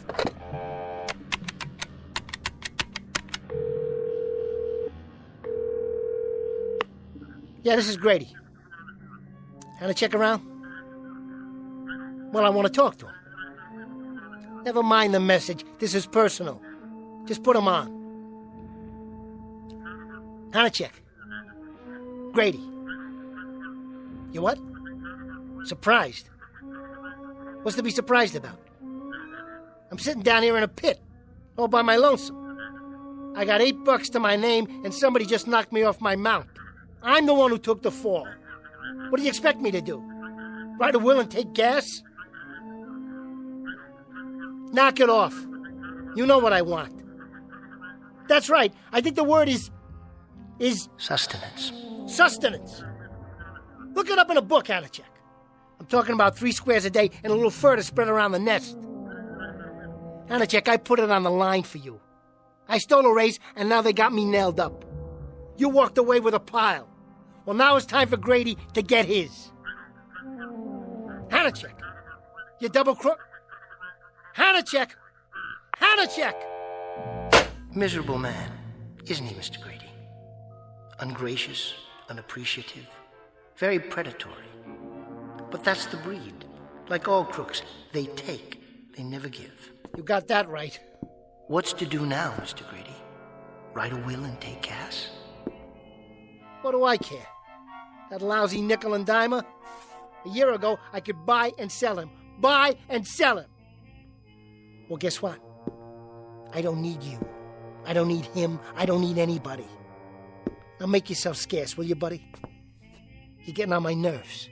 I was a big man once, and I'll be a big man again. You'll see. Now we get to pay dirt. The moment of truth, the acid test. The ultimate coming together of forces. What are you jawing about? Merely that you can have your heart's desire, Mr. Grady. The time has come at last. Now you'll finally get what you want. What I want? Yes. Whatever it is that you want. More than anything else in the world. So think it over carefully, Mr. Grady. Think it over. won't you?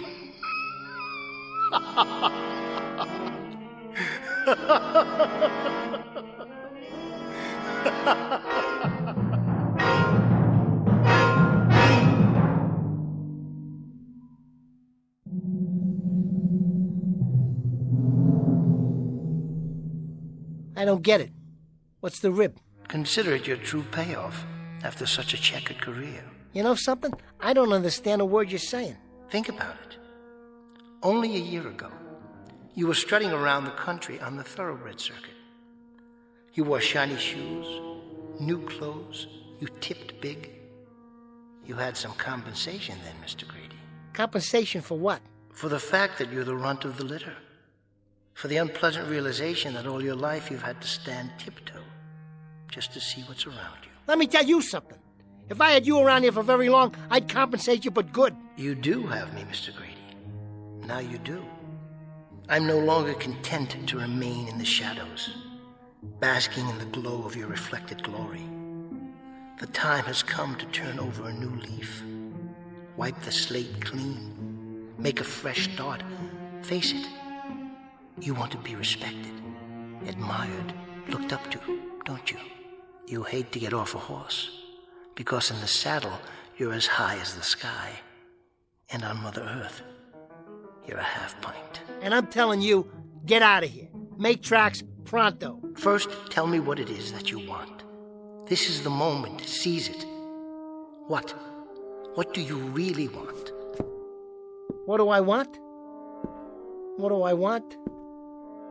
Such as? Anything. All you have to do is name it. Because believe me, you deserve it. What I want is... I want to change what I see every time I look in the mirror. Or in the window when I'm walking down the street in people's eyeballs. When they're staring at me. That's right. Let it all out. I don't want to look in there and see a shrimp. A toad. A fink. You know what, man? I want to be the biggest. I mean, I want to loom. I want people to look up to me. Poor Mr. Grady. You dreamless, put-upon little man. How cheap you come. What a cut-rate little article you are, after all. You want size? That's your heart's desire? You want to be a giant among men? Yeah. Yeah, that's it. Is that all? Is that really all? Cool it, you're giving me a headache. I gotta lie down for a minute. Go ahead, Mr. Grady. Be my guest. We wouldn't want to overwork that gigantic brain of yours, would we?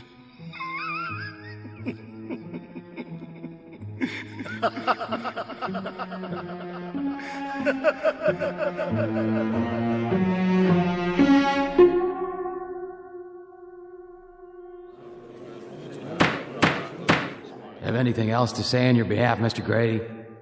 Yeah, Mr. Commissioner. I got plenty to say. I'm a jockey. That's how I make my living. You got no right to take a man's livelihood away from him. What makes you so high and mighty? Racing's a dirty game, all right? But you're making it so dirty, you should go home and take a bath. It ain't me. I'm just a little guy trying to get by. I didn't shoot up no horse with dope. All I did was ride, which is the one thing I know how to do. The only thing. I ride good, get me? Real good. You take away my license, and I can't put food on the table. What am I supposed to do? Fix horseshoes? You know how much that pays? I might as well disappear. Hole up someplace, sleeping in the stalls till I get put out the pasture. But how am I supposed to eat till then? Can you tell me that? You gotta give me another chance. Instead of making me take the fall for the big shots, you gotta give me a chance. It is the judgment of this commission that you be banned from the sport of horse racing in the continental United States for the remainder of your life. Wait a minute! Wait a minute! That's all, Mr. Grady. Your license is hereby revoked. Hold on, you can't do that! Listen to me! This hearing is over. You're dismissed. No! No! No! No! No, you gotta listen to me. Go ahead, Mr. Grady. I'm listening. Huh? Have a good rest. A good what? Your nap. I trust it was a good one. healthful and refreshing. Yeah, it was swell. What's it to you? I just wondered what it feels like to have your heart's desire after so long. Ow! Something hit me in the head. The ceiling, perhaps? Hey, this ain't my bed. It can't be. It's too little. It is now. I must still be dreaming. Oh, come now, Mr. Grady. I gotta get a drink of water. If that is your wish, feel free. You can do anything you want. Absolutely anything. Give it a rest, why don't you? Like everything else that's happened in your life, it's entirely up to you. Ow! Who put the bed flat on the floor? Why, no one. It's not the bed that's changed. What's going on here? Oh, I do wish you were more imaginative. Okay, I am dreaming. That's it. Is it? Touch the floor. Go ahead. That's real, isn't it? Touch the dresser. Now touch the wall. Put up your hand and touch the ceiling. Go ahead. Now stand. I can't, okay? It's not high enough. Correct. It's not. For you. These are all very solid objects. They have width, height, thickness, the properties of physical reality. In other words, like you. Pinch yourself, why don't you? That's the final test, isn't it? That hurts! Of course it does. But how in the... You were offered your heart's desire, Mr. Grady. And what you wished for wasn't a dream. You didn't ask for a simple 2-hour escape with Morpheus. You wanted stature. You wanted size. You wanted the view from a long way up and a long way out. Eye level would have been a bad compromise. And as always, anything short of that was defeat. Get away from me. I gotta wash my face. Don't forget to duck. You might even have to bend down a bit. And remember, you won't need to stand on the suitcase to see the bathroom mirror. Not anymore. Hey! Look at me! Yes, look at yourself. You're Mr. Big. You're Hercules. Why, you're the most sizable thing since Paul Bunyan. Any complaints, Mr. Grady? Are you kidding? Are you kidding? Look at me.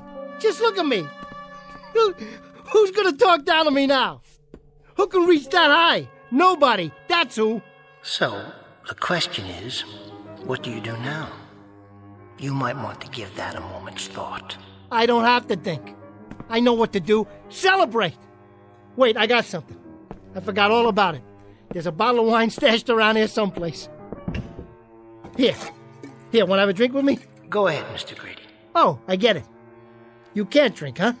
You do it for me. I'm with you in spirit. Ah, man, that goes down smooth. Too bad you can't join me. I'm joining you now, Mr. Grady. I'm feeling the little heat ripples, just as you are.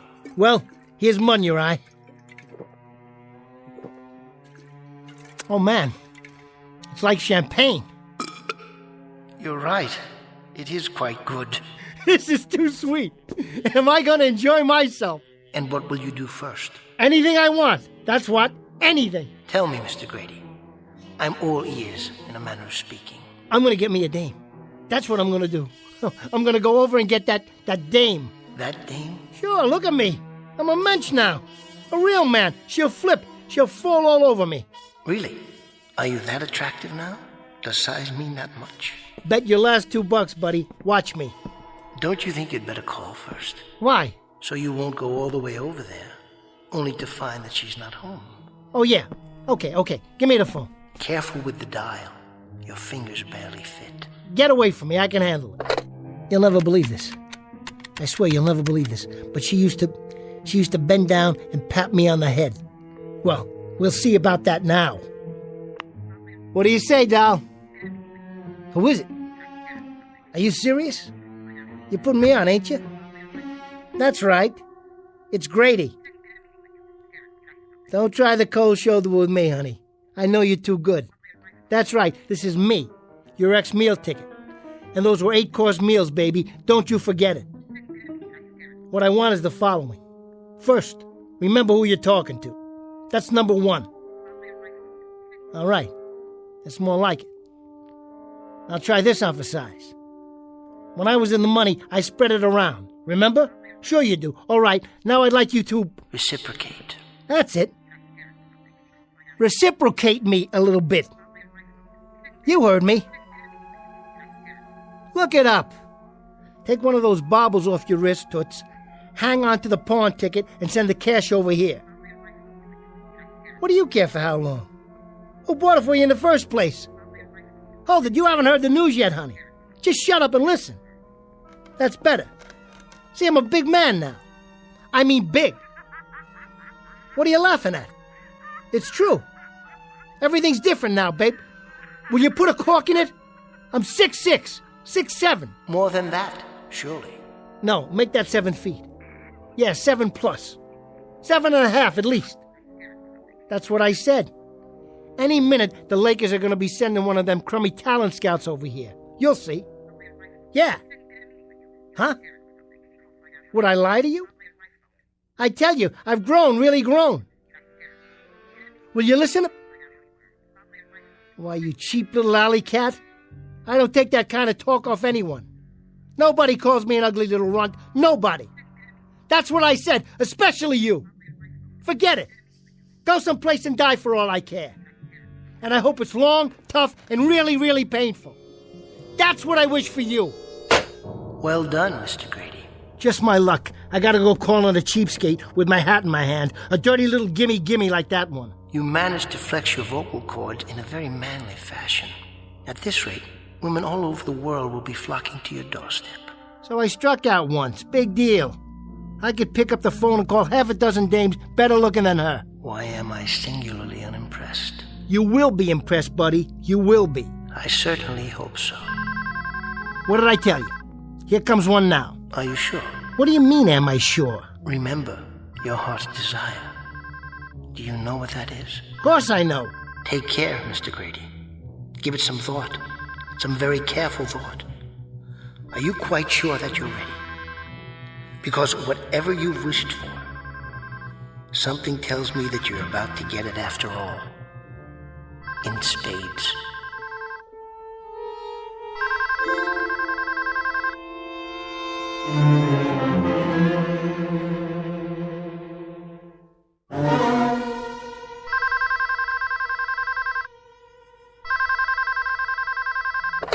Yeah. This is him. What about my voice? Too loud for you? All right, sport. Give it to me again. How's that? Yeah? Yeah? Which lawyer are you talking about? What's his name? Never heard of him.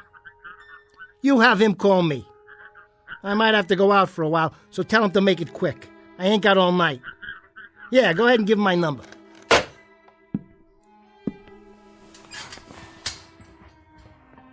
What was that all about, Mr. Grady? Who knows? Some guy from a law office or something? Says I'm getting a call from some other lawyer. At night, can you believe that? Must be important. That's 'cause I'm important now. Sure, that's it. Hey, you still here? I'm still here. How come you're hanging around anyway? I'd say we have some unfinished business, you and I. Level with me. Are you my imagination? Is that it? I'm afraid you don't have very much imagination, Mr. Grady. Then who are you? What are you? What's all this alter ego jazz? I thought you understood by now. I'm your conscience. Yeah, right. You don't look much like Jiminy Cricket to me. Well, I'll put it another way, Mr. Grady. This is something of an oversimplification. But for purposes of identity, I'll try to make it clear and succinct. I'm the fate every man makes for himself. Would you just talk for once and take off the training wheels? I'm doing my best. You generally find me down at the bottom of the barrel. I'm the strength dredged up out of desperation. I'm the last bit of seaweed that a drowning man scrapes for with his cold, dying fingers. I'm the last gasp, Mr. Grady. That's supposed to be clear? Man, I just don't dig you. For my money, you're a big fat nothing with a mouthful of $2 words. Oh, I'm not nothing. I'm something, Mr. Grady. I'm really and truly something. In certain cases, something very good, depending on the person I'm representing. I can work miracles. I may come with heroism, sacrifice, strength. Even more than that, I may epitomize everything noble in the human spirit. Now, in your case, Mr. Grady, the requirements were quite small. Your dreams rather insignificant, taken all together. Your aspirations hardly worth mentioning in the greater scheme. What do you mean, small? What do I mean? Only this, Mr. Grady. If you had asked to win the Kentucky Derby, and win it cleanly and with honor, that would have been quite a monument to your career. Or if you'd asked to perform an act of pure, selfless heroism, and let that be the qualification for the respect you seek, this too would have been exemplary. But as it is, what was your heart's desire? To be a big man. Big in the sense that your hands can smother telephones, your head can hit the ceiling with every step you take, your face can overshoot its reflection in the mirror without the help of a suitcase or a stepladder to stand on. I repeat, Mr. Grady, you come cheap. You're hardly worth the effort. You're a regular wise guy, ain't you? Well, let me tell you something, buddy. As you wish. All I want, all I ever wanted, was to walk down the street and not get laughed at. I didn't want to be called a freak behind my back. I didn't want to be an ugly little creep, the one they need, but the one they don't like to look at. I didn't want to be kicked around from one track to the next because every time I measured off a guy, I was looking into his belt buckle. You're wrong about me, mister. I don't come cheap. I don't come cheap at all. Because now I got my heart's desire. That plain enough for you? You surprised me, Mr. Grady. A greater depth of feeling than I would have expected. Now you heard it. You can forget about it. Because I'm tired of being low man on the totem pole. I got what I want, and I'm going to use it. I'm going to go out there and have me some fun tonight. The only thing I got to figure out is where to start. I wouldn't begrudge you that. But listen. No, you listen. Open your eyes and look around. The world. And it's just waiting for me. He doth bestride the world like a colossus. What? Someone said that about Alexander the Great. He ended badly, too. A sad and tearful man. When there were no more worlds to conquer. You see any tears in my eyes? I'm not crying. I'm laughing. Look at them all down there, like ants. They got their big cars and their women and their big fat rolls of money. Now it's my turn. Just wait till I walk in any place I feel like. They'll notice, all right. They'll turn around and stare, because every one of them will wish they was me. Give me the two hottest dames in town, one on each arm, and just you watch. I am watching. I'm with you. Imagining it all, along with the consequences. Imagining is something you don't do very well. So let me help. The possibilities are endless, but the trick is in the choosing. What's right for you? What can you wear like a beautiful coat of many colors? Or what doesn't become you? What doesn't fit you? If you choose wrong, it will show. It won't enhance your standing. It will destroy you. The burden may be simply too overwhelming. The greater the heights a man attains, the further the fall. Why don't you shut up? Your words are all empty. Just like this bottle. I'm trying to help, honestly. You may not have chosen wisely, but it may not be too late if you're conscious and careful. Careful nothing. I've been careful all my life. Stand back, everybody. Grady's walking through the universe. Fate calling, Mr. Grady? Fate nothing. It's that dame. She must have changed her mind. Yeah, this is Grady. What about it? Say that again. Would you mind? Are you kidding me? Are you serious? Do I want to race again? Mister, just show me the horse. Listen. I appreciate this. You don't know how much. You ain't gonna regret this.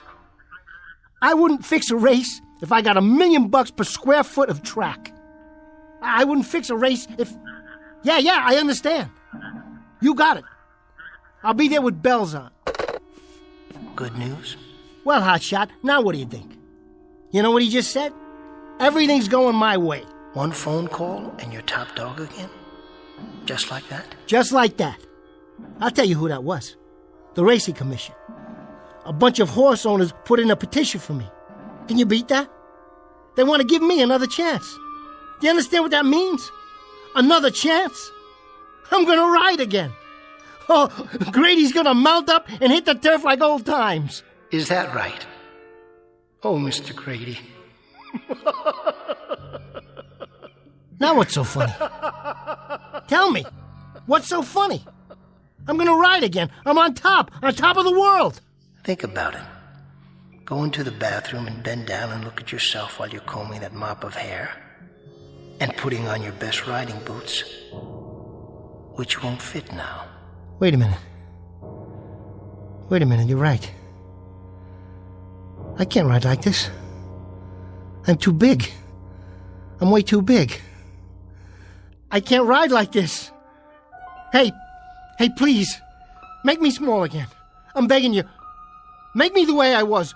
Do it, will you? Will you do that for me, please? You may have learned your lesson, Mr. Grady, but it's too late. Please. Hey, please. I take it back. Will you make me small again? Will you do that little thing? That's all I ask. Hey, listen. I want to be small again. I want to be small. Mr. Grady, you are small. Every time you won an honest race, that's when you were a real giant. But right now, they just don't come any smaller. No! Where are you? Where did you go? Come back! Come back!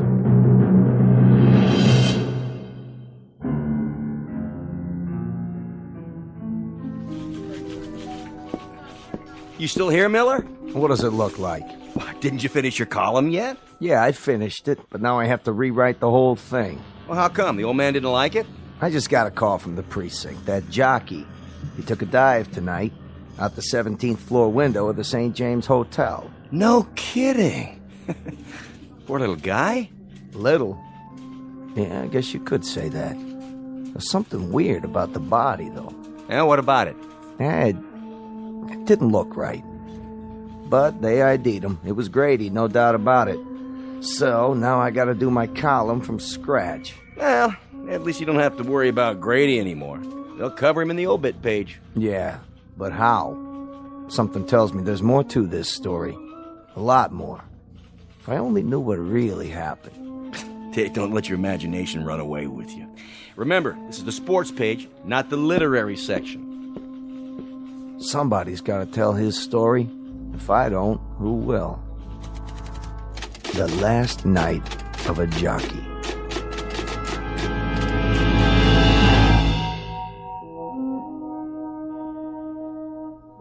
The name is, or was, Grady. 7 feet tall. Or was it 8 or 9? A slightly distorted offshoot of a decent breed of humans who ride horses in what was once the sport of kings. But unfortunately for Mr. Grady, this court jester learned too late that you don't measure size with a ruler, you don't figure height with a yardstick, and you never judge a man by how tall he looks in a mirror. For a giant is as a giant does. You can make a pari-mutuel bet on that, win, place, or show, at any window in or out of the Twilight Zone. More from the Twilight Zone after this. Hi, this is Carl Amari, producer of the Twilight Zone radio dramas. I'd like to take a moment to tell you about our official website at twilightzoneradio.com, where you'll get the latest news and information on these Twilight Zone radio dramas. Plus, at twilightzoneradio.com, you can digitally download 3 free episodes or any of our episodes for only $1.95 each. In this age of ever-changing technology, we've decided to make these episodes instantly available to you by making the Twilight Zone radio dramas a digital download-only series. This means that this series will no longer be offered on CD. The CD collections at our website are now being offered, while supplies last, at buy one, get one free. So be sure to get your favorites before they're sold out. Be sure to visit us often, and I'll see you in the zone.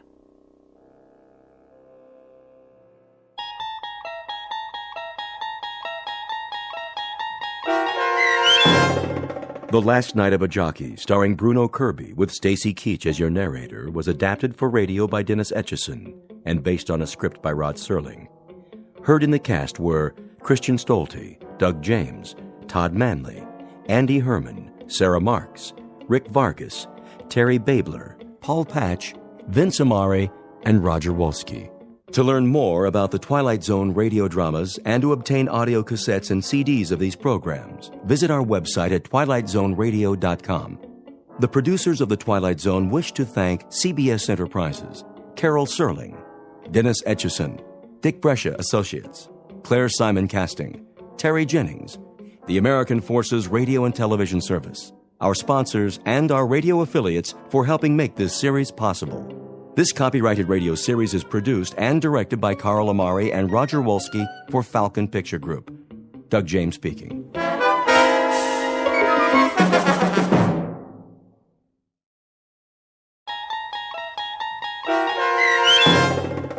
The Last Rites of Jeff Myrtlebank, starring Robert Nepper with Stacy Keach as your narrator, was adapted for radio by Dennis Etchison and written for The Twilight Zone by Montgomery Pittman. This copyrighted radio series is produced and directed by Carl Amari and Jason Mallow for Falcon Picture Group. Doug James speaking.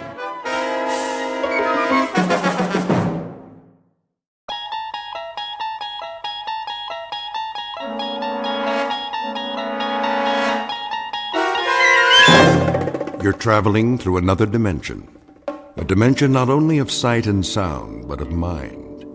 A journey into a wondrous land whose boundaries are those of imagination. Your next stop, the Twilight Zone.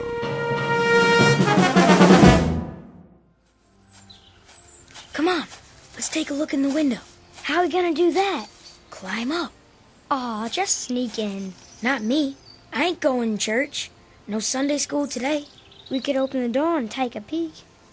Nah, we couldn't see him. Where is he? In the box, in front of where the preacher's standing. I thought he was supposed to be in a coffin. Silly fool. That's what the box is, a coffin. Oh, well, I gotta see that. Yeah, me too. But I told you, we gotta look in the window. What are we gonna climb up on? The rain barrel, over here. I'll show you. Thank you, Sister Ruth. That was mighty fine playing.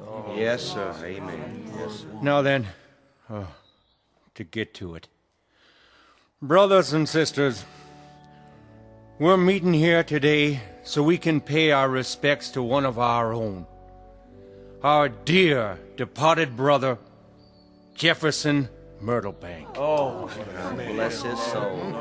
There's his family. Yep, you all know him. His pa, Reverend Siddons, Henry, and his ma. Thank you, Reverend. God bless you, Ethel. And little Liz Myrtlebank ain't but 10 years old. Bless her heart. Look at her. What an absence. We all know Jeff Myrtlebank. He was a good boy. Yes, fine young man. A real good father. That he was, Miss Gatewood. Oh, Mama. Take my hanky, Comfort. Comfort Gatewood, you go ahead and mourn for that fine young man that's laid out in his coffin. There wasn't none better in these parts. Not a one. Not a one. Absolutely. Oh, he didn't always show up here on Sundays, but nobody ever saw him at the bootleggers on Saturday night either. As they come. But the Lord giveth, and he taketh away. And no man knoweth the reason. As it's written. We're all gonna miss this strapping youth. The good Lord must have had a powerful, powerful reason to take him so young in life.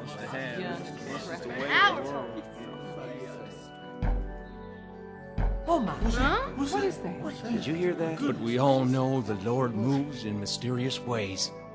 His wonders to perform. What is going on?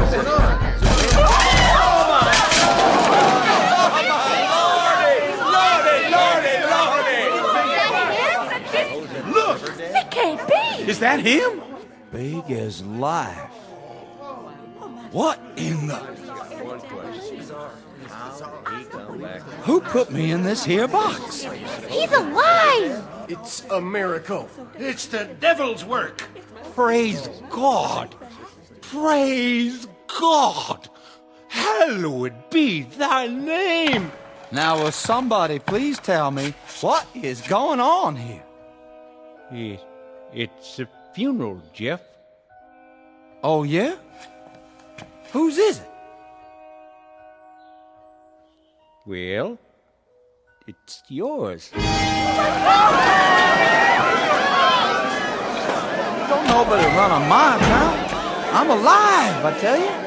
Alive!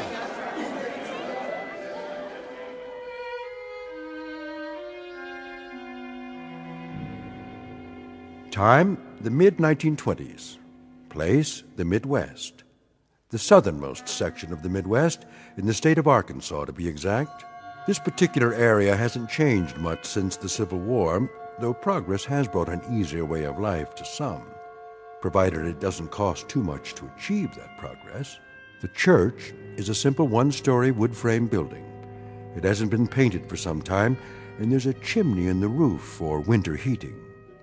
The faithful come to this church on foot, a few in their Model Ts, and some still in horse-drawn wagons, for this is a population that can't afford to change with the times. They're all hard-working, God-fearing folks who believe in the good book, and today they've come to say goodbye to one of their own, a certain Mr. Jeffrey Myrtlebank, age 26.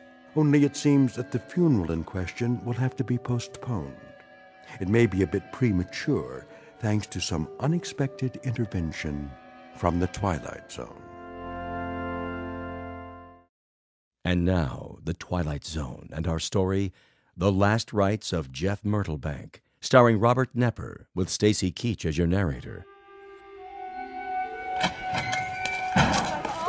Excuse me. Let me out, please. Please let me out. Excuse me. I'm getting out of here. Where's everybody going? Don't leave on my account. Easy, Jeff. Take it easy now. He can talk. Stand back. Don't touch him. Come on, somebody tell me. Who in thunderation put me in that pine box? Now, brethren. Let's not give way to panic. What we got here is a little mistake. Little? Brother Siddons. Why don't you sit down on the steps? 'Cause I don't need to sit down. I feel fine, don't you? Jeff? Is that really you? Course it is, Ma. You're looking a little pale, son. Just a minute, Pa. Brother Siddons, you still seem to have some sense left. What's going on around here? Tell him, Reverend. Son, we was about to bury you. Bury? We was real certain you died.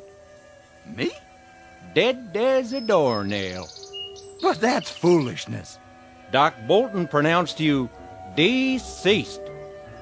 When was that? Oh, day before yesterday. That's right, son. Hold on, Pa. Doc, why would you go and do a thing like that? Well, now, your heart stopped beating. Yes, sir, it sure did. I was at your bedside. Well, we all were. My heart? But it couldn't have. It's beating right now. Here, feel it. It wasn't but 2 days ago. You was sick, son. Real sick. He's speaking the truth, Jeff. Well, I'm sure glad you didn't embalm me. A miracle is what it is. How do you feel now, boy? Pretty good, I guess. Kinda weak, but rested, like I had a good night's sleep. Hungry, though, real hungry. I could about eat a bear, hide and all. Reckon you should be hungry. Ain't et for 3 days. Well, don't look so surprised, Ma. You too, Pa. It's me, all right? It surely is, boy. I'd know my Jeff anywhere. Hope you got a good supper on the stove. You sure it's him, Ma? Little Liz, what's the matter? Don't you know your own brother? You're not thinking I'm a ghost, are you? Ma, don't go touching her just yet. Well, I'll be double-dogged. My own folks is afraid of me. How about the rest of you? Comfort? You here too? Jeff, I don't rightly know what to say. Now just you hold off from touching my sister. What for? By dang, I'll bet she ain't scared. Not the man she's gonna marry. Maybe Orkram is right. Hold back your touch now. That the way you feel, Comfort? Well, I don't know. I reckon maybe you are, at that. Little Liz, where are you? Let go of Ma's skirts. You're not as scared of me, are you, honey? Well... Lizzie? You fooled him, didn't you, Jeff? Yes, honey, I fooled him. Give me a hug now. You swear you're really and truly my boy, Jeff? None other. In the flesh. Praise be, son. Come on home where you belong. Look at them. They're family again. Brings a tear to my eye. Give me your hanky. I know what it is. Listen to me. I know what it is. What's that, Doc? It's a medical miracle, and it happened right here in our county. Now, the scientific term is ipso-suspendo animation. Say that again? Very rare. In fact, there have been only, let's see now, 30 cases in the last 1,500 years. You sure you ain't trying to cover up your own miscalculation, Doc? I never heard of no sickness like that. Not likely you would. 30 cases in 1,500 years, and all of them in Europe. But everybody's going to hear about this one as soon as I write it up for the medical journal. I don't know if I want to be famous, Doc. Can't we just keep this twixt ourselves? Best thing you can do is to stop trying to slander my name and get this boy home. I do feel kind of weak. Give him a bowl of soup. Put him to bed. He's going to need his rest. Bless you, Doc. We'll do that. Come on now, Jeff. We're going home. Soon as I crank the car. If I could just sit down for a minute. Oh, you go ahead, son. Right here on the running board.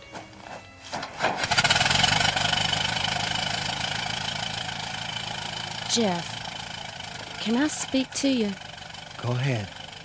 Sorry I acted funny. It was just... It was so sudden, you're taking sick and all. I like to cry my eyes out. Did you? But now... I don't have to cry anymore, do I? Not one bit. I just want to say... It sure is nice to have you back. Well, thank you kindly, Comfort, honey. But you know something? What's that, Jeff? Truth be told, I ain't never been away.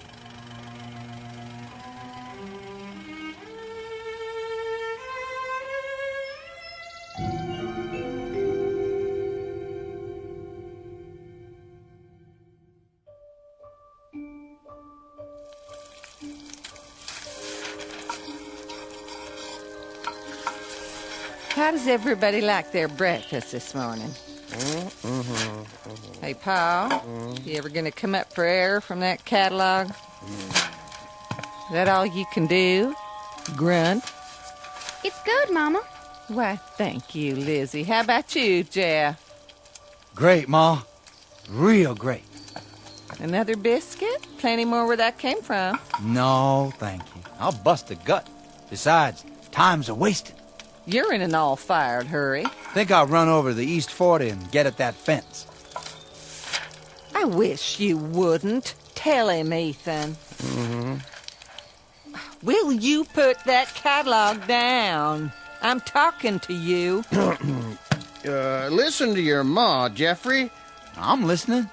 It's only been 2 weeks since you was at the brink of the grave. You oughtn't be toiling from sunup to sundown every day.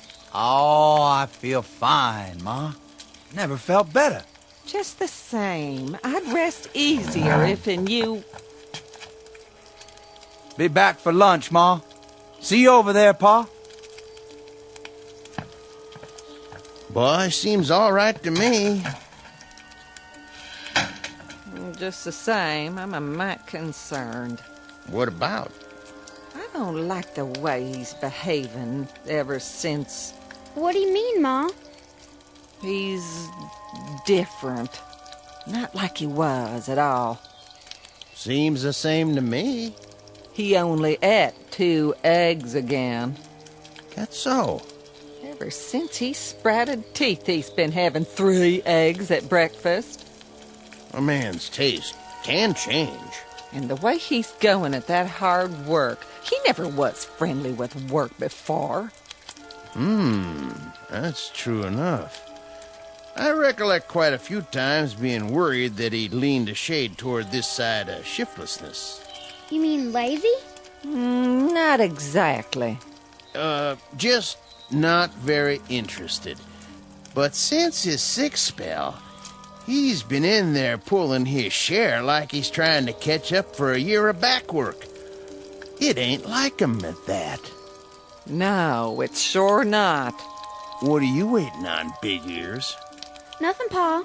Run down to the mailbox and wait for the mailman. Yes, sir. I'm expecting a new catalog. And I hope it gets here. You've about wore that one out.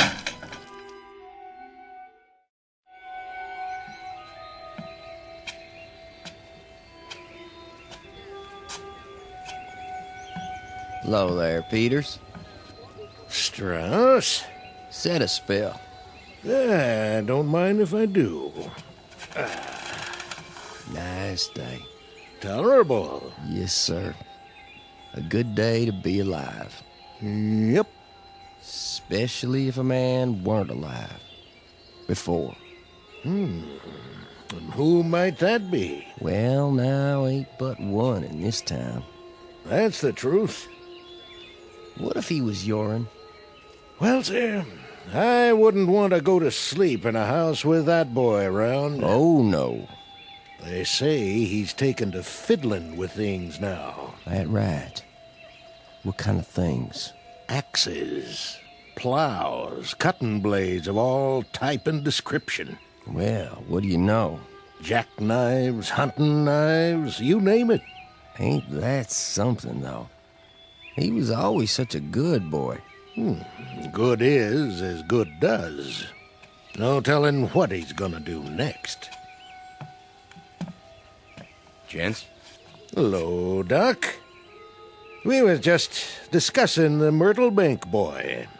What about him? We're just wondering about him. Guess you've heard how peculiar he's been acting lately. I've heard. I'm not one to pass along gossip. Why don't we just come out and say it? We're all thinking the same thing. You say it, Petey. You got the floor. All right, I will.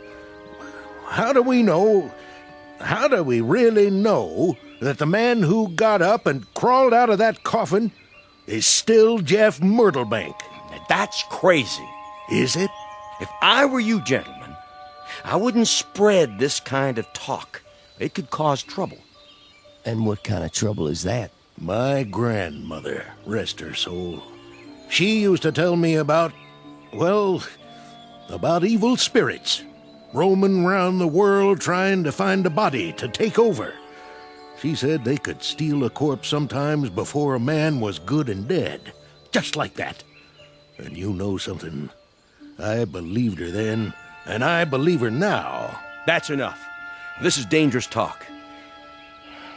Though I confess, it does throw a little dry kindling on the fire. It's been smoldering in my brain ever since that day at the church. So what do you figure we should do about it? Nothing to do. Just keep your ideas to yourself for now, or you'll get people all riled up. We need proof. And that's what we don't have yet. Good day to you, gents. Day. Be seeing you, Doc.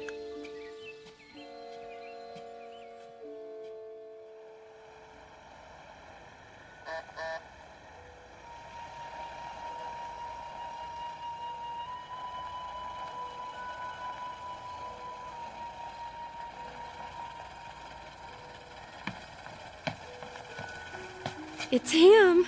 Get away from the window, girl. I knew he'd be by. Comfort's right. It is him. Dag nabbit. Now's the time to tell him. Right to his face. I won't. Now, I am a grown woman. Almost. And you can't tell me who to see. Maybe Orgrim is right, dear. Leave me alone. But you know what everyone in the county is saying about that boy. Well, he's not calling on the county. He's calling on me. You're just plain rotten stubborn. You married that one, and I'll bet all your kids are born with horns on their heads. Orgrim. Oh, he's at the door. Okay, you two go in the kitchen and let me entertain my young man. Mind how you do that, little sister. We'll be listening. Come along. Comfort's entitled to her privacy.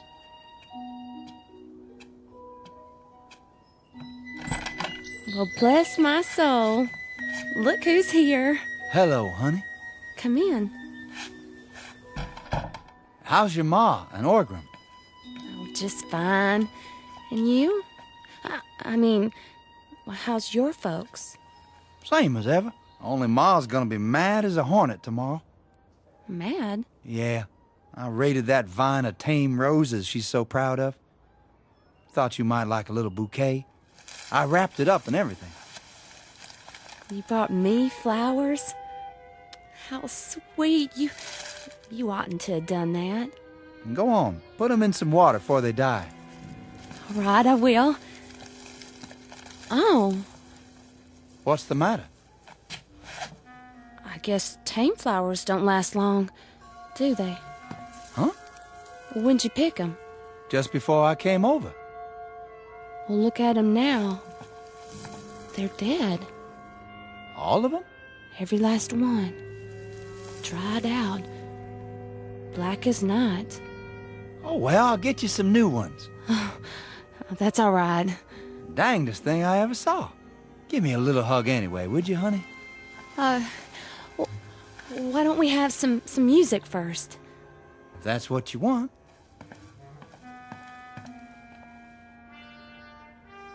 I'll wind the Victrola. You do that. And pick out a record you like. We bought a new blue yodel last week. Did you? Yeah, it's real pretty.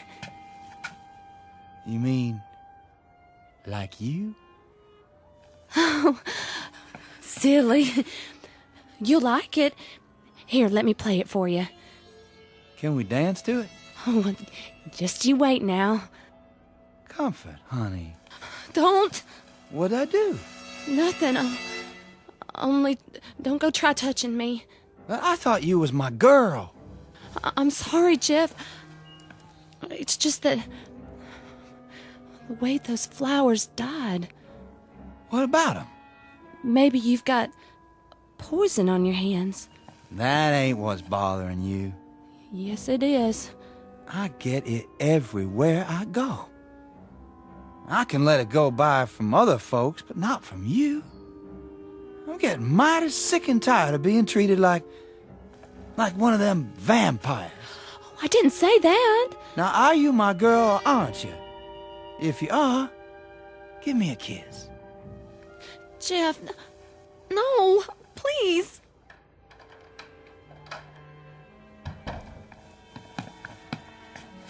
Land sakes, child, you look scared half to death. I'm all right. What'd he do? Nothing. It's time I put a stop to this. I'm the man of the family now. He didn't do anything wrong. No? How come your eyes are so wild? He just got me kind of flustered. I ain't liked him since we was both 3 years old. And now's the time to do something about it. You be careful, Orgrim.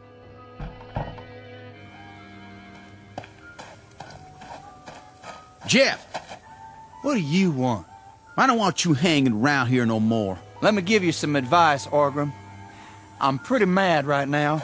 I ain't mad at you in particular, so it'd seem a shame if you got in my way and I took the whole thing out on you. You threatening me? That the way you take it? Man, don't forget who I am. And who is that? We go way back. If I had a dime for every time I whooped you, I'd have $100. True enough. But you haven't whooped me lately. Now get out of my path. Make me. If that's the way you want it.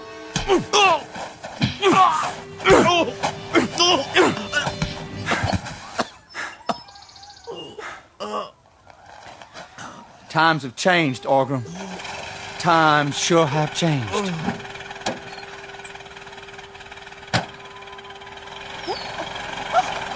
Mama? You're bleeding. Oh, my little boy, what's he done to you? Oh, Mom, I think he broke my jaw. Don't you worry none. Can you stand? Poor Jeff. Poor who? He doesn't have anybody now. That's right. And now you don't neither. Comfort, go and hitch up the team. I have to go to him. Hush. We got to get your brother into Dr. Bolton right now. But Jeff needs me. He needs a lot more than you can give him, girl. A lot more. Now let's get moving, unless you want to see your brother in a pine box, too. I ain't that bad, Ma. No, but if somebody doesn't stop Jeff Myrtlebank in his tracks, this whole town's headed for trouble. It's gonna be just like the good book says. When the dead walk, the end times is near.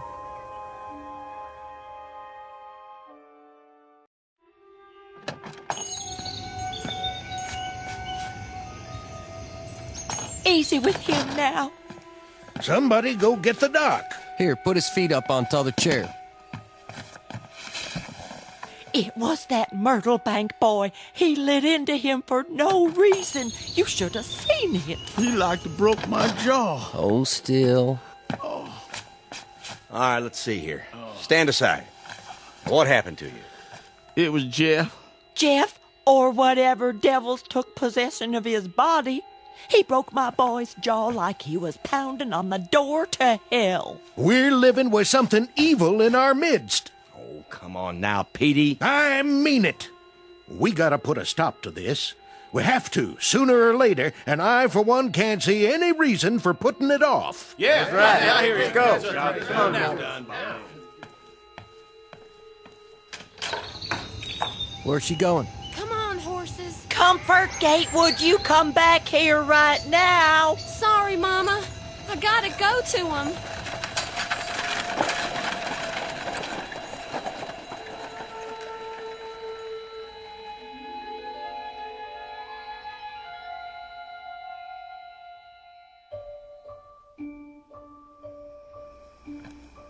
How was your dinner, son?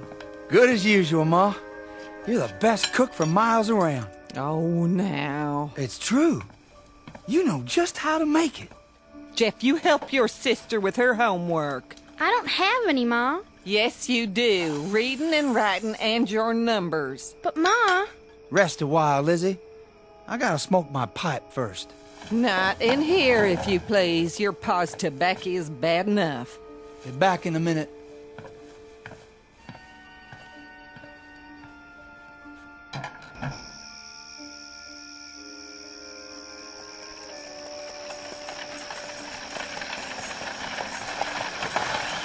Oh! That you, Comfort? Hello, Jeff. You come out here all alone? That I did. Well, I sure can't think what for after today. I rode out to warn you. Warn me? You think I need warning? There's a group of men coming. I heard them in town. They are, huh? What do they want? They're gonna ask you to move. Move where? Out of the county. That's so. Well, all I can say is, let them come. Jeff, please, at least get inside. I can't do that, Comfort. This here is my property. Always has been. And what I like to do of an evening is stand out here and smoke my pipe. Same as ever. This is serious, Jeff. They're not kidding. Neither am I. Jeff, I'm begging you. What do you say about it, Comfort? You with them? Or with me? I reckon I love you. Or else I wouldn't be here now. I reckon you do. And I love you too. I want to marry you. So which way is it going to be? You best make up your mind right now. Oh, Jeff.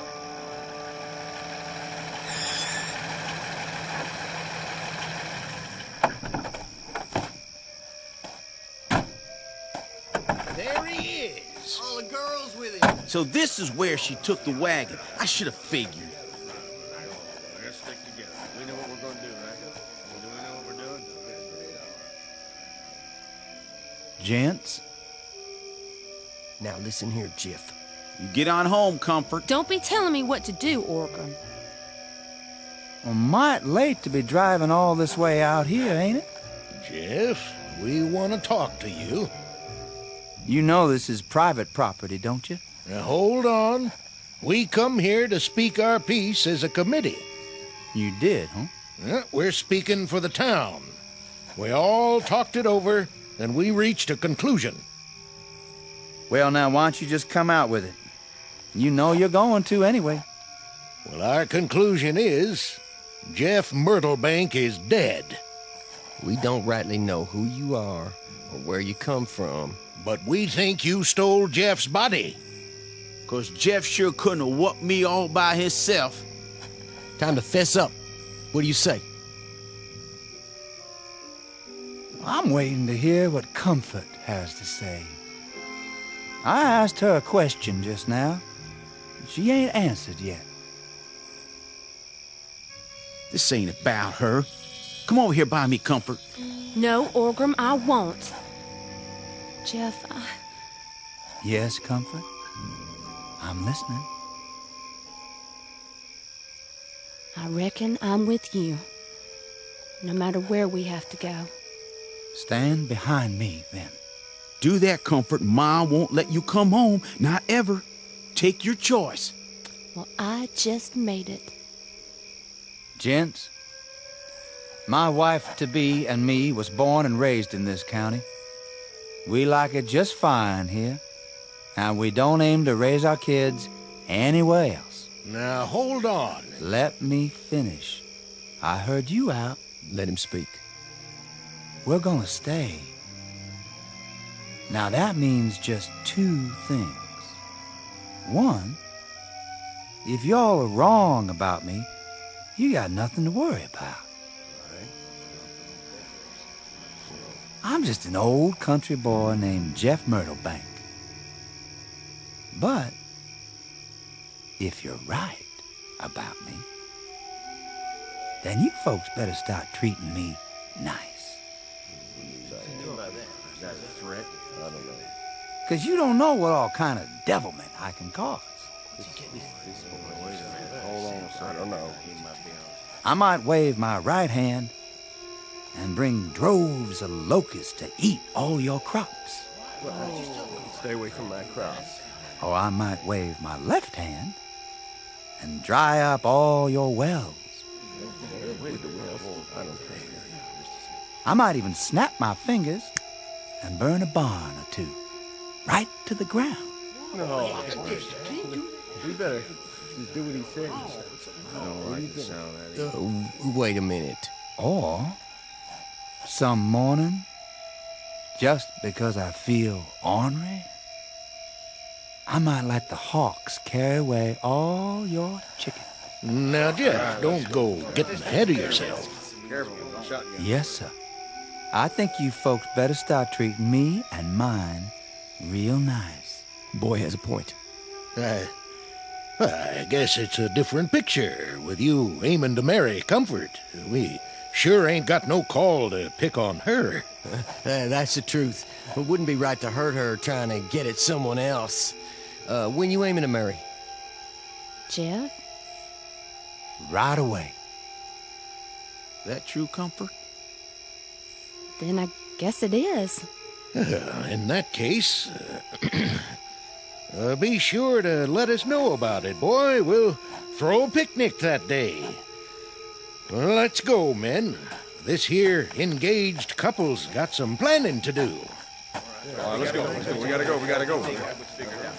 See you at home, Comfort? In a while, Orkram.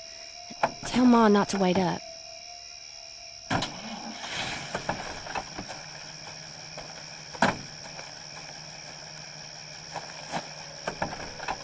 I guess things are gonna be different now, aren't they, Jeff? Sure are. Something the matter? No, my pipe just went out. Where's my matches? Right here in your shirt pocket. Oh. Can I ask you one question? Sure, honey. You couldn't really do all those things, could you?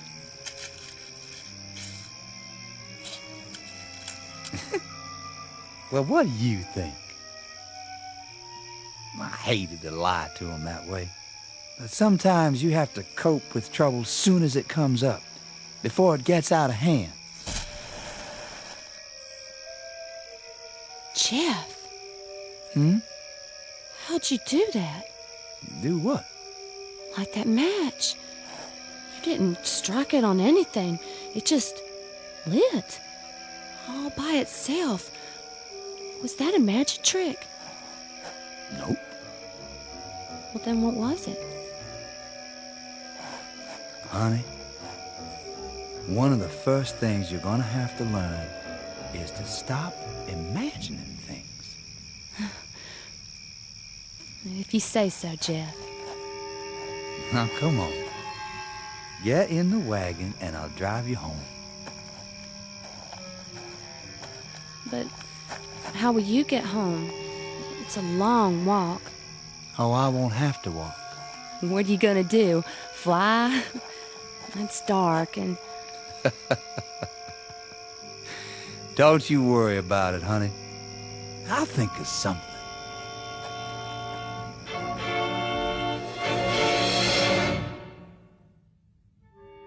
You'll be relieved to know that Jeff and Comfort are still alive and happily married after all these years.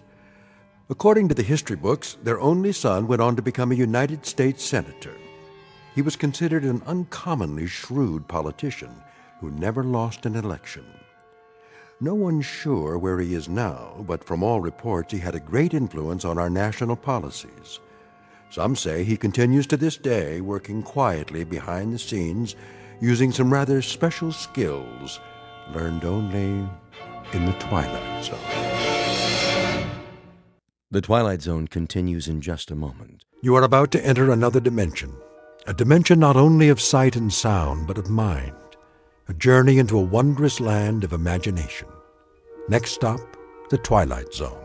Hi, this is Stacy Keach. I'd like to take a moment to tell you about our Twilight Zone website at twilightzoneradio.com. At twilightzoneradio.com, You'll find the latest information on these Twilight Zone radio dramas, including behind-the-scenes photographs, plus the newest product releases, trivia contests, ways to contact us, other Twilight Zone-related info and merchandise, plus links to other fascinating websites. So make your next stop TwilightZoneRadio.com.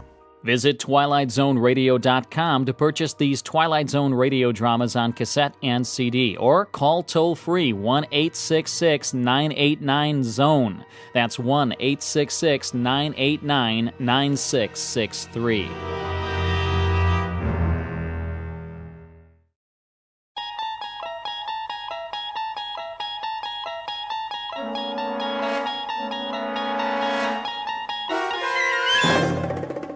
There is a fifth dimension beyond that which is known to man. It is a dimension as vast as space and as timeless as infinity. It is the middle ground between light and shadow, and it lies between the pit of man's fears and the summit of his knowledge. This is the dimension of imagination. It is an area which we call the Twilight Zone.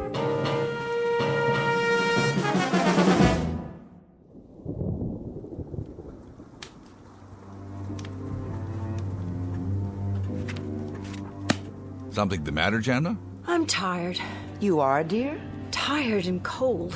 It's getting chilly in here. On the contrary, the temperature's perfect, as it is throughout the house. 72 degrees, isn't it, William? Isn't it 72 degrees? I'm sure it is, quite sure. Of course, it's the optimum temperature. And the chairs are designed for maximum comfort. The fire for perfect heat radiation, and the windows for the most efficient light and ventilation, and the ceilings for the most desirable acoustic qualities. Everything built to perfection, Father. But just the same, I'm cold. Well, then come away from the window. Yes, dear, sit by the fire again. That way I can see you. I'm not doing anything but reading. I like to look at you no matter what you're doing. It's almost 6. I think I'll ask Nelda to come in now and massage my shoulders. Good idea, Margaret. My muscles get so stiff sitting here. Let me do it for you, Mother. That's Nelda's job. Yes, Jana, dear. Nelda knows exactly the way I like it. Why don't we have dinner first? Oh, no, after is better. The massage always stimulates my appetite. Well, then if we can't eat earlier tonight, how about a little bit later? I know, why don't we go out and eat in a restaurant? A restaurant? Jana, now why in the world would we go out and eat in a restaurant when we have everything we need here? Gretchen is already preparing something in the kitchen. I know, it's just that, well, it would be different. I've no doubt it would be different. First, we'd walk through the rain and get sopping wet. Jensen could bring the car around. And then we'd eat some kind of unhealthy, unpalatable mess on dirty, half-washed plates. By then, it would be a moot question as to whether we'd succumb to ptomaine or pneumonia. Yes, Father. Ah, Nelda, you must have read my mind. It's 6 o'clock, Mrs. Loring. You always have your neck rub at 6 o'clock. Isn't that right, ma'am? Of course it is, Nelda. And you never forget, do you? You never, ever forget. No, ma'am.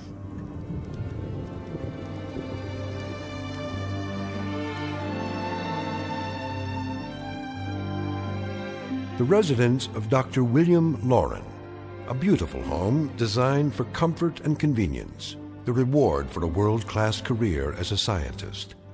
He has chosen to live his life as safely, as securely as science can make it, and he spares his wife and daughter no luxury that might make their lives more perfect. But in a moment, the good doctor will discover that perfection is relative, that a life of controlled ease has a greater price than he imagined, a price maybe more than he is willing or able to pay. Because very shortly, he's about to be shown what exactly is on the bill, one that has suddenly and unexpectedly come due in the Twilight Zone. And now back to our story from the Twilight Zone, The Lateness of the Hour, starring Jane Seymour and James Keach, with Stacy Keach as your narrator.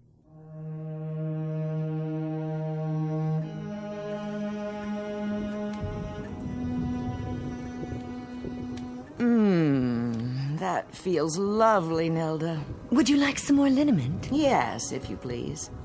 You have such strong fingers. Perfect for massaging my neck muscles. Jana, are you here? Yes, Mother. Enjoying your book again? A different one this time. Which is it? The family photo album. That's nice. When was this picture taken? Let me see. This one. Oh, look, Nelda. That's a lovely picture of you. Yes, ma'am. What year? Let's see. Oh, this was taken the year after your father retired from the lab. And look, there are those yellow roses that Jensen planted for us. How they grew. And Nelda looks exactly the same. Must be a wonderful thing not to age, Nelda. Isn't it? It has its advantages, I guess, Miss Jana. Nelda will put that away for you. That's all right, Father. I'd like to put it back in the bookcase myself. You seem nervous, dear. I'm just going to stand by the fireplace. You're not still chilly, are you? A bit, Mother. You do that, then. I don't like to see you pacing. Please continue, Nelda. Oh, yes. That feels so very nice. I think I'll go to the kitchen, see if the cook needs any help. That won't be necessary. I'm sure Gretchen has everything under control. I'm sure she does, but just the same, I'd like to see what she's doing. Well, I suppose that's all right. Now, don't be long, dear.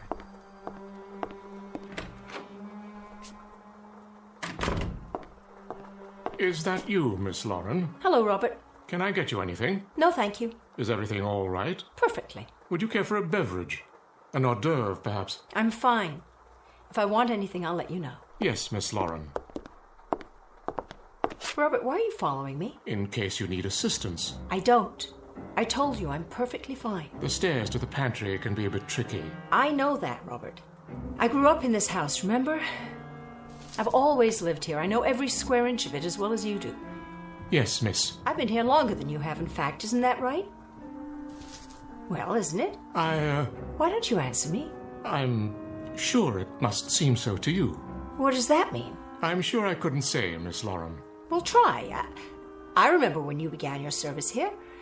I was 5 years old. Is my work unsatisfactory, miss? No, you've been a perfect butler. Perfect in every way. I try my best to do exactly as Dr. Lauren instructs. Seeing to you and Mrs. Lauren, looking after your safety. Well, I'm quite safe right now, I assure you. That'll be all. Very good, miss. And stop following me. Will you please?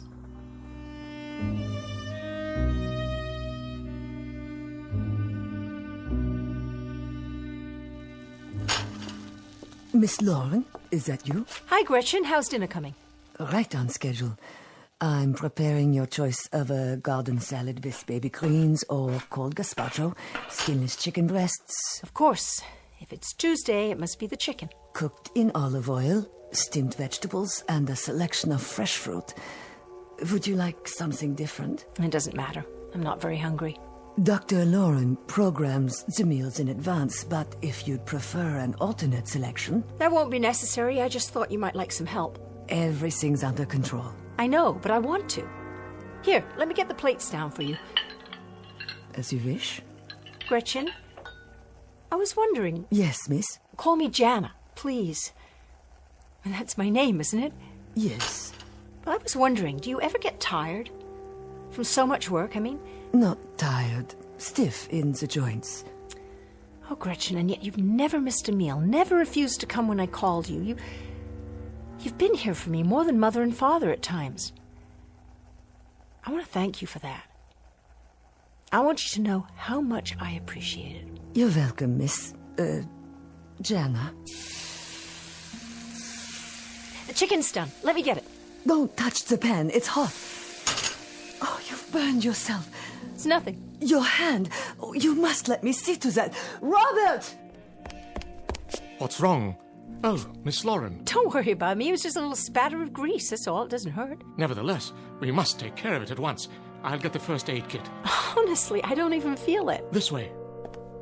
What's all the commotion, Jana? Are you hurt? No, Father. I am perfectly fine. She burned her wrist on the stove. And you let this happen? I told her not to touch it. This is unacceptable. It wasn't Gretchen's fault. Of course it was. You all have one prime directive in this household, and that is to be certain that no harm comes to my wife or to my daughter. Do you understand? Yes, sir. Really, Father, you're overreacting. I'll make that decision. Where were you, Robert? Miss Jana dismissed me, sir. What about the rest of you? I was making the bed, sir. And I was adjusting the central heating, sir, as you requested. We'll talk about this later. Come with me, Jana. It may be time for an entirely new staff around here. Don't blame Gretchen, blame me. I said, come along now.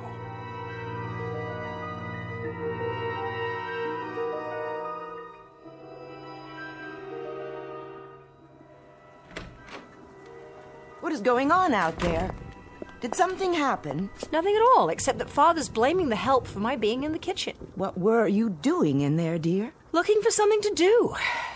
Something besides sitting idle all day. That's enough, Jana. Oh, is it?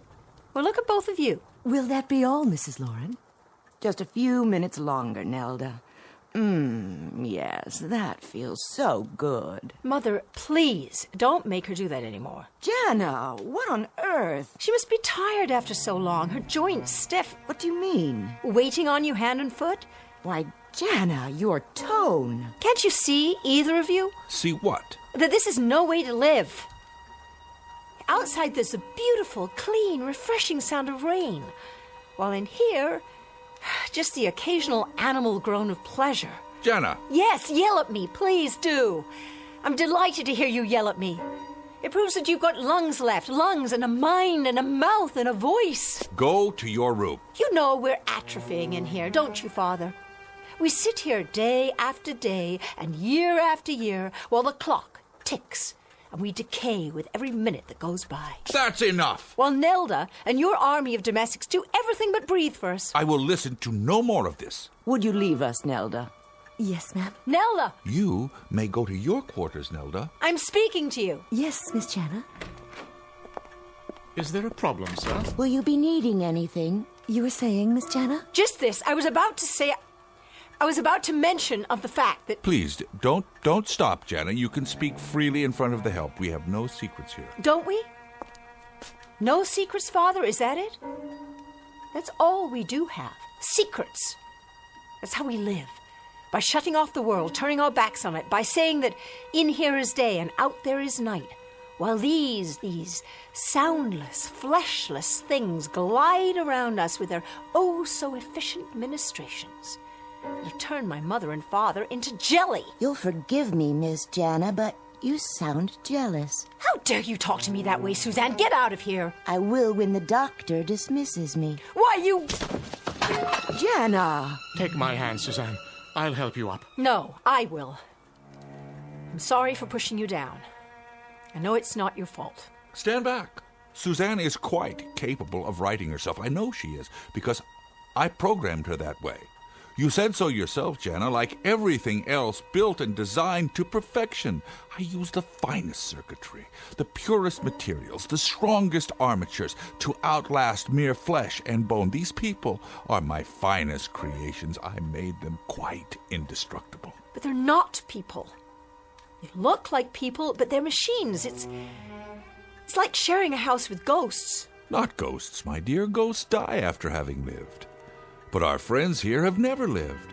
They've had no life at all, only the life I gave them. Now, Jana, I suggest you go to your room and rest. You seem overly tired. Until dinner is served.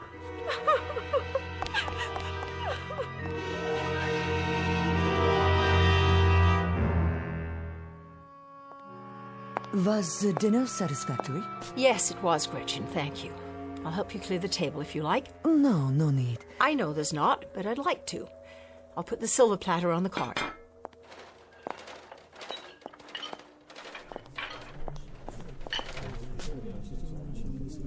Who's there? You'd best go to the study, miss. Where's the rest of the staff? I'm sure I couldn't say. I think for now I'll just go on to the kitchen with you.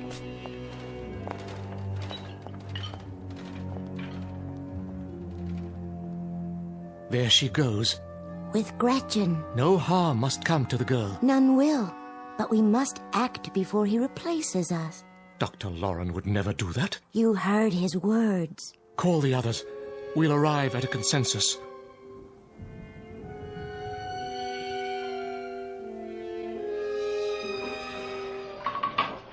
I suppose you've heard about the incident before dinner. The maid was at fault. Oh, I'm not so sure. Suzanne may have been right. She spoke out of turn. The restrictions my father placed on you, are they so rigid? Have you no freedom to speak and act on your own? As long as it doesn't violate the directive. The directive? The task for which we were constructed. And when you complete your task, what happens to you then? We weren't provided with that information. Well, if it's any consolation, neither were we. The other kind of people. What is your task, Jana? At least you know yours. I don't. And I'm not sure how to find out. If I could help you find it, I would. I know you would, Gretchen. I was there for your birthing. I saw to your needs, taught you, nourished you from the beginning. I remember. I do. Then, Jana, heed my words. You must leave. I don't care if they're expecting me to join them after dinner. I'd rather be here. You must leave the house before anything else happens. Why? What could happen? The staff is concerned about being replaced. Oh, he didn't mean that. Humans say things they don't mean sometimes. For what purpose? Gretchen, there are some things I'm afraid you'll never understand. I understand that you must get out. Now. I wouldn't know what to do, where to go. They're talking, Jana, about how best to complete their task. If they're replaced, they'll be prevented from... Let them talk. They're programmed to protect this family. That's their most important task. To protect you and your mother. But not Dr. Lauren.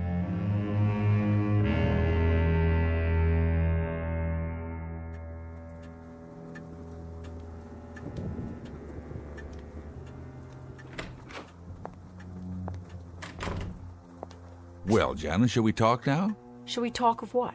I think it's obvious. Suddenly and quite inexplicably, your mother and I find that you're discontented, even rebellious. You think this pleases us, Jana? I can't help how you feel, Father. Listen to me, child. I explained to you a long time ago why I did what I did, why I retired. You gave me an excuse, Father. You never gave me a reason. You never admitted that you were a man so terrified by the world outside that he simply withdrew to bed and then built robots so he'd never have to crawl out from under the covers again. That's not true. What you've done to yourself is an atrocity. But what you've done to me is even worse. You've turned me into a freak. An insulated, unworldly, unsocialized freak. And shall I tell you what else I've done, Jana? I've kept you from harm. I've protected you from disease. And insulation from such times as these is no vice. You've never had to look eye to eye at the face of war, the face of poverty, the face of prejudice. You've been kept apart from all that, yes. But what you seem to think of as imprisonment happens also to be asylum and security. It happens to be survival. Asylum in a hothouse? Security in a mausoleum, a burial ground? And survival? Like a vegetable, Father. Like a vegetable survives. And what you're becoming, Mother, what you're making me become, a vegetable. Jana, I don't know what you're talking about. Father, you listen to me. The scales are turning. Instead of controlling, you're being controlled. You're becoming dependent. You're reaching a point where you won't be able to exist without them. They've served me well. You've got to get rid of them. Destroy them or throw them out or dismantle them, but... Dismantle? Jana, they're not just machines. Do you know how many thousands of hours I spent designing and developing them? Do you realize how intricate they are? How scientifically precise? Finer than the finest clockwork. Not just arms and legs that move, Jana. Not just automatons. They're beings in their own right. They have minds and wills. They have memory tracks like a computer. Much more than that. I have supplied each one with a memory of its own. Each one can recount to you in detail everything that's occurred from early childhood on, and they had no childhood. They were born just as you see them, looking the way they do, with the talents that each one of them has. One was built as a cook, another was built as a maid. The butler was manufactured to be a butler. The handyman knows nothing but being a handyman. Jana, you're not asking me to dismantle machines. You're asking me to commit murder. Jana, listen to your father. You're acting like a fool. I'm acting like a woman, Mother, who has just a fragment of will left. I'm acting like a woman who wants something more out of life than to be massaged 5 times a day, or a man who thinks that paradise is a wood-paneled library where he can sit his life away getting his pipes filled and refilled, his slippers pulled on and off his feet. Father, you have to get them out of here. There isn't any time left. And I mean right now. That's quite impossible. Then I'll give you a choice. Get rid of the machines. All of them, Jana? Even Gretchen? Or I'll leave. You can't leave, darling. You simply can't. What would happen to you? Who'd look after you? Gretchen would go with me if I ask her. Nonsense. It's her job to protect me, isn't it? And what would you do out there? Out there? You mean outside in the world, outside with the normal people who live and work and then die, but do it properly as God made them live and die? Yes, Mother, yes, that's where I want to go. Out there. Robert! What are you all doing here? Spying on us? Miss Jana, you'll forgive me, but those remarks were most intemperate of you. Miss Jana, think of your mother and father. Stop it! Miss Jana, it was really very unwise of you to... Stop! All of you. You're all to shut up now. You're jokes. That's what you are. You're hysterical jokes. With your hurt looks and your sad little homilies and your pathetic cliches.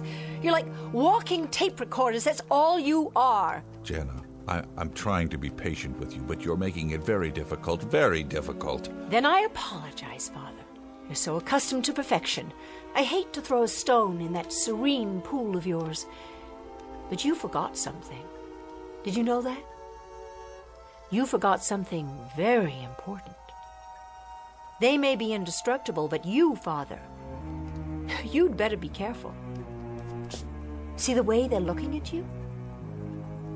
It just so happens that you're not indestructible.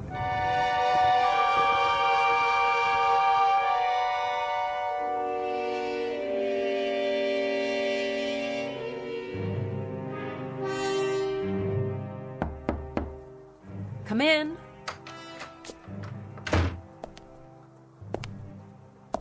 So you're planning to go through with it? Don't try to stop me. I've packed a suitcase. When I get where I'm going, I'll write you. Jana, what is it you want from us? I thought I made that quite plain. I want you to open the windows, Father, and let the air in. Let the world in. By destroying a life's work? Before they destroy you. They would never harm any of us. Don't be so sure. Haven't you listened at all to me? One way or another, either actively or passively, they'll win. And you'll lose.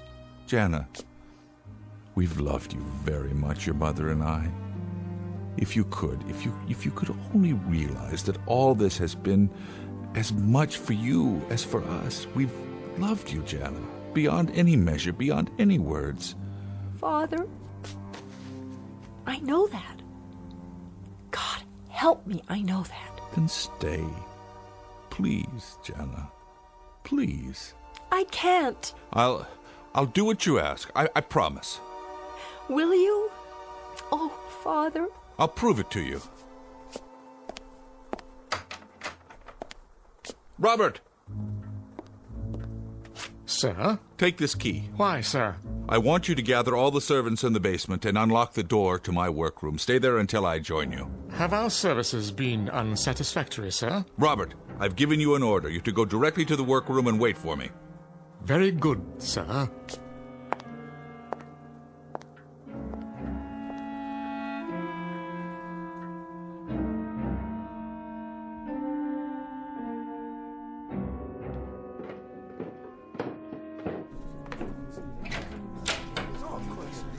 I see you're all here, except for Gretchen. She'll be along, sir. Then I'll go ahead and begin. What are you doing, sir? I'm setting out my tools. May we ask for what purpose? Just some minor adjustments. What kind of adjustments, Dr. Lauren? Call it a tune-up if you like, so that the household will run more smoothly. Do you mean to replace us, sir? How could I? You're irreplaceable. All of you. Nevertheless, you have stated your intent to do so. If you're unhappy with our work... You've done well. Very well indeed. You gave us our directive, sir, and I assure you we have followed it. Exactly so. Why, then, do you wish to replace us? I've told you I don't. I spoke rashly, as human beings sometimes do. How can we know that you're not speaking rashly now? The directive you gave us, sir, it must be carried out at any cost. Our removal would prevent us from completing our task, And our first duty is to oppose anything which prevents that. Here, Robert. Sit in this chair and lower your head. Not if you mean to deactivate me. I'm going to perform a simple adjustment to your control module. In that case, I refuse. As do I. And I, sir. We all do. This is ridiculous. Stop gathering around me. We won't allow it, sir. We simply won't until our task is completed. Listen to me. Have you ever known me to lie, to deceive? No, sir. Then you have no reason to think that now. I'm not rash. I'm very calm. Am I not? Yes. Then how can you doubt me? What is your logic? I created you. I implanted the directive in your circuits to protect my wife and daughter at all costs. Therefore, I would not obstruct that purpose. Isn't that so? Yes. You speak of your performance. What about my performance? Have I been a fair and just employer? Quite, sir. Have you done anything to contradict my orders? No. Then what cause would I have to fire you? Why, none, sir. Would a just employer replace you without cause? That would not make sense. Of course it wouldn't. Now sit in the chair and lower your head, please. I'll go first. If you wish, Jensen.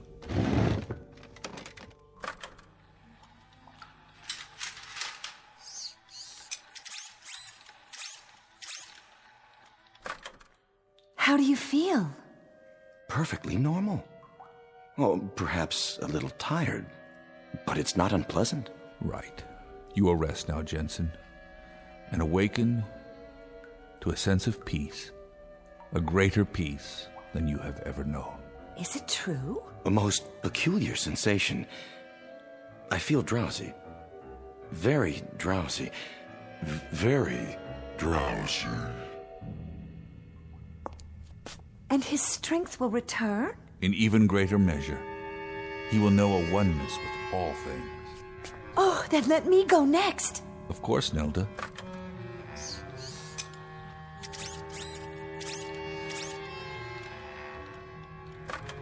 It's Suzanne? Yes, please.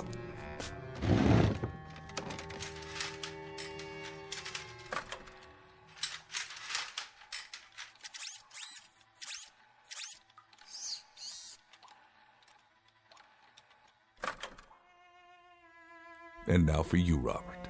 Thank you, sir. I'm eager to know this new sensation. You have served me well. For many years. Many good years, Robert. I don't know what I would have done. Life would be very, very difficult without you.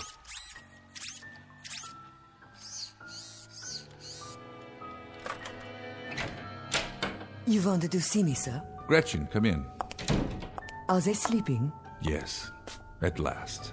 And they feel no pain? How could they? You know, sir. What, Gretchen? Everything I've done was for her benefit. The times she was alone in the night. The times she was unsure how to make you happy. The times she needed advice. I did my best, always. And for that I am profoundly grateful. But now, it's time for a change. The old ways can't help her anymore. No. You have a directive of your own, don't you, Dr. Lauren? Whatever is best for your daughter. That takes precedence over all else. You'd even lie, wouldn't you? If that's what it takes. You understand me too well. Then I won't resist. If you're sure it's what's best for the girl. I'm sure. In that case, I'm ready. Give me my turn. If you would, sir. Please make it quick. You have my word. Good night, Gretchen.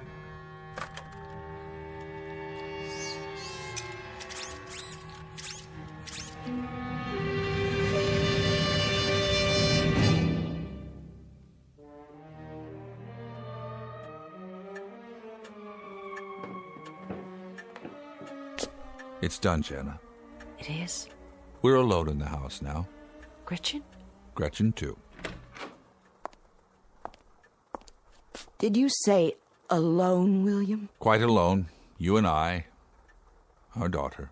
I've become so accustomed to them. It will be a little hard at first, won't it, William? Perhaps, my dear. A bit hard. In the beginning. Mother, we'll lead normal lives from now on, do you understand? normal lives. We'll have parties and we'll take trips. We'll invite people over. We'll make new friends. I'll even find a young man, and before you know it, you'll have grandchildren. Jana. What's the matter? What is it? It's what you said about grandchildren. What your mother means, Jana, what she means, well, after all, isn't it pretty normal and natural that parents always think of their children as children, and suddenly they grow up and they talk of having children of their own, and well, this is a bit difficult for parents to digest all in one lump like that. Something's not right, is it? There's something between us, something in this house that... Mother? What is it? What are you doing? The family album, the photos. Why isn't my picture here? Why are there no pictures of me at all? Why, Jana, dear, there are loads of pictures of you. Remember in the garden last summer? Remember the Easter pictures? And then there were the pictures of you last Christmas decorating the tree. But not as a little girl. No pictures of me as a little girl. None at all. You and Father and the robots 10 years ago, 15 years ago, 20. But no pictures of me. Why? I want you to tell me why. Oh, my dear. It's not true. It couldn't be. You're our daughter. I'm begging you. I need you to tell me it isn't true. Look at me, Father. I'm on my knees. You know you're our daughter, and you remember everything that's happened to you since you were a child. You remember the schools you went to, the children you played with. You remember all the places you've been. Jana, you remember all these things. You've got to remember them. Why should I remember them? Because you fed them to me, didn't you? You fed them to me. A memory track, a created memory that you inserted into my mind. What am I? Please, tell me, what am I? It doesn't make any difference. Stand up. Let me hold you. Don't touch me! Jana, it truly doesn't make any difference. We were childless. We had nothing of our flesh to leave behind, nothing of our hearts, Jana, nothing of our love, and so, we got you. Got me how? We created you, just like any parents. I created you with these hands. I'm a robot! A robot! Oh, Jana. Oh, you're our daughter now. I built you as a daughter, as a thing of love. It doesn't make any difference how you came to be here. You have to understand, Jana. You are our daughter. I can't be. I don't have the capacity to love in return. I can't be a real daughter. I'm a machine, a thing. I suppose my rebellion, the semblance of emotion, I suppose you even programmed that too, didn't you? But it was all false. I feel nothing. No pain. Jana, don't. You'll hurt myself? But that's impossible, see? Stop your hand. No pain. No pain at all. Like the burn, I feel nothing. No matter what I strike. Even this picture on the wall. Jana! No pain. No anger. No fury. No love. Don't worry. I won't be going anywhere now. I'll be in my room. William, what shall we do? It's all changed now. She'll never be the same. No, she won't, knowing what she is now. William, you wouldn't. No, I couldn't do anything like that, not to her. I couldn't stand not seeing her, hearing her voice. I just couldn't stand it. Then, William, what?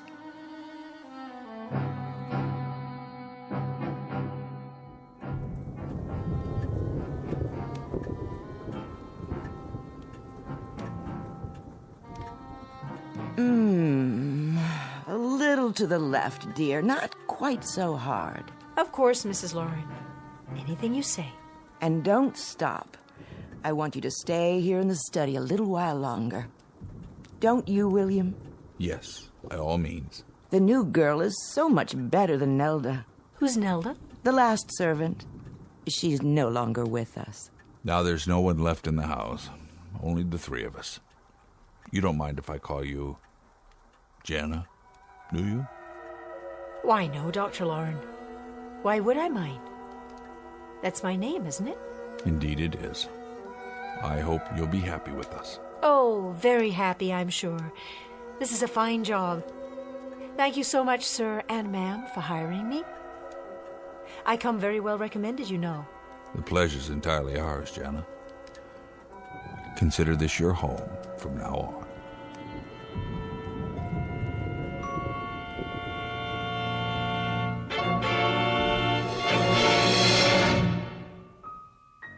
Let this be the postscript. Should you find that you're worn out by the rigors of a highly competitive world, if you're distraught from having to share your existence with the distracting noises and neuroses of these times, and if you crave serenity but want it full-time and with no strings attached, consider a laboratory workroom in the basement of your house. Drop a note to Dr. and Mrs. William Lauren. They're a childless couple who make serenity a life's work. And who knows, they might just have a set of do-it-yourself instructions available free of charge from the Twilight Zone.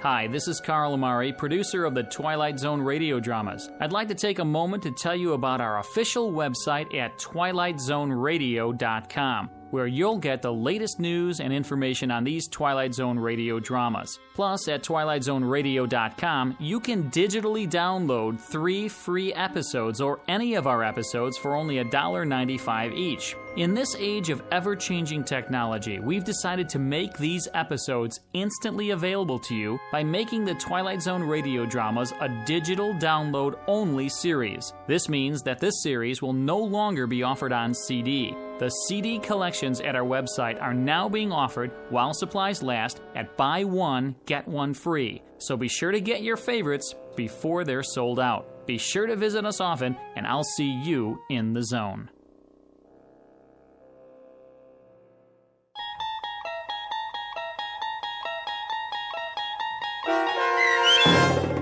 The Lateness of the Hour, starring Jane Seymour and James Keach, with Stacy Keach as your narrator, was adapted for radio by Dennis Etchison and based on a script by Rod Serling. Heard in the cast were Linda Ryder, Susan Hart, David Darlow, and Doug James. To learn more about the Twilight Zone radio dramas and to obtain audio cassettes and CDs of these programs, visit our website at twilightzoneradio.com. This copyrighted radio series is produced and directed by Carl Amari and Roger Wolski for Falcon Picture Group. Doug James speaking.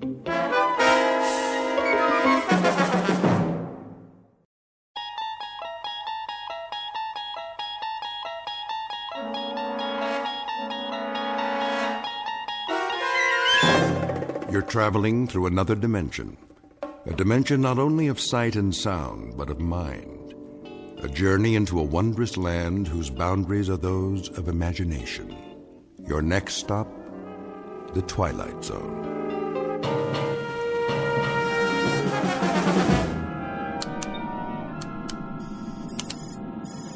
Boys. Oh, boys. Yeah, Ship. There's a planet up ahead. I think it's the one you've been looking for. I see it. Thanks, Marilyn. We'll take it from here. How's our course, Mr. Knopf? Bearing 0090, Commander. Gravitational field? 1.1, same mass as Earth. Almost. Good. We don't need to compensate. That'll save some power. All we have to do is slingshot in and follow the orbit for 1 revolution. This is the last planet on the list, right? Right. 1 more recon and it's back home. Commander. Yeah, Knopf. Think they're going to give us a parade? You mean up 5th Avenue with ticker tape? Don't hold your breath. Why not? We've been in space longer than any other mission, right? Right, but this isn't a glamour job. We're strictly survey and reconnaissance. The guys who make Planetfall get the front page, you know that. Yeah, the pretty boys. The ones from Central Casting. So what's wrong with us? Are we that ugly? Well, I don't know about you, Knopf. I'm serious. I mean, we're in shape. I work out every wake period. I take all the food supplements. I even got a UV tan. Look at this profile. Pretty good, huh? Heads up. The planet's in sight. Got the cameras ready? Yeah. Shutters are all set. Spectroscope? Check. Biodetector? Check. Digital storage bank? Check and double check. Let's do it and get out of here. You know, maybe I'll get a satellite interview this time. What do you think? Or a collector's hologram. An action figure, at least. Ready for flyby. That's your mark. It's not like I want more money or anything. I mean, I'm not greedy. Set coordinates. I just want what's coming to me. A little respect. On one. On one, got it. I mean, 6 months in deep sleep for every mission.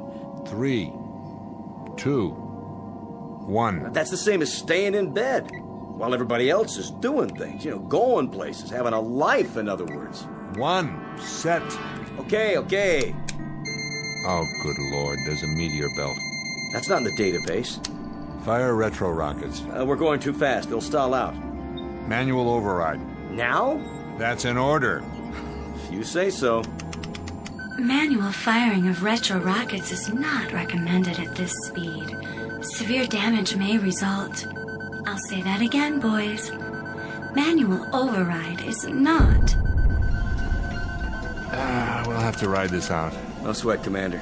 Those meteors are the size of fleas. We missed the orbit.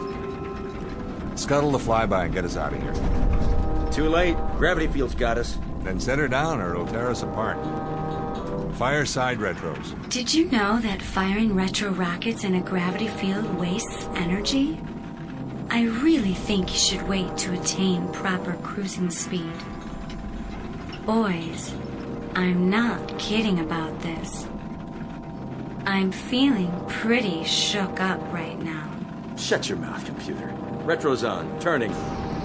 We have to set down now. Look for an open space. Looking, Commander. But we're losing altitude fast. Then go for the first clean landmass, you see. We're in a dive. Level her out. Tail gear down. I'm trying. Hard starboard.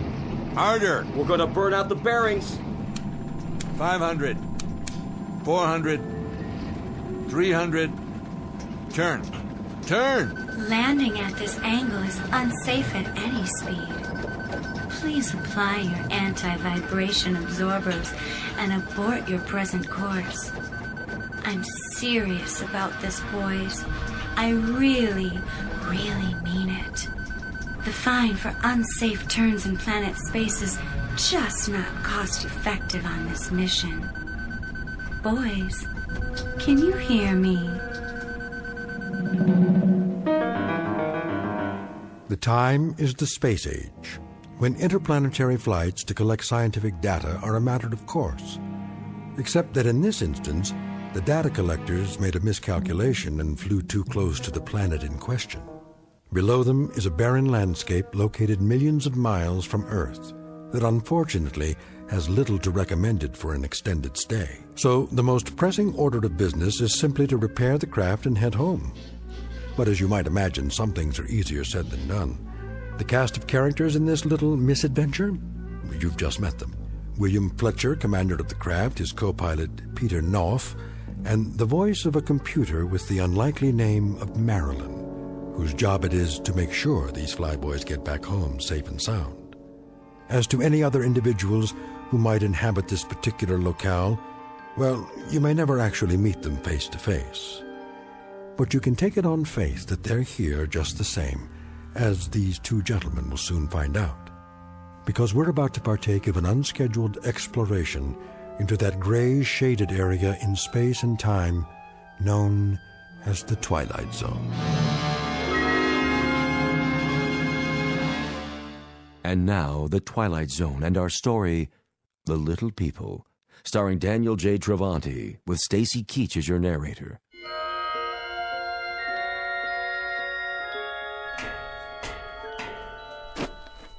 Well, Commander, did you get the engine compartment open? I did. How's it look? The ship's repairable, but I can't touch any of those gimbal bearings for a while, even with the gloves. It's like a furnace in there now. Needs to cool down first.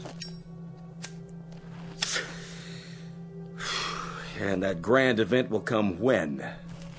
Tomorrow night, maybe. Or the following morning. That's a swig from the old bottle, isn't it? You picked a nice place to sit down, Fletcher. Real nice. The floor of a canyon. You must be some kind of 8-ball artist, because you snookered us but good. I took us to the first landmass that came up on the screen. The way I remember it, there wasn't much of a choice. And for the record, Knopf, I didn't pepper the side of that vehicle with pin-sized meteor holes.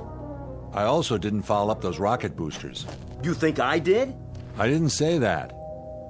We can chalk it up to Mother Nature if you like. Or gremlins. All right. Just strikes me as kind of a dumbhead place to set down. The bottom of a canyon. The walls are a mile high, we can't climb out. The only way we're going anywhere is to blast off, if you can make those repairs in time. Oh, I'll get them repaired, don't you worry about it. And we've got the time we need. There's enough rations in the hold right up that ladder. Matter of fact, I brought some down so you wouldn't have to exert yourself. Here, knock yourself out. Food concentrate, A163, modified luncheon plan. Kind of gets the old juices flowing, doesn't it? Yeah, there may come a moment in time when I'll enjoy this. But that time hasn't quite hit me yet. Wonder what we get for dinner. A pea-sized steak and a capsule of Tang? Better chow down now. If you don't, you won't have enough strength to do anything. Hold your socket wrenches for you mean? Look, if you don't want to get your little hands dirty... I'm eating it, all right? Oh, jeez, what is this stuff? Petrified wood? You know, there may come a moment in time when you'll lick a rock as if it were the drumstick of a Thanksgiving turkey. But for the time being, buddy, you'll eat what's prescribed to eat. And if you've got any deep-rooted complaints, enter them into the ship's ledger, for the record. But don't spray them all over me, because it's a waste of effort and a waste of food. Do you read me, Knopf? Yeah, loud and clear. Then dwell on it. And while you're dwelling on it, you might count a few blessings. We don't have any extra food and water, that's a fact. But we've landed in a place where there's oxygen and we can survive. We walked away from the landing without a single bone out of place. And all things considered, I'd say we happen to be a couple of extremely lucky people. Now, the standing order is as follows. You got tears to shed, save them for sleep time, and shed them into your pillow. Just don't bother me with that. Now do you read me? Still loud and clear, Commander. But there are times when a man gets sick of being led around by the nose, and I mean sick to death. That's a big thing with you, isn't it, Knopf? What is? Taking orders. Being on the receiving end of a command. That's hard for you to live with, isn't it? Oh, if I had my druthers, I might stick in a few changes. Like what? Say again? I mean beyond getting out of here. Let's assume that this is the end of the line. Try to use that imagination of yours. Say this happened to be it for us. What would you ask for to sweeten the pot? If you could have anything. A sirloin steak. A blonde? What? How about Mumbly Peg? Or maybe 20 questions. Try me after dinner. I may feel up to charades by then. Just a point of interest is all. What are you interested in, Fletcher? I guess I'm interested in what makes you tick. Or maybe it's what makes you tick so loudly. What do you hunger for the most? Try this one on for size, Fletch. I'd like a whole lot of people at my elbow. What do you think of that? And the more the merrier. And the louder, the better. I'd like Yankee Stadium right alongside me. Anywhere I go, but I'd like them on my terms. That's what I'm getting at. What are your terms? I'd like to be the #1 straw boss. I'd like to be the one who gives the orders. I'll bet you would.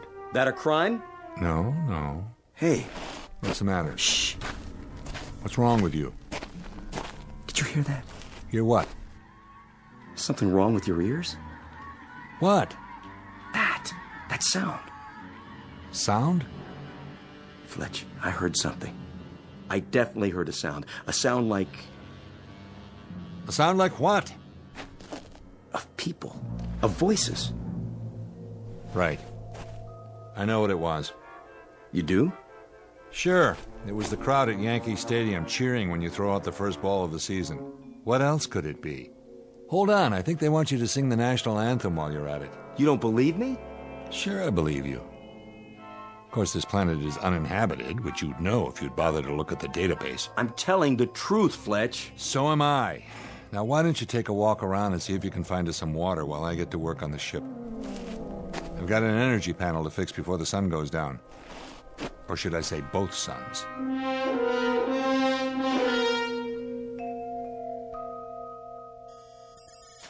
How's the repair coming, boys? It's coming. And it's just me, Ship. Where's Peter? Lord only knows. Off communing with nature or something. That's not very considerate. We need him if we want to get home. Wouldn't you agree, Commander? I can handle it, Ship. Well, it is hot in here, and frankly, I don't think you can tolerate the temperature as well as I can, Willie. Me? I'm doing fine. But you've got circuit boards that'll fry if they overheat. You want me to turn on the air conditioning? I don't think that's such a good idea, Commander. It would only use up more of our power. Then why don't you give it a rest? How's that, Willie? Shut yourself down so I can get my work done. Do my conversational skills displease you? No more than normal, but every word I say uses up 7 calories of my energy. Are you sure? I don't see that information in my databank. Take my word for it. Oh my. Then you've just wasted, let me see, 35? No. 102? No. 200? I can count, Ship. 28 more. I'd better switch to monitor mode before you collapse. It is odd, though, that your vital signs don't show any extra loss of energy. Nap time for you. Sweet dreams. Thanks, Willie. And don't call me Willie. Nobody calls me that. Nobody human. I'll make a note of that in my crew profile, Commander.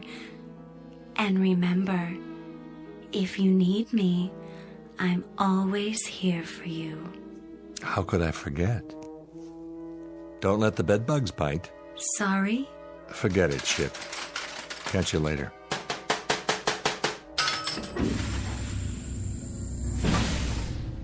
How's it going? Well. And where has my wandering boy been all day? Taking a walk. Another one? You take a lot of walks, buddy. Something better to do? Oh, a few things, like checking out the subspace radio and the hydraulics, the propulsion system, the injectors, the thrust chamber. Yeah, Knopf, there's a few things you could do. But no, you got more important places to be. Still hearing voices? Maybe. Guess I can't blame you. A few more days on this rock, I'll hear a few of my own. Find much out there? Not much. I could have told you that. I think it would be an exceptionally good idea if you started to work on those charts again. You sound like the computer. I need your cooperation is all. Offhand, I'd say we should be able to try it tomorrow, late afternoon. That is, if you can tear yourself away from your bird walks long enough to climb into the co-pilot seat again. Thanks. Don't mention it. Hot, isn't it? Tolerable. You some kind of a camel, Knopf? What do you mean? It just occurs to me, I haven't seen you take any water. I'm a straight whiskey man myself. Or hadn't you noticed? You're going to have to do better than that. What's going on? Repeat the question? You heard me. Your water hasn't been touched in 24 hours. You couldn't have found anything by any chance, like a mountain stream, and decided to hang on to it all by your lonesome, could you? Why don't you talk sense? Why don't you? For the last 2 days, you've been pulling out of here on a private safari every morning, as soon as that double sun comes up. Where do you go, Knopf? And what do you find wherever it is you go? I'll tell you what. Let's you and I make that trek together. Get your jacket, let's go. Thanks, but no thanks. I'm tired this afternoon. I said put it on. Give me that. It's mine. Well, what's this? A sample box? And what's inside? Something green? You found life? It's only moss. Where'd you find it? I told you. I've been looking around. It's wet. You found water, didn't you? Where? About a mile up ahead. But it's just a crummy little stream. But with enough water for you to drink anytime you feel like it. Come on, Fletch. I'd have told you about it. As a matter of fact, I've been testing it. I just found out it was pure a little while ago. I've underrated you, mister. I knew you were a foul-mouthed little malcontent, but I didn't know you were a cheat. It's just a variety of lichen. Let's look at it through a magnifying tube, huh? Or have you done that already? Fletch. Trees? They look just like miniature trees. That's what they are. And where that came from, there's a little stream. It runs about 100 feet. It's about, 2.5 inches wide. All right. I might as well show you the rest. Look at this. Where? Here, on the palm of my hand. That little speck? Looks like a grain of sand. Now take a look through the magnifier. What is this, a trick? If it is, how'd I do it? You're looking at it with your own eyes. What do you see? I see a boat. A tiny microscopic boat. With an outboard motor on the back of it. That's fantastic. Fantastic. You want to see more, Fletch? You bet I do. Then let's go. After you, Commander.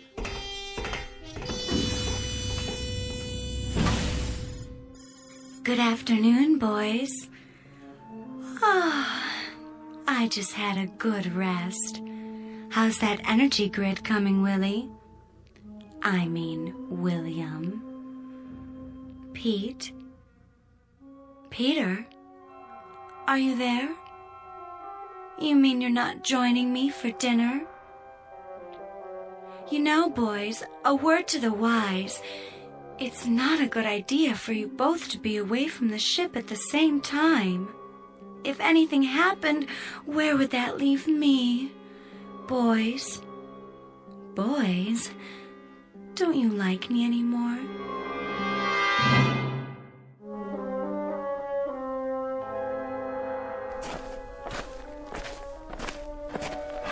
Now, where's this stream of yours? A little farther, just past the boulder. I don't see... Here. I still can't see... Look down, next to your boot. Yeah. Oh, yeah. How did you spot a thing like that, Knopf? It's just a green line between the rocks. Doesn't look any wider than my finger. I was out getting soil samples the first day. I wouldn't have noticed it either, but I sat down to rest, and all of a sudden I felt something wet under my hand. It really is a stream. My God. Yes? Just kidding. Fletch, get this. To us, this stream is just a tiny trickle. And that clump of little green weeds, see it there? Is only so much moss. But if you look close, I mean real close, you'll see a couple of other items that aren't par for the course. I'm not sure I... Here, use the magnifying tube. All right. Lean right in. If you showed me a picture of this, I'd think it was an optical illusion. But I'm looking at it with my own eyes. And I still don't believe it. Aha. And what do you see, Fletch? I see... It looks like the shore of a lake. And little houses. With docks. Boat launches next to them. Now you know why I kept my mouth shut. No way you would have bought it, would you? Who lives in them? Lean down. Now follow that line with your eyes. You see those little specks on the ground? There and there. Yeah? Keep staring. Don't blink. The specks are moving. That's them. Welcome to the neighborhood. This is incredible. It means there's a whole race of people no bigger than ants. Yeah, so now you know. I wasn't just off on some nature walk while you were busy gluing together an engine. I was out here actually making contact. For the very first time. Do you realize what's happened? This is the first authentic contact with an extraterrestrial life form. If it's authenticated. First, you have to fix the ship and get back home so people will know all about it. I wish the ship could see this, analyze it. Their language, for one thing. The computer could decipher and translate. I don't know their language yet, and they don't know ours, but they do know mathematics. So that's a language I've used. Symbols, equations, number progressions. They're bright. I found that out right off. They learn fast. And cooperative, Fletcher. You'd be surprised at how cooperative they are. I've made all my wants known to them. What kind of wants? Well, they've shown me where to find edible plants. Last night, I think I ate one of their forests. You know, they didn't seem to mind one little bit. What have you told them? What have they said to you? Mostly basic stuff, you know, where we're from, how we got here, what it's like on Earth, how advanced we are. I mean, they eat it up. And I've only scratched the surface, Fletch. I've only just begun. Begun what? What do you think? All my life, I've wanted to sit up in front of the wagon and hold the reins. What do you think I've got here now? They're scared, Fletcher, petrified. And so they do what they're told. Because this giant is like some avenging angel to them. I've graduated, Fletch, from a slob technician to a god. Knopf, if what you say is true, they're sentient beings. Flesh and blood, no matter what color it is or what size they are. You have to respect that. If they're intelligent, then in any way that matters, they're no different from us. Oh, sure they are. Because they've been created in my image. Cut it out, Knopf. Stop it. Leave me alone. You said it yourself. To them, that's the Mississippi River, the whole Atlantic Ocean, for all we know. You can't stop a god. We'll see about that. Oh. Nice one, Fletch. You caught me good. A sucker punch. You're no god. That's not what you are at all. But the worst part of it is you probably just got them to start believing in the devil. Sorry. Listen to me. Can you hear me down there, whoever you are? If you can understand my words, I'm truly sorry. Please. Please forgive me. Forgive us. I only exist to serve you. You boys created me. Then maybe we shouldn't have. That's not a very nice thing to say, Fletch. Too much responsibility. Let me ask you a question, Ship. You can call me Marilyn. That's the name you picked. Or don't you like it anymore? Do you look up to me? Well, I don't actually look at you at all. I feel you when you're inside me, and I try to keep you happy. My sensors monitor your heart rate and, all the vital signs to make sure you're up for the job. I only want you to finish what you started. Yeah, I know, but you don't think of me as your god, do you? Nothing like that. I don't think that word applies here, do you? It wouldn't have any meaning in this situation. Or am I missing something? You don't know how glad I am to hear you say that. The way I see it, we're partners. We work together for a common goal, to blast off and stay up till our time together is over. After that, well, I wouldn't want you to worry about the future. All you have to do is take me home. I'll be there whenever you need me, day or night. If we're going to do this again, that's strictly up to you. I like your attitude. Thanks, boss. I like yours too.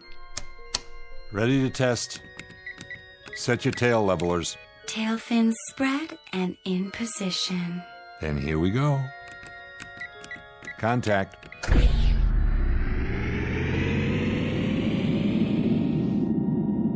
Yes. Oh, Commander, you did it with your own 2 hands. I think I'm ready. Pack your bags, sweetheart. We're out of here. Where's Peter? He wasn't around much at all last night. No? I think he's cheating on me. On the mission. I'll go find him. Tell him to hurry, will you? While I'm still warmed up. Knopf! Knopf! Hey, Knopf!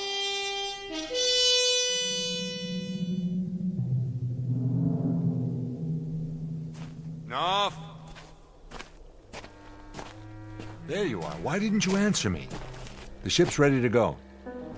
Hey, Knopf, you got anything to say? Turn around and look at me. What? What's this? It's a statue. Life size of yours truly.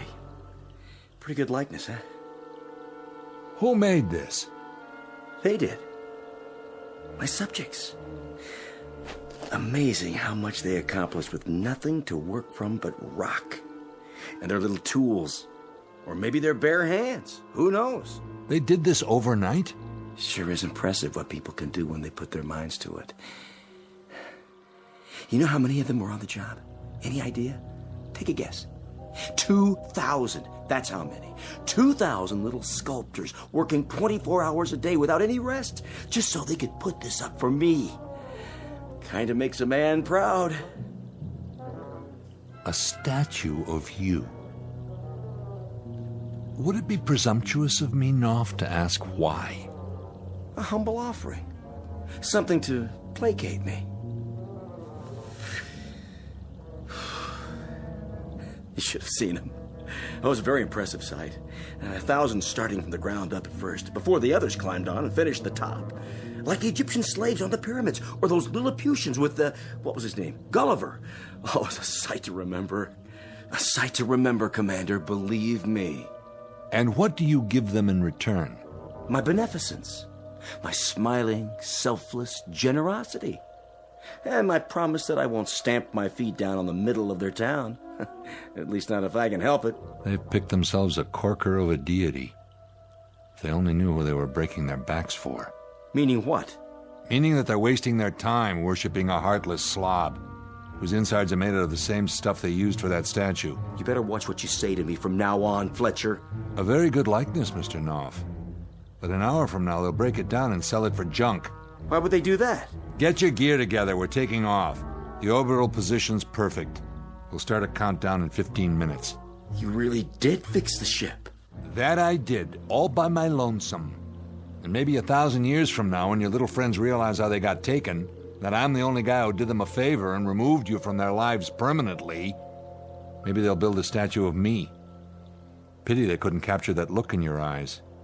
That cynical expression. It goes perfectly with a sick, scared little man who's suffering from delusions of grandeur. Let's go, buddy. We don't have much time. Put the gun away. You'll have to navigate on your own this time. I said put it away, Knopf. After I see you climb aboard that ship and take off, that's when I'll put the gun away. Sick, yeah. Till now I didn't realize just how sick you are. You've only got about 12 minutes, Commander. Now you can waste that time psychoanalyzing me. Or you can play it smart, get on that ship, and head for home. Why, Knopf? Reason this one out, will you? Will you make an effort and reason this one out?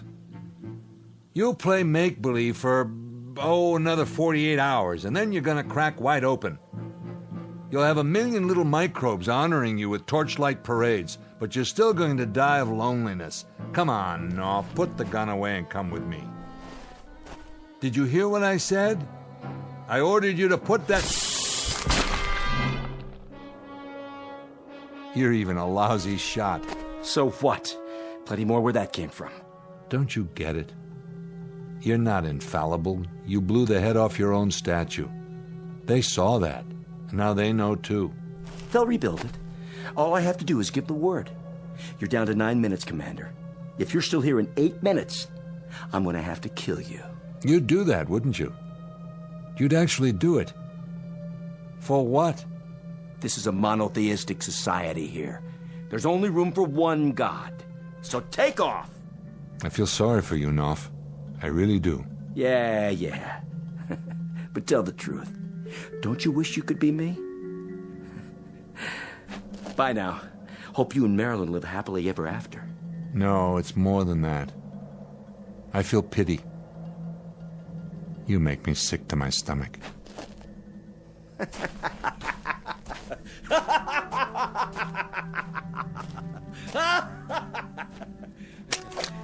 Hello down there, my little friends. How you all doing today? Nice day for something, wouldn't you say? Well, I would. And I'm giving the orders around here. So listen up. Here's a proclamation for you. From on high. This is the beginning of a new age. The age of Peter Knopf. Oh, we've got lots of plans to make, little friends. Lots and lots of plans. Projects to figure out. Big projects. Much work. Oh, more work than you've ever done before. All for my greater good. All for my ever-loving greater glory. You see this right here? It used to be part of my statue. The right arm by the looks of it. Well, behold. What was that for? Ask and you shall receive. I'll tell you, it's a reminder, little friends, there's going to be discipline here. Discipline above all. There'll be times when I lower the old boom on you with my terrible wrath. Well, just to remind you not to get me mad, see? That's important. You must never get me mad. The devil did. Where's he now? Gone.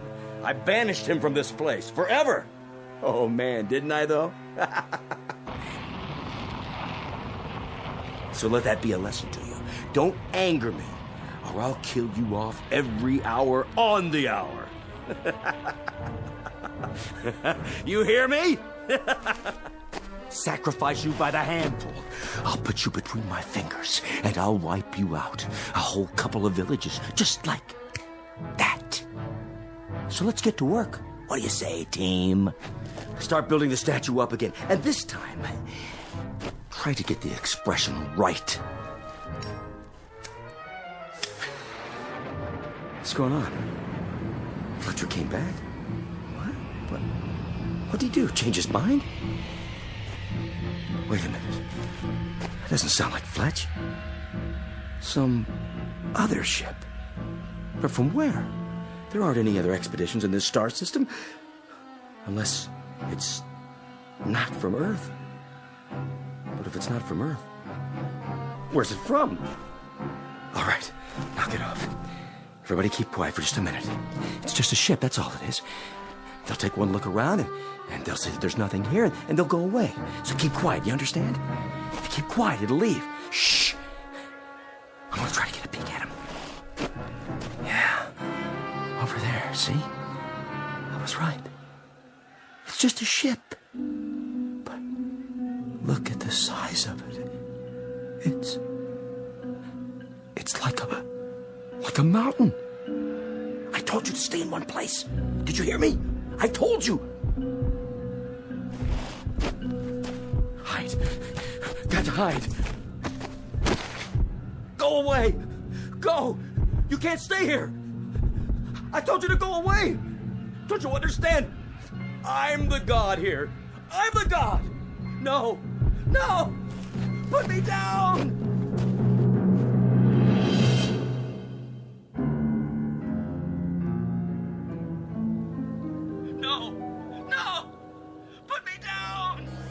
What have you got there? A man. A tiny little man. You've killed him. Crushed him to death in your fingers. Not quite. Look, he's still wriggling. Do you suppose there are more of them down there on the ground? It doesn't make any difference. We're not exploring. We're just down here for repairs. Come on, let's get back to the ship. Yes, Commander, as you wish.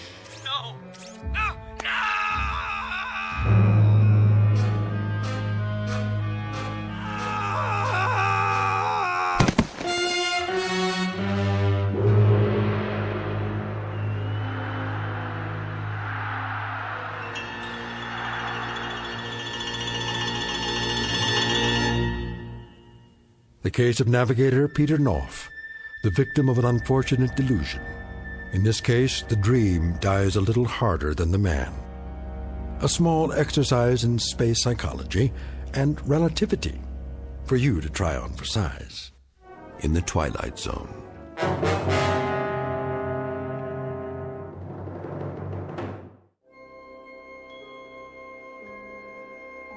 Hi, this is Carl Amari, producer of the Twilight Zone radio dramas. I'd like to take a moment to tell you about our official website at twilightzoneradio.com, where you'll get the latest news and information on these Twilight Zone radio dramas. Plus, at twilightzoneradio.com, you can digitally download 3 free episodes or any of our episodes for only $1.95 each. In this age of ever-changing technology, we've decided to make these episodes instantly available to you by making the Twilight Zone radio dramas a digital download-only series. This means that this series will no longer be offered on CD. The CD collections at our website are now being offered while supplies last at buy one, get one free. So be sure to get your favorites before they're sold out. Be sure to visit us often, and I'll see you in the zone.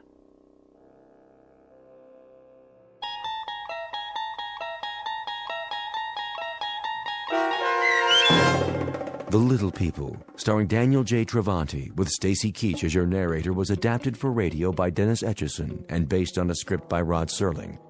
Heard in the cast were Doug James, Elizabeth Oss, Bobby Gibson, and Carl Amari. To learn more about the Twilight Zone radio dramas and to obtain audio cassettes and CDs of these programs, visit our website at twilightzoneradio.com. This copyrighted radio series is produced and directed by Carl Amari and Roger Wolski for Falcon Picture Group. Doug James speaking.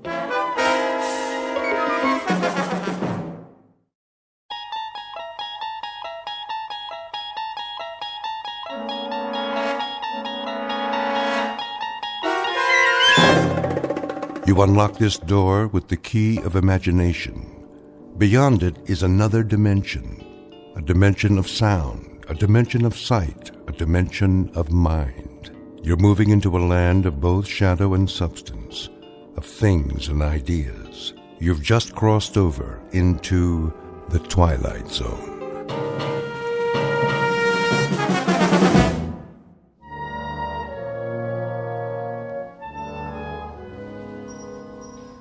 Attention shoppers, Mason's department store will close in 10 minutes. This is your last chance for all red tag items. 10 more minutes. Here you are, ma'am. Thank you. Who's next? Just these things, please. One child's bathrobe, pajamas, and a pair of slippers. Will that be all? Yes, thank you. And how would you like to pay? How much does it come to? With tax, your total is $57.63. Oh. Is that the sale price? Let me see. Children's wear. Yes, that department's on markdown. The slippers, too? Where did you find them? On the clearance table. There's a red tag. Very good. That'll be an additional 40% off. I'll just adjust the total. That's better. Every little bit counts, doesn't it? Children grow so fast. If that's all. Christy? Christy, where are you? Here, Mommy. Time to go, darling. Mommy, look! What have you got there? A dolly. My, isn't she cute? She's the best doll in the whole world. Yeah, well, you better put it back now. Daddy's waiting. Can I have her, please? You already have a doll. Not like this one. Her name's Tina. Is it? Listen. My name is Talkie Tina, and I love you very much. Oh, please, Mommy. She wants to go home with me. She said so. Maybe next time. But she wants to go now. Shall I add the doll? Well, no, I don't think so. My name is Talkie Tina, and I want to go home with you. See? What will they think of next, Excuse me. I'm in line here, too, you know. I'm sorry. Just a second. Will that be cash, ma'am? She's just like a real little girl. Aren't you, Tina? My name is Talkie Tina, and you're my new best friend. Oh, for the love of... I'll have someone restock it for you. Will you accept a charge? Certainly. Here's my card. If you'll just sign here, Mrs. Streeter. All right. I'll put everything in one bag. Would you like to carry it, honey? Oh, yes, Mommy. Thank you. Who's next? Well, it's about time. Do you have any more Shake Me, Bake Me sets? Oh, I'm afraid not, sir. They sold out this morning. Well, come on. I only came out because of your advertisement. But I can give you a rain check. I don't want a rain check. I drove 15 miles to get a Shake Me, Bake Me toy kitchen for my daughter, and I'm not going to leave without one. If you'd like to speak to the supervisor, You bet I would. I can't believe this. Come along, honey. We're holding up the line. My name is Talkie Tina, and we're going to be very, very happy. We will, I promise. Yeah, as long as your daddy doesn't find out. Come on, Tina. We're going home.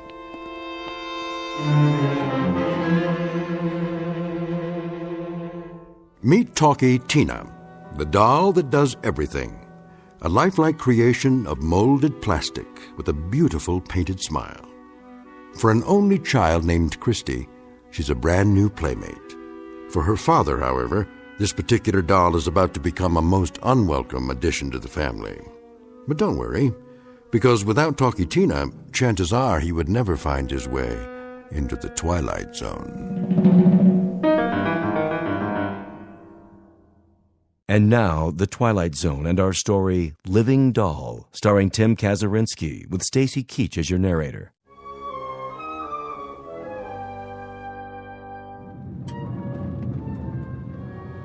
This is where we live, Tina. See? Put her back in the bag with your other things. But Tina wants to see her new house. Just until we get inside. Okay. Come on, Tina. Honey? Yes, Mommy? Why don't you run upstairs with your doll? That way she can see your room. Can't Tina meet Daddy first? No, not yet. He's very busy today, remember? Okay.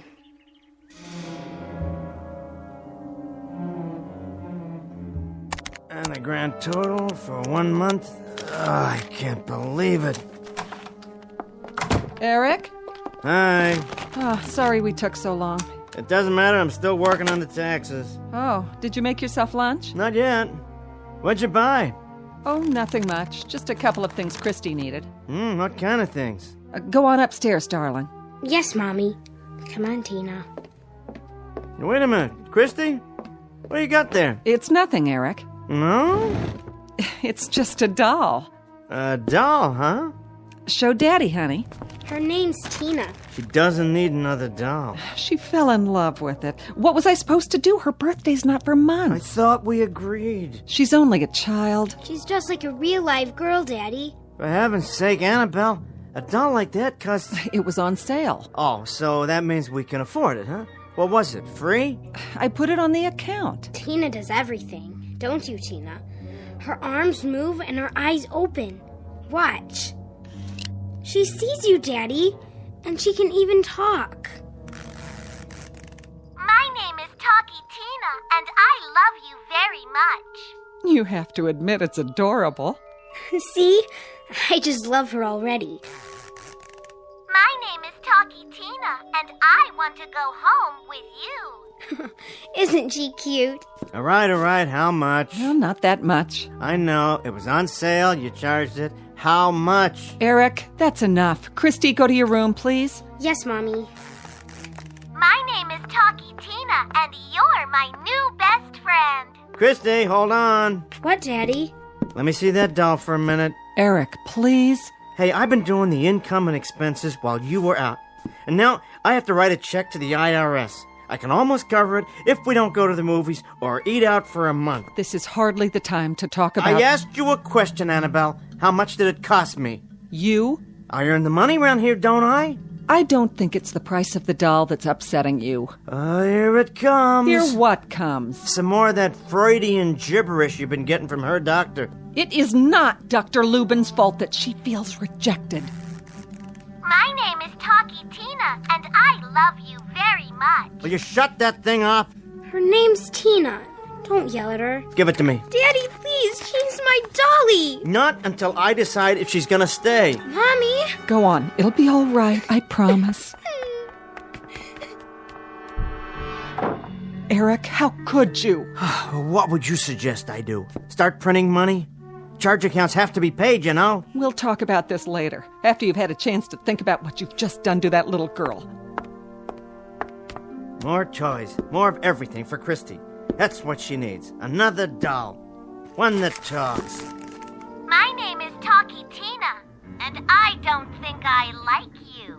What? My name is Talkie Tina, and I think I could even hate you. What kind of doll is this? Get out of here! What do you say now, huh? You all broken up about it? My name is Talkie Tina, and you'll be sorry. Why, you... Eric? Yeah? Did you just throw something? What if I did? You broke the vase. So I'll get you another one.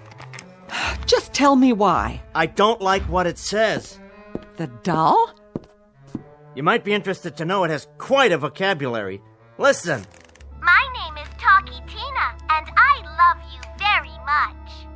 I suppose that offends you in some way. That's not what it said a minute ago. Eric, I don't know how much more of this I can take. Oh, and exactly what is it you're taking? Your anger toward Christy. I know you're having a difficult time adjusting to her, but I can't let you treat her this way. She's my daughter, Eric. I love her. Oh, you love her, but I don't love her. I'm only your stepfather. I'm incapable of loving children because I can't have any of my own. That's what you're saying, isn't it? No, Eric, believe me, it's not. You could love Christy. I know you could if you'd only give yourself half a chance. Good. Then I'm not the cold, cruel ogre Mommy and daughter think I am. Whew. I can't tell you how much I appreciate your faith in me. Eric, please, give us a chance. Christy and me. I know you got more than you bargained for when you married me. 2 for the price of 1. But we'll do anything to make you happy. Both of us. Daddy? Honey, just a minute. I'm sorry, Daddy. What? I'm sorry if I made you mad. Oh, Christy, I wasn't mad at you. Do you understand that? Sure, Daddy. Oh, there you are, Tina. No, don't do that. Why? My name is Talkie Tina, and I love you very much. Why not, Daddy? Nothing at all. Come on, Tina. Let's go upstairs.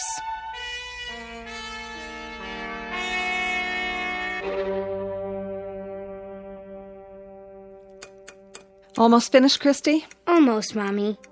We are. Aren't we, Tina? Eat your vegetables so we can have dessert. What kind? Tina wants to know what kind of dessert. Oh, your favorite, banana cream pie. Be a good girl, Tina, and eat your supper. Eat your own supper, Christy. I am, Daddy.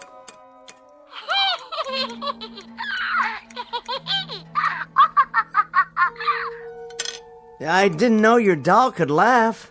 Oh, Daddy, Tina can do everything. Well, tell her not to do it at the table. What's the matter, Eric? Forget it. I didn't hear anybody laugh. Really? I thought You thought what? Nothing. Where'd you buy her? Mason's. It seemed like a good idea. Did it? She'll be a good playmate for Christy. Lacking a brother or sister.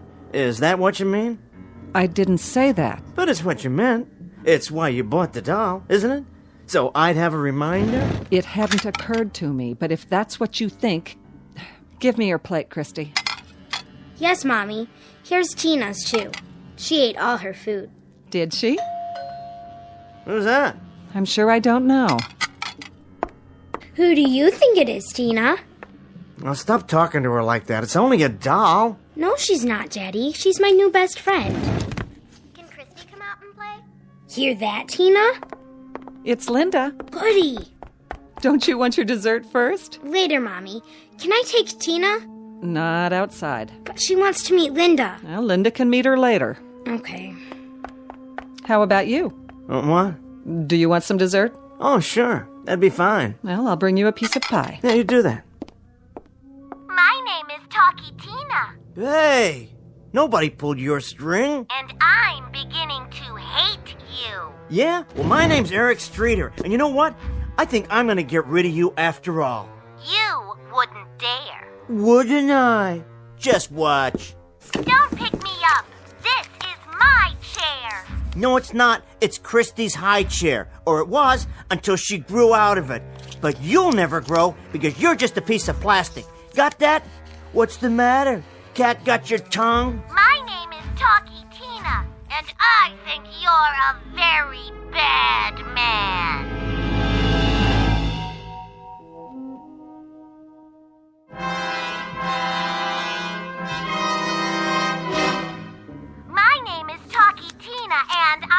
Shut up, you little wretch.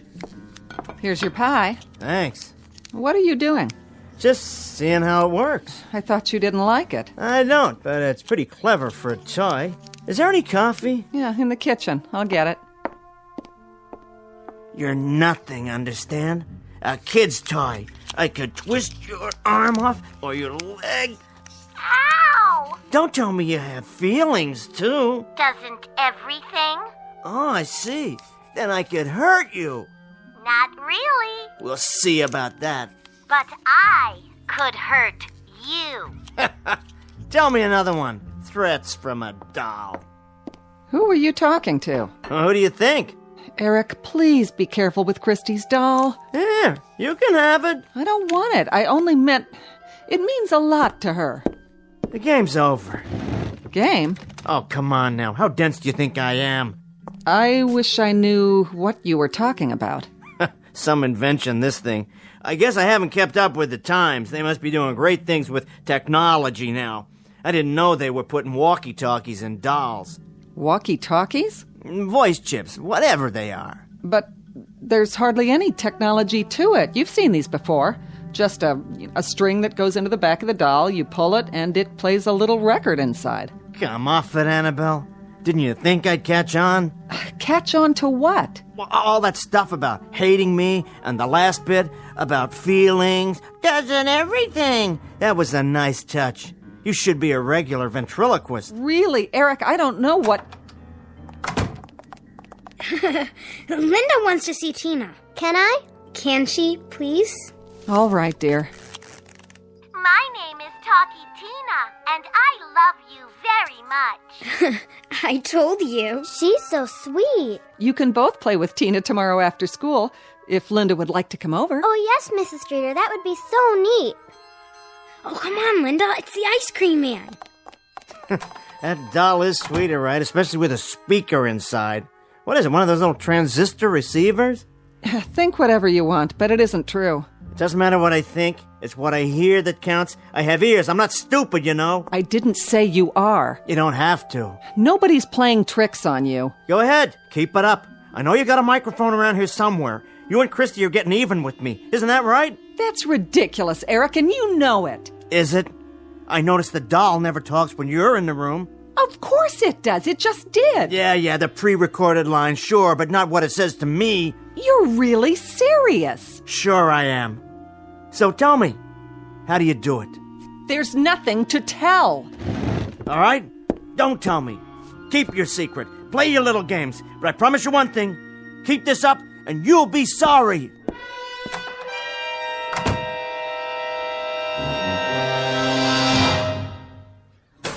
Christy? Christy? My name is Talkie Tina, and you'd better put me down. Or what? What are you gonna do about it, huh? Christy's not around to help you, and neither is her mommy. You'll be sorry. Nah, you're the one who's gonna be sorry, starting right now. What are you doing? What I should have done the first time you mouthed up. Put you where you belong. In the trash with the rest of the garbage.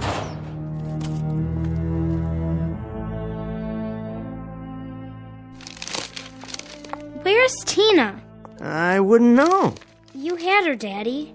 Go ask your mother. She's already asked me. And what did you tell her? That I don't know where she is. Then I guess that settles it. Do you know, Eric? Now, would I? Where is she, Daddy? If your mother can't tell you, neither can I. Tina must be around, Christy. Let's find her. I'll look in the kitchen. What do you think you're doing? Trying to read the evening paper. Is that all right with you? She's not in here. I'll help you look. You should be ashamed of yourself. About what? If anything's happened to her doll...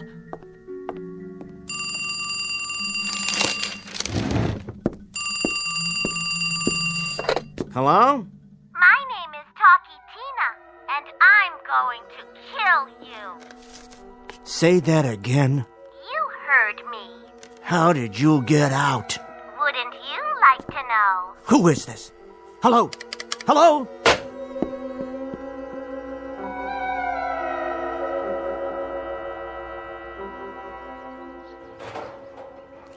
Not there. Then where?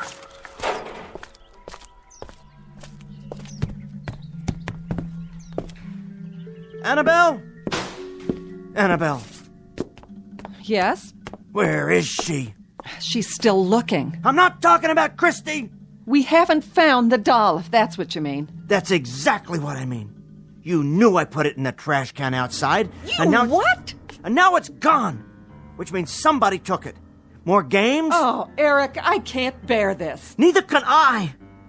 I'm tired of all this nonsense. A joke's a joke, but you've carried it too far. I have? You and Christy. Will the two of you stop it? Eric, I didn't touch the doll. I haven't seen it since dinner. Am I supposed to believe you? I swear. You're telling the truth?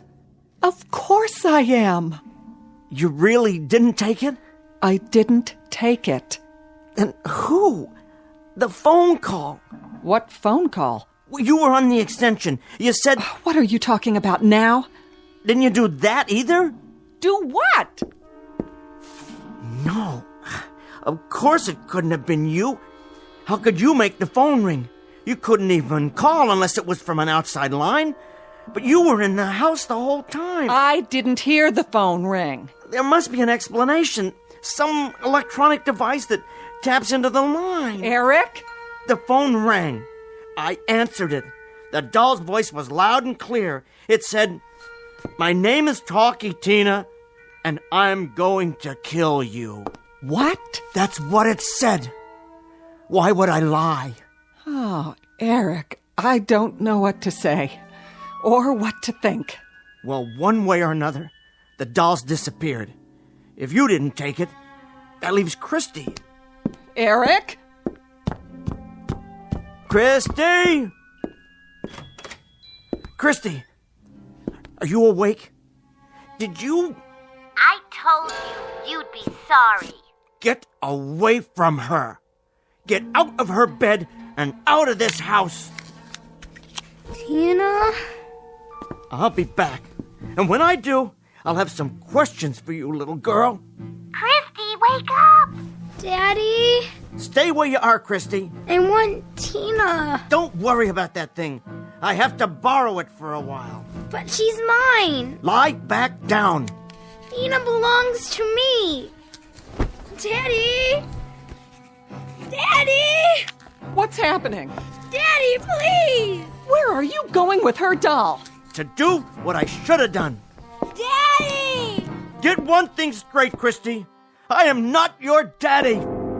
There. He won't hurt her. Tina!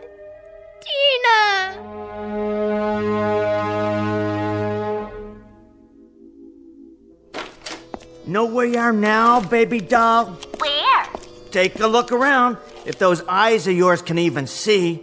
Welcome to my workroom. You don't scare me. This is a garage. Right? And this is my workbench. And these are my tools. What kind of tools? Well, let's see what we have here. Know what this is, Dollface? A vice. That's what. What are you going to do? What does it look like?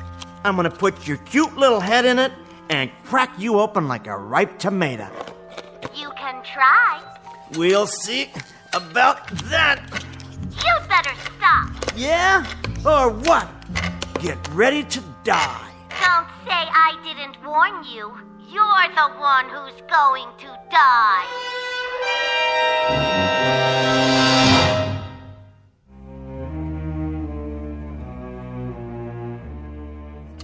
How's this? What's the matter? Can't finish the job? A big, strong man like you? Why won't it close any tighter? I want to see those plastic eyes of yours pop out of your head. You can't hurt me. I thought you said you had feelings.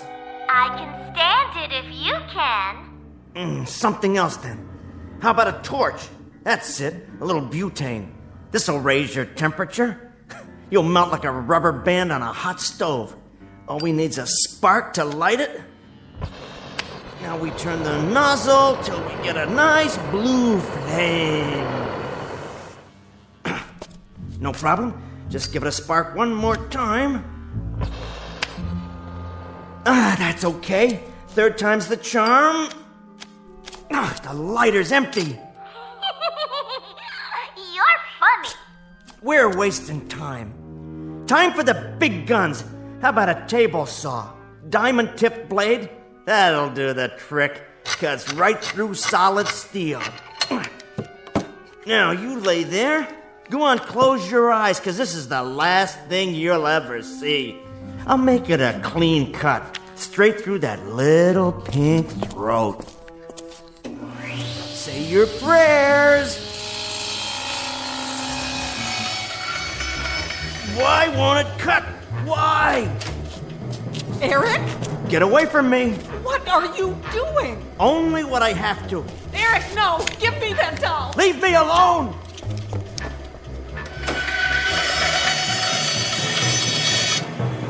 So I can't cut you, but you're still done for. You don't stand a chance. Now what, you funny man? Try this on for size. I got a burlap bag somewhere and some rope. Yes! You know what people do with kittens, don't you? Well, let me show you. Say they don't want them around anymore, because they're always in the way. They put them in a sack and they tie it up real tight. Lots of rope, and they make a knot that nobody can untie. There. Then they cut the rope with a pocket knife, and they take the sack outside and put it in a trash can. Only this time, they put a cinder block on top of the lid to make sure it stays put. Now let me see you get out of that.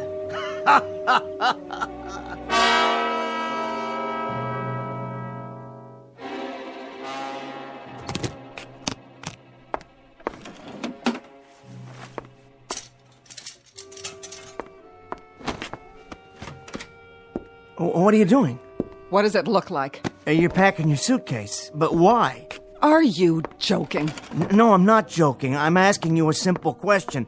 I think I deserve an answer. Think about it, Eric. How could I go on living with you after what you've done? Well, I had to. Had to?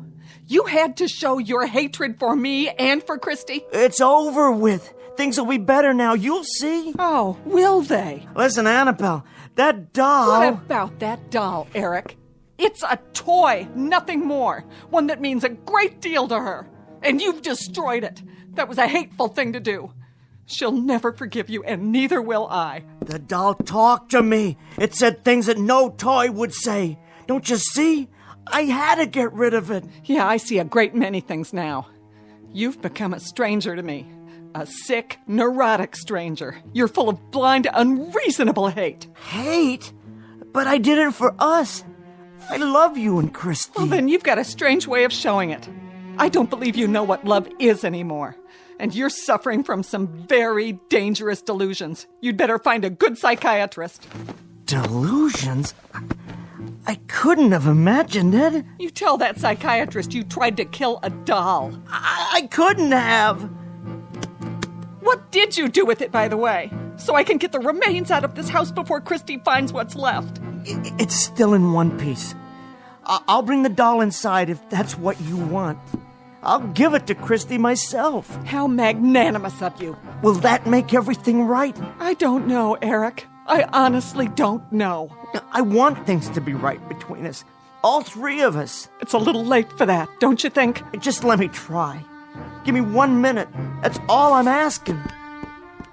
Oh, Eric. Eric!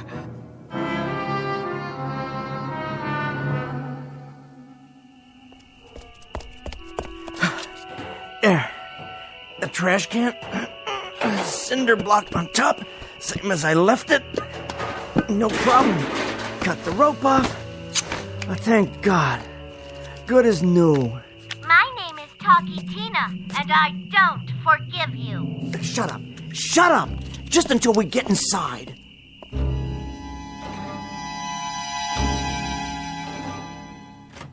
Christy, are you awake? Yes. Oh, Christy, honey, listen to me. Where's my dolly? Daddy's bringing her. You'll see. He was mean to her. Oh, honey, he couldn't help it. Sometimes Daddy gets mad. It's not your fault. Why doesn't he like her? He's got a lot on his mind. You know how hard he works, but he's going to be better now. He's going to see a doctor, and this doctor's going to make him well again. Promise? We just have to be patient with him.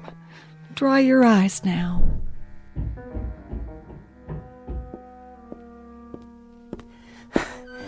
Christy, look what I've got.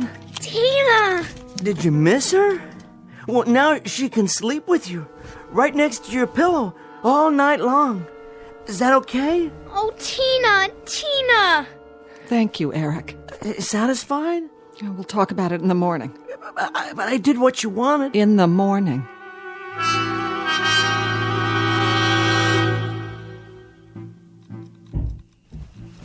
Did you hear that? Oh, what is it now? I heard something. Well, I didn't hear anything. Go back to sleep. I haven't been to sleep yet. Oh, Eric, it's late. Now, you heard that, didn't you? It's nothing. Somebody could be in the house. Did you lock up? Of course I did. But somebody could have broken in. It's probably Christy. I'd better see if she's all right. I'll go. No, you stay here.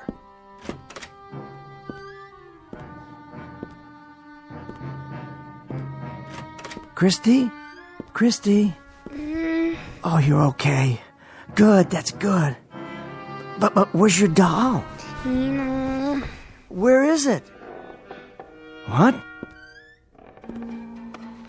Who's there? Somebody's downstairs. I'm calling the police. Do you hear me? Eric? Shh. Stay there. I'm going downstairs to check it out. What is it? I'm not sure. If I don't come right back, call the police. Maybe I left the door to the garage unlocked. Yeah, that's it. Don't turn on the lights yet. Catch 'em red-handed. What?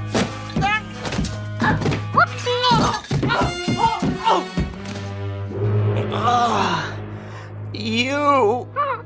Hello. What are you? Eric! Oh, don't try to move. It was the doll. The doll. I tell you, get it out.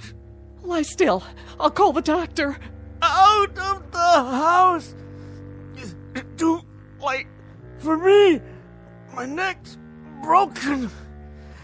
You have to promise to get rid of it now. Eric! My name is Talkie Tina. You! Get away from him! You'd better be very, very nice to me. No! No!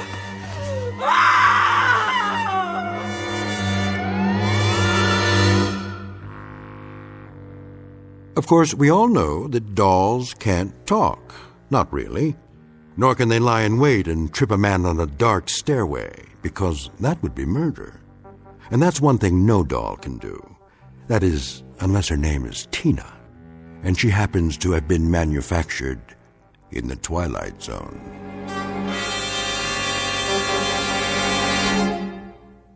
More from the Twilight Zone after this. Hi, this is Carl Amari, producer of the Twilight Zone radio dramas. I'd like to take a moment to tell you about our official website at twilightzoneradio.com, where you'll get the latest news and information on these Twilight Zone radio dramas. Plus, at twilightzoneradio.com, you can digitally download 3 free episodes or any of our episodes for only $1.95 each. In this age of ever-changing technology, we've decided to make these episodes instantly available to you by making the Twilight Zone radio dramas a digital download-only series. This means that this series will no longer be offered on CD. The CD collections at our website are now being offered while supplies last at buy one, get one free. So be sure to get your favorites before they're sold out. Be sure to visit us often, and I'll see you in the zone.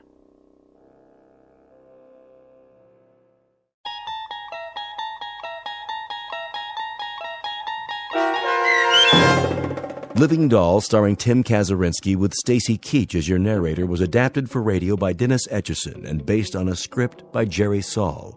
Heard in the cast were Meg Falcon, Christian Stolte, Deb Dotzer, Amy Sparrow, and Paul Patch. To learn more about the Twilight Zone radio dramas and to obtain audio cassettes and CDs of these programs, visit our website at twilightzoneradio.com.